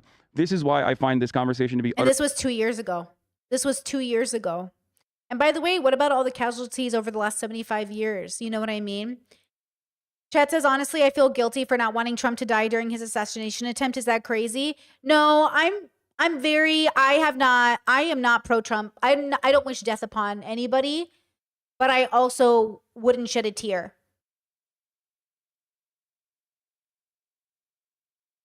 Like, you know what I mean? Like, I wouldn't feel bad, but I also don't wish it upon anybody. You know what I'm saying? It is what it is. Like, hey, like that pro-life lady, like I don't advocate for it, but like, I'm not going to shed a tear, girl. Chet says, would you not be relieved? Why? Sorry, that was rude. Listen to me, girls. You think Trump is the issue? Do you really think Trump is the issue? I don't blame Trump. I blame us. I blame everybody. This is men in action, girl. If not Trump, somebody else. Hitler died. The Nazis are still here, girl. Hitler's dead. And we're still doing Hail Hitlers. It's not about Hitler. It's not about Trump. It's about us. So no, I wouldn't feel relieved. I would feel like, all right, well, I guess we'll wait for the next one. Sorry, my spoons are depleting as we're getting to the end of this, let me tell you. But no, I wouldn't feel relieved. I would feel like, great, who's next? Because if Trump gets taken out, who's the worst? Who's the next one? Because he didn't just show up out of nowhere. People voted for him. People brought him to power. He didn't even have to take the power. They put him there. Utterly and entirely unproductive, especially because we are an independent media outlet in comparison to the sea of mainstream media conversations that are being had on exactly this issue. I understand where you're coming from when you are afraid, as a Jew in America, about the possible anti-Semitic, the rise in anti-Semitism. Of course, your co-host, myself, and many other people I love are we are seen as Muslim regardless of what our position is, and Islamophobia is also ever present. So I am sympathetic to your fears on multiple different avenues. However, this is why I think it's a conversation that's being had all over the media. I don't know why we spend any additional time on it here, because it does have intentional or unintentional way of casting a negative light on the emancipatory struggle of Palestinians, especially in the West. Right, but I mean, it still is happening though. So, Mhm. like, should we not show it because it makes them look bad? Maybe. Yeah, maybe. Because it doesn't represent the movement. Right? So, yeah, maybe politically speaking, don't show it. It doesn't help our cause. Yeah, maybe. I think it's fine to show it and say this. I think it's unacceptable, and I think optically speaking, this is not something that should happen. But also do it. Basically, what you're saying. But if I also do it in the understand framework of like recognizing the overwhelming amount of media in the opposite direction Right. that is the And regular just to everyday be media clear, coverage. we did spend the first 2.5 hours doing just that. No, I know, I know, but we talked more so about the real issues on the ground in the first 2.5 hours. You're Now right. we're Feel talking like about there the was- optics. yeah. Now we're talking about the optics and how certain things are received Yeah, for Ethan, who's so worried about optics, you're sure not thinking about optics in regards to the pro-Palestinian side. Huh? in the West. And if we're going to have a conversation about like media narratives or how certain things are received in the West and optics, then that's an entirely different conversation that is devoid of All right. Listen, I see what you're saying. What's going on the I ground. think, yet again, we're basically in agreement. There's one more thing. I know this is fucking insane. This is the longest episode ever. It's already 3.5 hours, so thank you for staying. Half the crew's left. Are you serious? I'm exaggerating. I didn't even Some people look had to over go. at you guys. There's one more thing that, listen, as is a dual citizen Israeli, as someone who knows a lot of Israelis, and by the way, knows all the horrible things that the IDF does, after I saw you say this, I was quite shocked. Uh-oh. Because I hadn't heard that. And in my research, looking for it. I have to pee. Go ahead, I'll wait for you. No, well, I'll wait for you because I want you to see it. Go ahead, I'll wait. I'll talk to Dan. Hey, what's up? Can we talk about the Taylor Swift movie yet? Because we're 3.5 No. hours in. I feel like we're running. Shut up, Dan. We're not talking out of about time. We're not gonna T-Swift. get to it. Oh, it's a movie. It's a lot more than just a movie. You're Dude, underselling did it. you kidding me? Did you not Are read the you write-up I sent you kidding last me? night? It's an experience of a lifetime. Eras. I sent you a 13-page document that I spent all night on this morning, and you Is it didn't in even look at IMAX? it, did you? Is it in Oh IMAX my- 4D? He No, didn't I'm read not it. answering that for you. He you do your didn't own. read it. You Now figure you're it really out. screwed. I'm so upset. Why aren't we talking about the important things? Kidding. Do you think that it is in IMAX 4D though? Of course. You can feel her I spit. damn hope so. The 4D experience. Oh God. Can while we're waiting for Son to come back, can I just play this banger, Trump? Yeah. Totally unrelated Good to idea. anything. Good idea. Doesn't have anything to do with Israel, but very important nonetheless. And I'm glad it's such because this is the worst microphone Quiet. I think Oh, I've let me ever turn it. had. I hope you can hear me back there. Oh, you couldn't hear it. See, his And I'm glad microphone's- it's such because this is the worst microphone I think I've ever had. I hope you can hear me back there. Justin, don't pay the bill for this mic. I'm blowing out Don't my pay voice the talking bills to of this this stupid mic. mic. This is the worst mic I've ever had. Okay, now we'll He get back to sounds the fine. speech. I'm trying totally to get fine. their attention. Turn up the mic. Turn off that mic. It sounds fine. Is it okay? Eli, what's up? Something? I had And then I don't Okay. pay a bill and they say Trump Oh, do I want doesn't a pay coffee? his Fuck yeah. contractors. Thank you, Fuck earlier. yeah. I love when Eli asks me if I want a coffee because it's like, let's go. Or it's a coffee time. Let's do coffee. I want to say actually because we have a moment here, this has been really emotional, and it's just really nice to see both sides being able to talk and have a civil conversation. I agree. See how they worded it? Hila said, it's nice to see both sides talking. What both sides? I thought they were on the same side. What do you mean both sides? What do you mean by that? Both sides of what? And educate each other. I've learned stuff from what I Hassan learned talked stuff. about No today. question about it. Mm-hmm. Actually, yeah, I definitely feel And Ethan wants to say he's pro-Palestinian. You're pro-Palestinian, then why is there two sides? like I was moved in ways that I didn't expect. Yeah.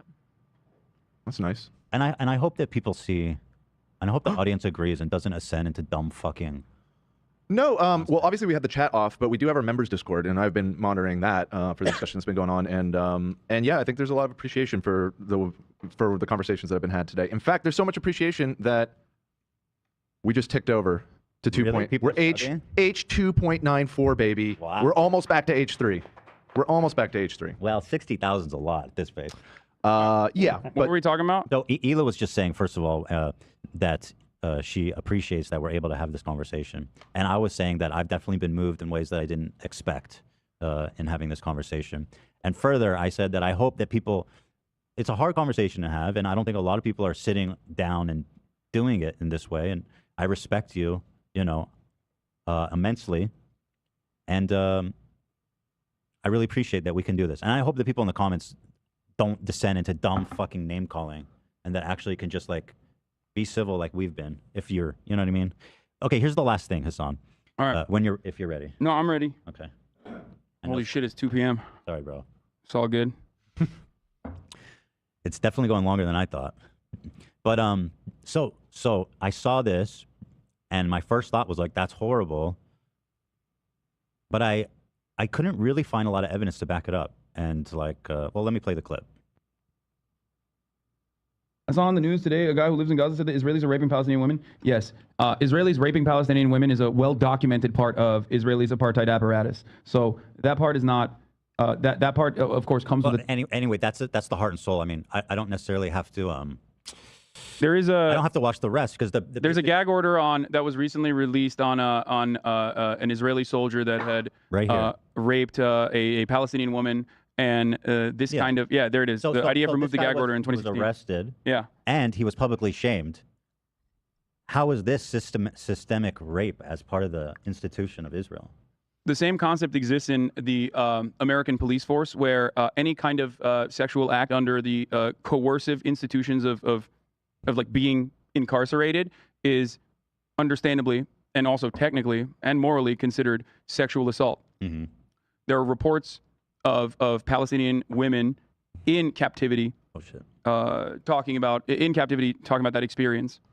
So let's see. I found one of the sources. I saw you like this tweet by this squirrel guy. So I just looked into Zay Squirrel. Yeah. So I just looked into all the sources he posted because I was genuinely curious to know if that was true. And I mean, well, so besides that article, Hey, I'm going to ban you because this is incredibly offensive. You said Hila is a R word. My autistic Down syndrome sibling is smarter than her dumb baby killing ass. Like, do you really think this is helpful? I also think you're a troll because your username is daddy. Not helpful, kids. Not helpful. Banned. Not necessary. just pulled up, which is like the one really prominent example I could find of an Israeli guard raping a Palestinian. And again, he was arrested and publicly named. But the other one, one of the ones that you quoted was like, I don't even know what the fuck this is. Care.com. It's literally just like a little blurb. Palestinian females freed from Israeli detention said more than 15 fellow Palestinian women were... Oh, you know what? I just look at this chatter's history. They're transphobic. They wrote a woman is a woman, stop fucking around or something. Never mind. This chatter's a bad person, guys. They're probably just a troll. Raped by Israeli interrogators to force them to confess to charges leveled against them and collaborate with the Israeli intelligence. Quote, Israeli investigators and intelligence officers keep videotapes of raping to blackmail the female detainees. She told IslamOnline.net, which is another website. So according to, I guess, this website, which I then went to, which just doesn't... Oh, well, that's not going to be too helpful to you, is it? Well, I translated it. You translate it. Yeah, but like it just, I don't understand. This doesn't seem like super credible, at least, or I mean, it might be credible. Do you have an issue with CARE or Islam.net or the... Well, what is this? The lack of... I mean, listen, that's a huge claim. 15 Palestinian women were raped. Mm-hmm. I was sexually abused and photographed, she said. But like, what? I don't know what this is. What is this? What do you mean? Is this a source? You're asking if it's credible. Yeah, I mean, yes, CARE is credible. I think, at least. What is CARE is There's the... no source. There's like nothing here. Like shit. I mean, that's a pretty extraordinary claim. I mean, fuck. Like it's serious to say that the Israeli apparatus is using rape systemically to oppress the Palestinians. I think it's one of... There's so many horrible things happening. I think it's one of the many things that happens under institutionalization, and it happens in America as well, regardless of the same amount of care and consideration being given to those who are incarcerated in America. It's a similar concept. The CARE is the Council on American Islamic Relations, by the way. Okay. I just to say my dad's part of CARE, the Michigan chapter. We love care. There you go. My only problem is that there's like literally no source to this. I agree that doesn't seem the best. That information is not presented in a very clear way. But because like, you're the dude that posted this, that you liked his tweet, used this as a source, and I don't know what this is. It just doesn't seem very. I mean, I don't. Well, you didn't know what CARE was. I didn't know what CARE was, but like, right. I just came to this. I just typed in the headline that I saw, right. And I got to this page, and I tried to do more research about Israeli guards raping Palestinians. I found like another. Let's see. There's a tiny. Oh no, not this. Frankly, there wasn't much else other than like sporadic, isolated, unconfirmed, kind of nebulous accusations. And I'm not saying it doesn't happen. I'm just saying like this one article is the only real significant one that I could find, and the dude was arrested. They do have I think one of the reasons as to why it is not as widely reported on is gag orders. You can remove them from time to time, like it happened here, but there's no evidence for that I'm aware of. It's not incredibly it's not as incredibly well documented as some of the other things that Amnesty International has access to on the ground. Okay.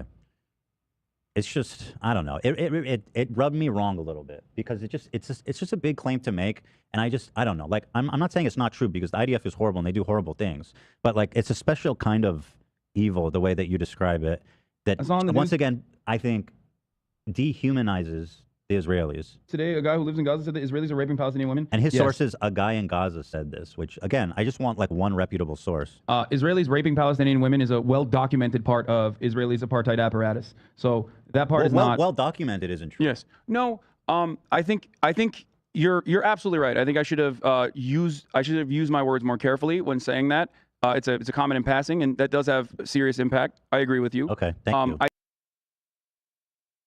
Damn, Hassan's good, bro. He's good, bro. He's good though. He's right. That was a good play. That was a good play. I was wondering how he'd handle it. Cuz it's, I get what it's very tricky. Yeah,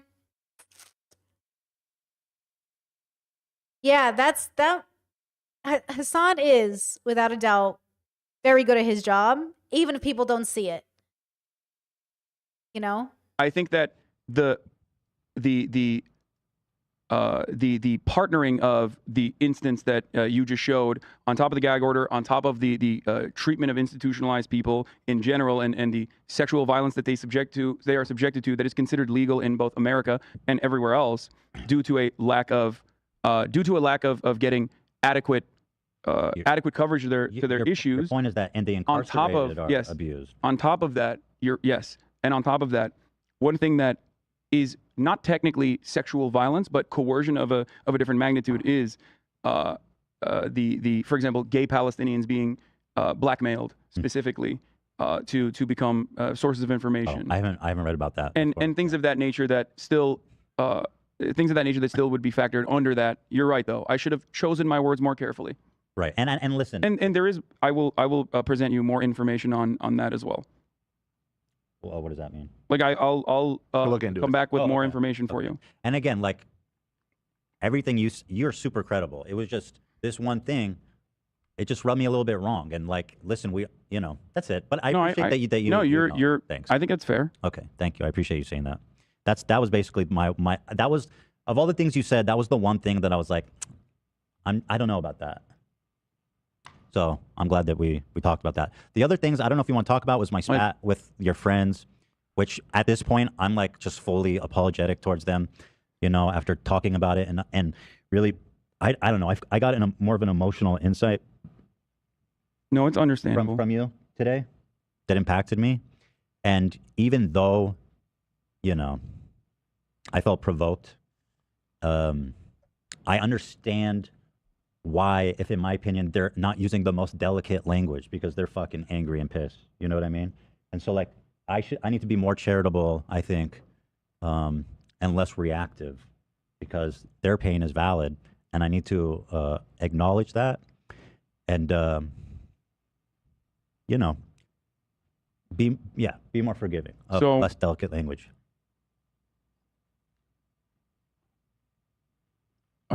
Yeah, weird to know what's going to happen 2 years later, huh? Well, I'll get back to you with more information on the documentation on rapes under incarceration. Okay. because there are more studies. Okay. That. I mean, there is more. Well, great. I mean, that'll be nice. We'll figure it out. Okay. Yeah. Specifically, this. Can I make one point on that? Yeah, of course. Okay. Rape under incarceration in a carceral structure in general is very difficult to study and document. The fact that doing so inside of an apartheid structure makes it even more difficult to document. And even then, there are still obviously witness testimonies that you can rely on in situations like this. I mean, okay, well. It feels like trying to explain marital rape before it was illegal, or before, you know what I'm saying? It's like people believed at a time that a husband couldn't rape a wife because they were married, or that a victim of rape would never consent to going back to their rapist. But and that's why people feel like this is like the perfect victim conundrum as well. But like, the reason I want prison reform is not because I don't think bad people shouldn't be kept away from good people, though that's a very reductive way to say that.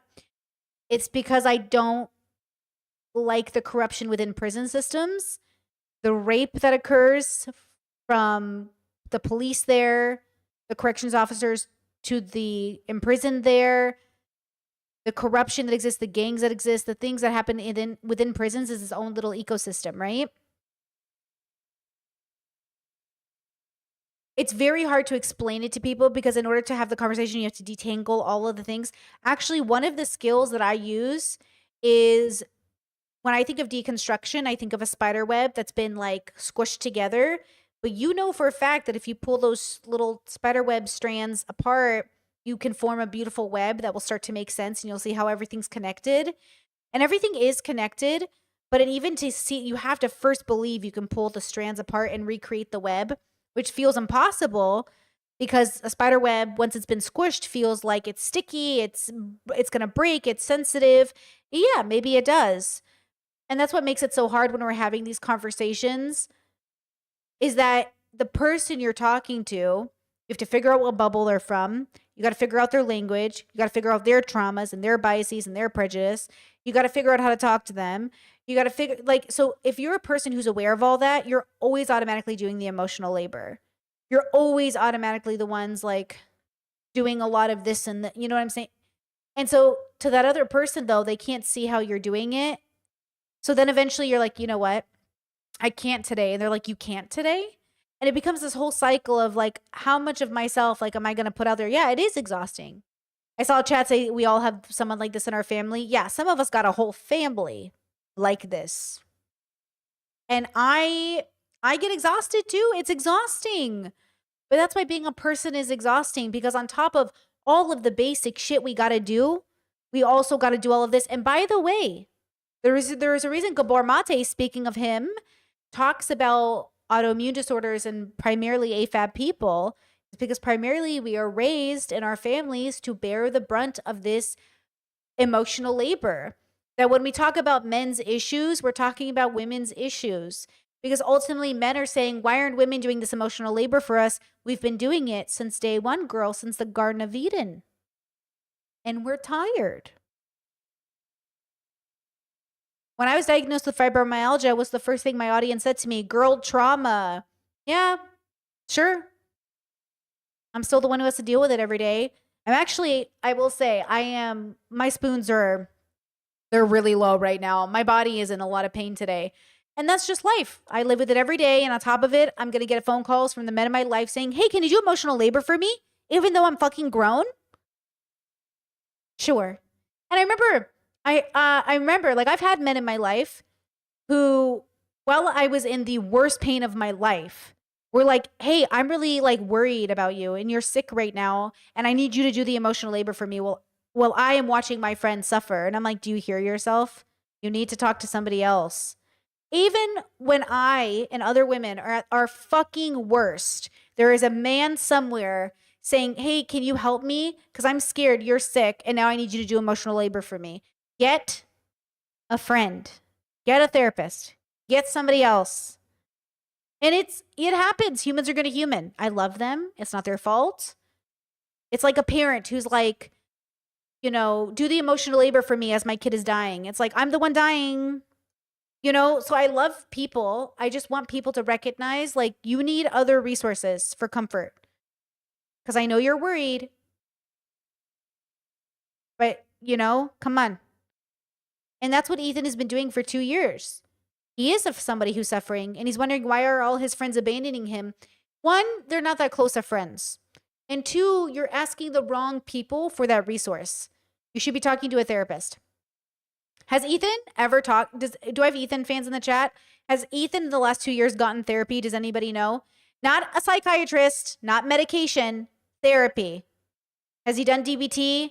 Has he done CBT? Has he done EMDR? Like, has Ethan done any form of therapy? Anybody know that? I'll Like the care thing was the only thing I could find. there's definitely more. Ethan, that's well then it's an inevitability that it happens. Basically, it's not like I'm not you're saying it doesn't not happen, correct, bro. I'm just saying, like, I just Chad said no, not anything about therapy. I know he's on antidepressants, but that's not the same thing. Right, going to your psychiatrist for pills, very valid. We support it, but it's not the same thing as doing like formatted therapy, right? He uses ChatGPT. He does love his ChatGPT. want to know more. I just want a reliable source, and I just don't know what this is. It's almost all on testimonials from Palestinian women, and that's, you know, it's not exactly considered to be. I'm not even finding the accusations though. Okay. Like I'm not even calling women liars or something. I want to make that clear. Like I'm not saying like they're lying. I can't even find the accusations to read. I mean, this is the only one, and it doesn't even say who's talking or who they're quoting or anything. I mean, Okay. it's just nothing. But like I'm open to the conversation, of course, and if that's what's happening, I think it does need to be talked about. That's all. You like men as well, not just women. No, Okay. I understand that All men right. can also be All right. raped and sexually assaulted. You know, of course. I mean, that's something that I did read, which I consider just kind of sporadic and nebulous because it was just hard to pin down a systemic thing that I just could point to. Was just like, yeah, dudes were being like, you know, penetrated with foreign objects. I mean, obviously that is also rape. Yes. Horrible. Okay, good. torture. All right. Awful. Yeah. So yeah, in short, in closing, this dude, Mohammed, I mean, again, I apologize too, and Frogan, I apologize too. Is that how you say it? Morgan Frogan. Frogan is a foot soldier and Yeah, has been. I hate that, Has you know?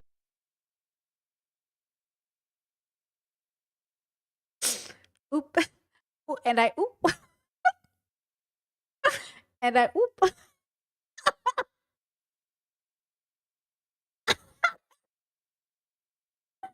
It's so much funnier now. been a longtime fan of yours. You know, there are going to be other foot soldiers who are also of a Muslim background that may have said things that would upset you. Right. And that's something to consider when, you know, reacting to them. You're right. I think the That's what I takeaway- was trying to say when on the phone. less reactive, more charitable, and understanding. You know, they're Oh, let me tell you, chat says funny how Hassan can do 8 to 10 hour long streams and be hyped the entire time, but the 3-hour stream wiped him out. It's a lot more emotional labor to talk to a person and guide them through a convo than to sit alone with your chat. Especially like, also, I wonder if Hassan has access to the same coping mechanisms during stream he does at home. Like when, I don't know if you guys noticed, but like I get up to pee. I've peed like 3 times during this live stream. I just get up to pee really fast. I take like 1 minute, 2 minutes to run to the bathroom, pee, come back. Like I obviously take a second, I stretch my legs, I get up, I run away. If I have a person here, I can't go do that. Like he has to announce, I have to go pee. Like it's a whole stop in the conversation versus I can just keep the video going while I go pee really fast. And so there's no stop. Do you know what I mean? Like we forget how much things change when there's another person in the room with us. reasonable and warranted anger at Israel. Oh my God. That's it. That's everything. All right, perfect. We did it. We solved the conflict. I thought, like, first of all, I mean, we talked about a lot of shit. And I do feel like I was genuinely influenced by some stuff that you had shared. Are you moving towards wrapping up the show? Yeah, I mean, you want to talk about the Swifties? It feels like it's maybe too late now. Dan wants to talk about the Swiftie movie. Well, I promised. It's No, it it's doesn't not make about me. It's sense about our now. audience. They were promised an Era's movie review. Go ahead. It sucked. It sucked fucking dick. Fuck Taylor Swift. Button. Careful, man. You're gonna get. Yeah, watch out, bro. By the way, what a twist. I apologize if it felt like I was like forcing you to comment on these terrible, whatever takes. That wasn't my intention. It was just to show stuff that upset me. You know what I mean? No, I understand. But I agree. Everything you said, I agree with. I mean, ultimately, we're in agreement. Ultimately, and in fact, I think you moved me even more towards your side, or whatever side. I don't think there's sides. It's not the best way to put it. Okay. Anything else? No. Cool. All right, everybody.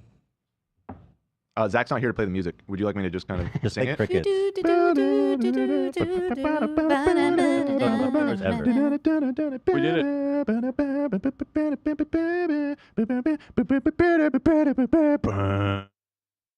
Nice. Beautiful, really. Absolutely gorgeous. We did it, girls. We did it. Okay. Thank you for my Discord suggesting the video. I'm glad we went through it. And to the person who suggested this video or like brought it up in conversation, this is why I think Hassan is more right than Ethan when it comes to Palestinian genocide. This is why at the end of the day, I can be empathetic to Ethan, but also my spoons ran out. I left him a cupcake. He can eat it or not eat it. But at this point, other people need our attention. So we're going to give those people our attention. The cupcakes are always available, but I can't force you to eat it, girls. You either eat it or you don't eat it. Right? So all I'm doing all day on this stream, all Hassan is doing or anybody is really doing is like passing out cupcakes. And I know some of you are lactose intolerant, but I made it just for you. It's vegan, I promise. Okay? Good stream. I have heard from chat that Sam Cedar and Ethan are talking today, but I have not found any of it on Reddit yet, so I'm a little confused. If it does happen today, great. I'll come back tomorrow. We'll watch it. If it doesn't happen, then I'll come back tomorrow. We'll watch Ethan and Hassan have their last conversation. So we'll see. This whole week apparently is going to be Ethan at the end of the day. Huh? Who knew? So whatever happens first, I will be here tomorrow either way. Thank you for being here. I really do appreciate it. Please like the stream before you leave. And remember to, I don't know, something inspirational said here at the end of stream. I'm tired, girl. I'm out of spoons. I got nothing for you. I'll talk to you tomorrow. Bye. Here's some Elvin on our way out. I'll get you a link. Da, da, da.